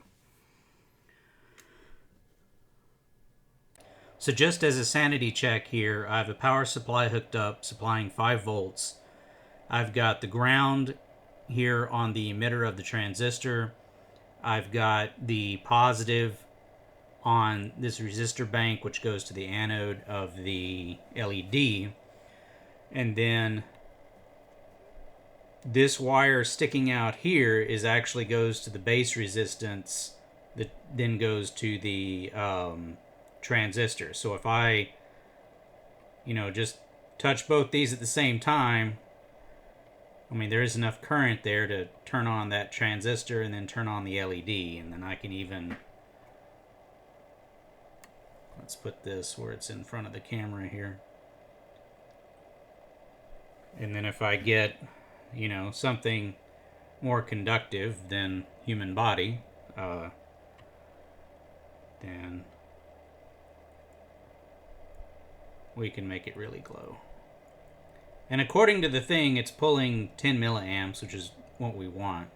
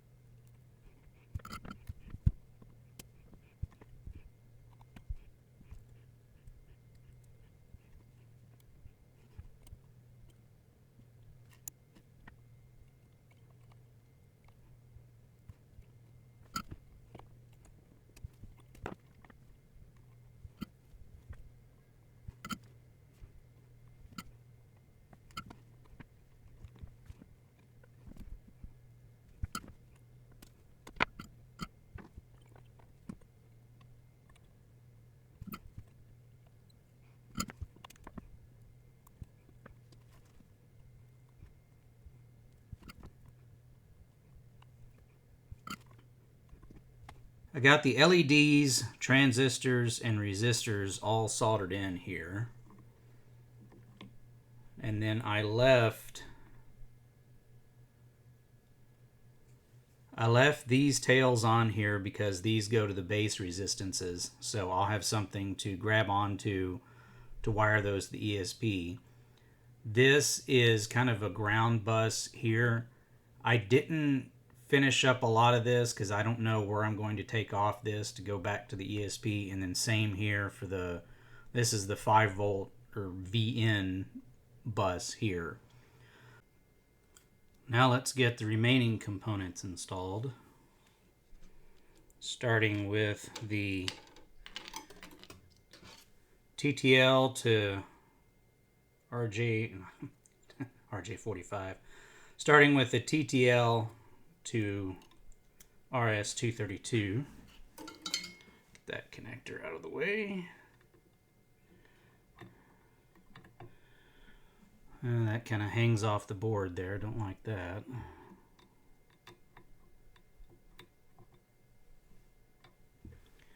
Okay, there we go. That's completely on the board. Now we need to secure it so we can tack it in.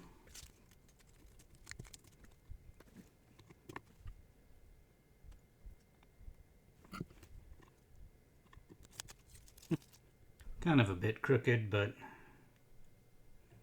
oh well.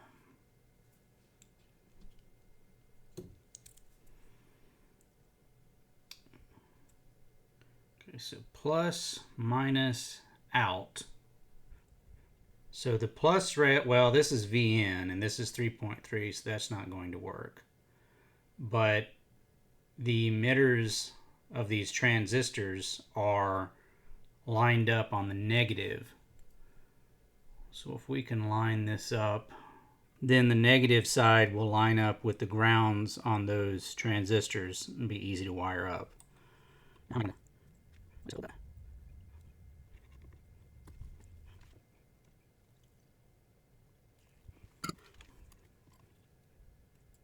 Not too bad. No, it's again a bit crooked, but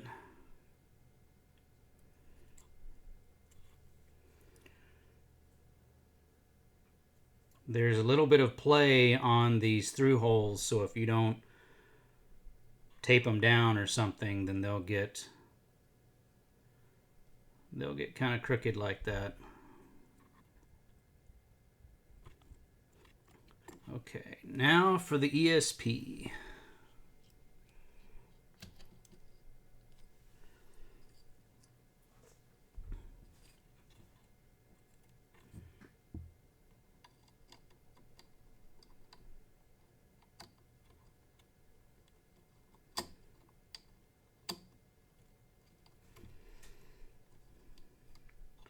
What happens on these breadboards that are joined together like this, it kind of makes the pins a bit bow-legged, so it's hard to get them on these back in the perf board here. Well, there's part of the problem. Wonder how that happened. Finally got the ESP on the board. It took bending the pins a little bit to get them to line up perfectly to go in on that protoboard.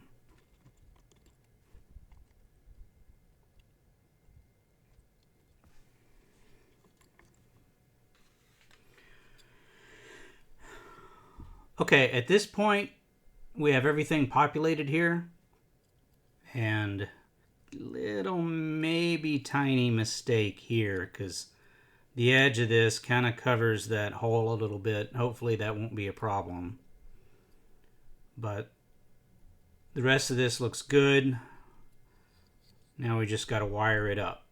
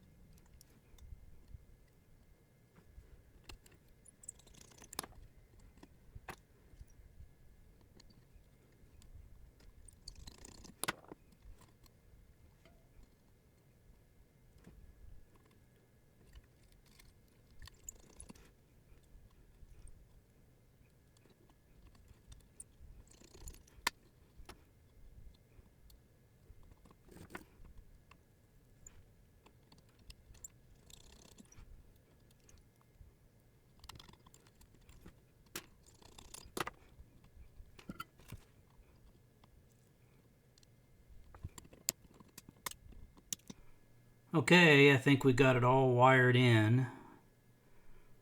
I don't see any mistakes. I guess we can do a sanity check and make sure that like positive and negative aren't shorted together. So this is VN up here, and then this other one is ground. Okay, that was the momentary beep there was, I think, just the voltage regulator capacitors charging. Yeah, there's nothing there. And now let's do 3.3, which is this far one here to ground. Yep, that's capacitors charging.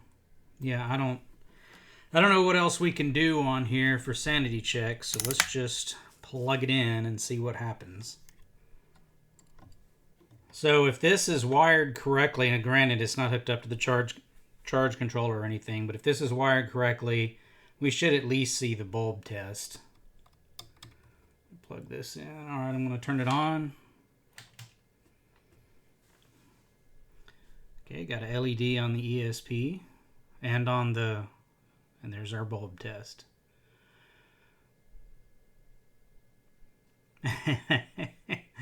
And there's our problem light because it can't connect to the charge controller, and now it's connected to Wi-Fi. I think this is, and there's the pulsing on this. That's not even in the camera.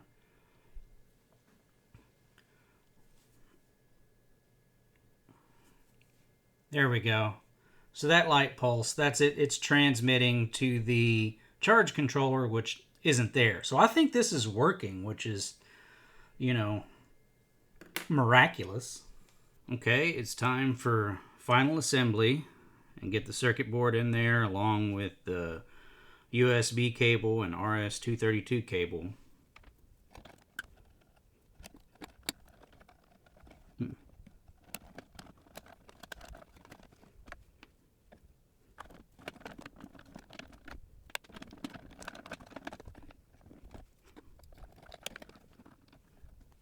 These are M2 screws with number 1 Phillips heads.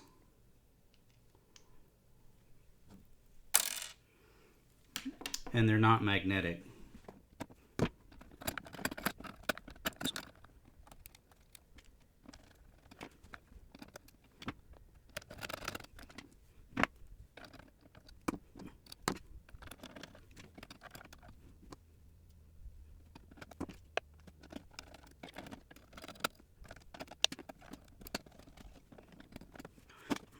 Well, there we go. Let's plug it in and see if it works.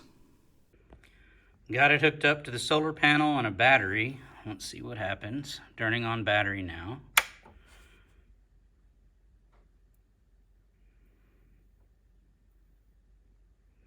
Looks like the ESP is coming on.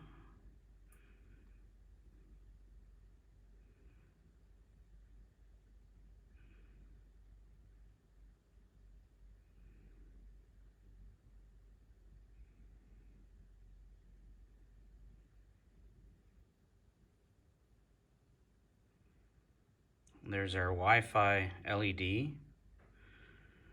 Yellow light is off, so hopefully no problems. Let's turn on the solar panel.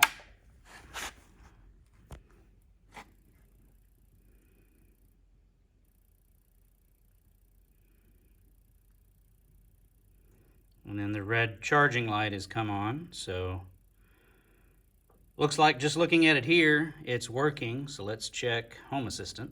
I've had the charger hooked up to a battery and a solar panel pretty much all day, and starting out it got over 5 amps, and then eventually as the sun angle changed and the battery charged, it went down until it's just kind of floating it right now. So battery is charged since it's on the floating charging state. It's still charging since we've got current still running to the battery, kind of maintaining. Really what I was looking for here was what kind of temperature that it got just leaving it inside it was inside a building, it wasn't outside in the sun, but I mean it did go, looks like as high as 103. So that's not too bad. And the solar panel on it is 100 watts. We got up pretty close to that, 74 watts here, so that did pretty well. So I think this is working as intended. Just a couple of other odds and ends here, like this yellow LED error state being unknown. That should probably be, normal if the error light is not on. Might want to fix that later, but yeah, I think for right now this is working exactly the way I want it. So I just updated Home Assistant yet again because I wanted to address this where it said yellow LED error state unknown, but now it says API error, but error is off. So we need to have some logic in there that sets this to normal whenever the error condition is removed.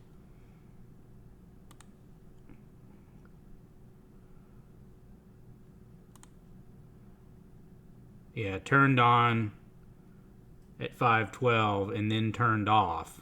But whenever it turned off, it should have cleared this error state. So let's go to our ESPHome here, and first thing we need to do is go ahead and update this, since I did just update the ESPHome builder. So let's update this.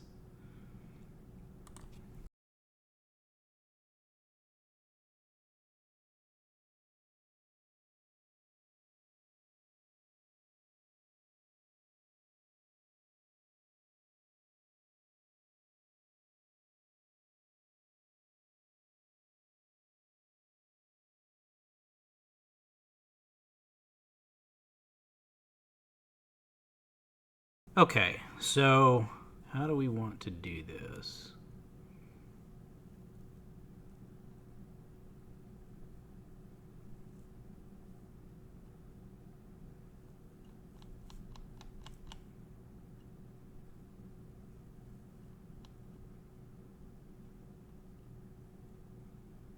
Okay, so I think right here, if none of these are true, then it won't execute any of these. So on our final block here, we just need to tell it normal. I think that'll clear that up.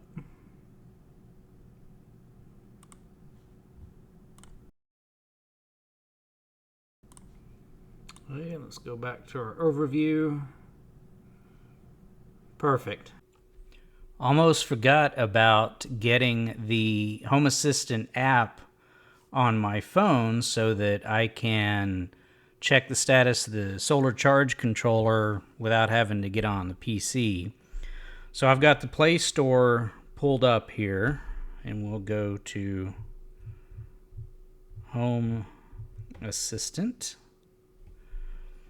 And they should have a companion app here, and that's it. It has the same logo and everything. Okay, let's open that up. That looks right. And now you just got to enter your username and password. Okay, so this location tracking thing can be pretty useful with Home Assistant. It's kind of outside the scope of this particular video, but if you want, certain automations to happen or whatever, based on where your phone's location is, you can turn that on. But we can go ahead and do it here, but it's not going to matter for oh, come on. It's not going to matter with our stuff here, but we can go ahead and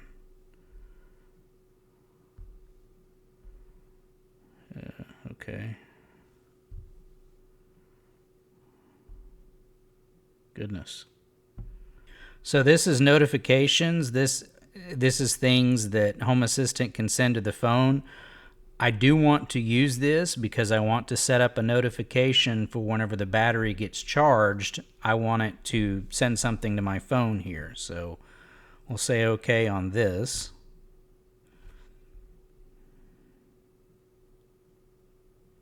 And then now, here we are. One last thing I'd like to add is a notification to my phone whenever the battery actually gets charged. So I don't have to constantly watch this page either on a computer or my phone, and I don't have to be sitting there next to it waiting for the green light to come on. So that is an automation, or we're going to use an automation that is part of Home Assistant. This is outside the code that runs on the ESP itself. This actually runs on the Home Assistant server. So we can go over here to Settings and then Automations. Then Create Automation. We'll create a new one.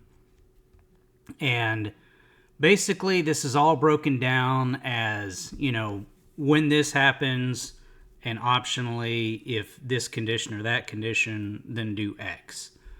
So the first thing we want is the trigger, which sets this off, which we can click on Device, search for our device, and then we only have, since this is a very vanilla Home Assistant installation, I can scroll down here to find it.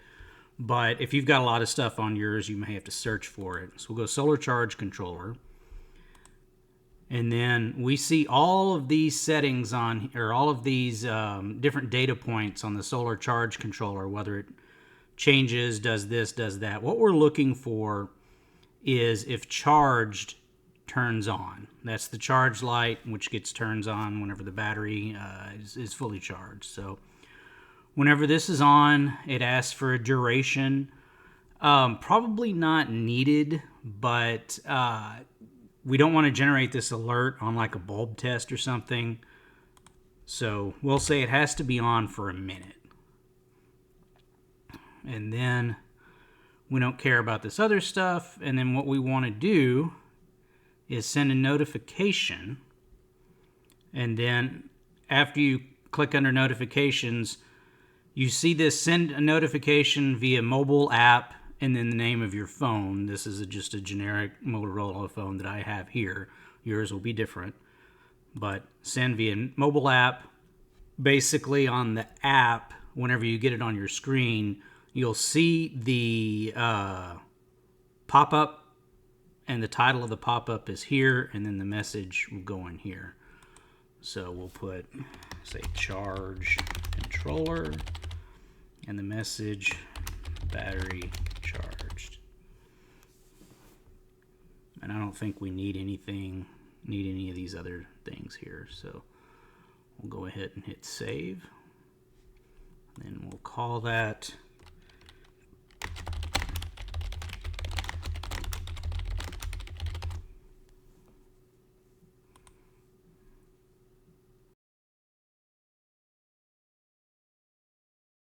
So just to make sure that this is going to work, we can go in here and test it.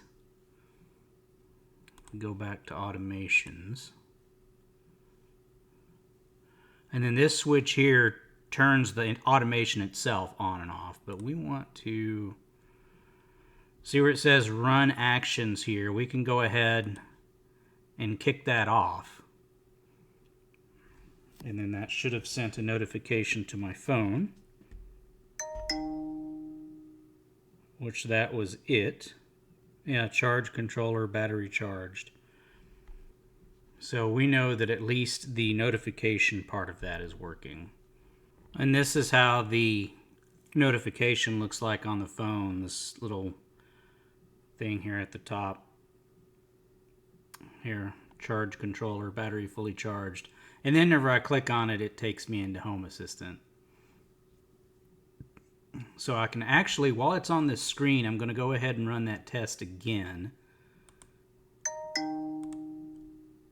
Yeah, it goes here at the top. Yeah, right where it says battery charged and Home Assistant. So That's what it looks like. Of course, your notifications will no doubt be different, but that's the general idea. So now that we have this notification, I want to create one more, and that is if there's a problem. So in other words, if the yellow error light comes on. It's kind of the same thing as before. We'll add a trigger with our solar charge controller, and we'll say if error turns on.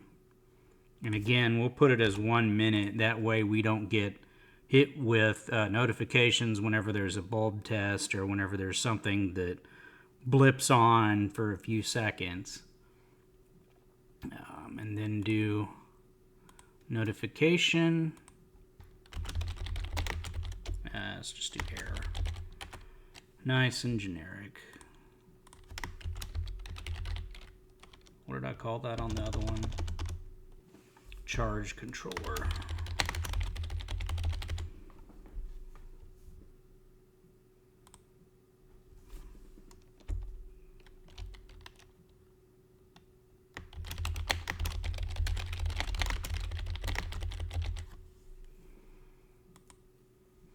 Okay.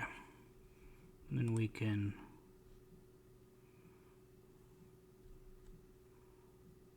test that.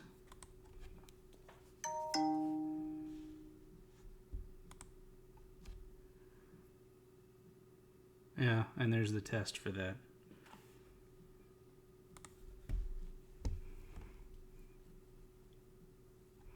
Okay, I think that's it. Now we just need to wait for the battery to charge. So I did get the charged notification and the green light is on, so I think this is working. So the first field test of this thing, and I left it out in the sun, in direct sunlight. I probably shouldn't have done that. And I got this E06 error code, which I looked up, and that's overheating. And apparently when that happens, it also turns off power to the USB, which shut down the microcontroller. So I'm going to let it cool off and see what happens. Okay, I let it cool down for a while, so let's go ahead and turn it on. I'm not going to turn the solar on just yet. I'm going to wait and see if the ESP actually comes up here. And I was looking for the temperature readings in Home Assistant on this thing, and I did see it recorded a temperature, okay, looks like it's coming on now, of 150 degrees inside the box here, and it stayed at that, so I'm wondering if that might be the upper limit of that sensor. Okay, we've got it connected to Wi-Fi here. I'm going to go ahead and turn on the solar and make sure that we didn't break it. So it looks like that's coming up. I guess I'll wait. Oh, well, there's the charging light. That's on. So I think this is going to work. Just kind of lesson learned. Don't leave this out in direct sunlight because it will cook the inside of it. Always leave it in the shade. Here's the final schematic on this project. And we have the ESP here. We have the lines that connect to the TTL to RS-232 module. Here's the actual pins everything connects up to the RJ11 port that plugs into the solar charge controller. Down here we have the DHT temperature humidity device, and then all of the transistors, resistors, and LEDs, and all of the pins that they connect to on the microcontroller. And then down here we have the external connector that goes to the lines that plug into the solar panel, and then the battery clips. And then this is the pin numbers on all of those. Here's the two fuses inside. Here's our two switches. And then these terminals here are what are the little screw terminals on the solar charge controller. So I was curious as to what this was costing after it's all said and done. So I put together this bill of materials here, and with Amazon links to each one of these things and the cost. Some of this stuff, like this is a 3-pack of the ESP modules. We don't need 3 of them for this project, but The pricing difference on those was like 13 bucks for one of them, or pay a couple of dollars more and get a couple of extras. If I see a deal like that, I'm going to take it because I know I'm going to use this stuff elsewhere. Also, if I blow one up, then I have another one handy. And then same goes with some of these resistors and transistors and whatnot. It's impossible to get, buy like 4 of these. You have to buy them in a pack. So if it's something that you already have in a drawer, like LEDs and whatnot, obviously it's not going to add to the total you're out. So going through this, we come to a total of a little over 300 bucks.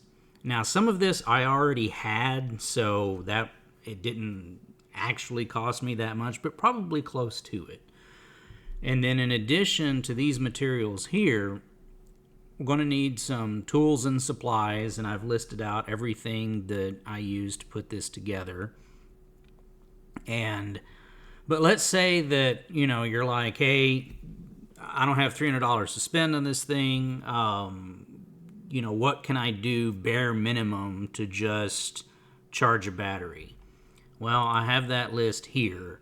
And this is just really the 12-volt solar panel, the charge controller itself, the wire, and some connectors and alligator clips to plug into the battery. I wouldn't recommend that. I'd recommend throwing at least a fuse in there.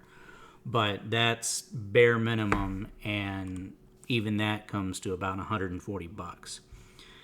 In addition, this entire build, not including the editing of this video, took me about 42 hours. Probably would have taken a lot less if I wasn't trying to film as I was building, but just to kind of give you an idea on stuff, and it's been much more than that already on editing. So anyway, could this have been something we grab on Amazon to do the same thing? So I'm looking up solar battery charger here. And remember, the one in this project is a 100-watt panel. So this one, it looks like it's all in here, but it's 7.5 watts. Some of these are phone chargers. Here's another one, made for the same application that we're talking about here. 12 watts, 60 bucks. I looked through here and I really didn't see anything that, here's one that's up to 30 watts. It's $80. I just didn't see much that would come close to what we're doing, and certainly will not have the ESPHome and smarts to it to talk to Home Assistant and track all of that. So was it worth it? I think so. I've had a lot of fun building this. I've had a lot of fun doing the video and putting this together. I really like the way that it came out. Could there have been cheaper ways to do this? Maybe. Could there have been something better to do with my time, 42 hours of it than this? Maybe. But this is also a hobby. This is entertainment. This is fun to me. So if you've made it this far in the video, I really appreciate it. I realize this has been a very long video, but I hope you've got something out of it. I hope you've gotten a lot out of it. So I really appreciate it. Thanks a lot for watching, and let me know in the comments if you like this kind of content, and I'll catch you on the next one.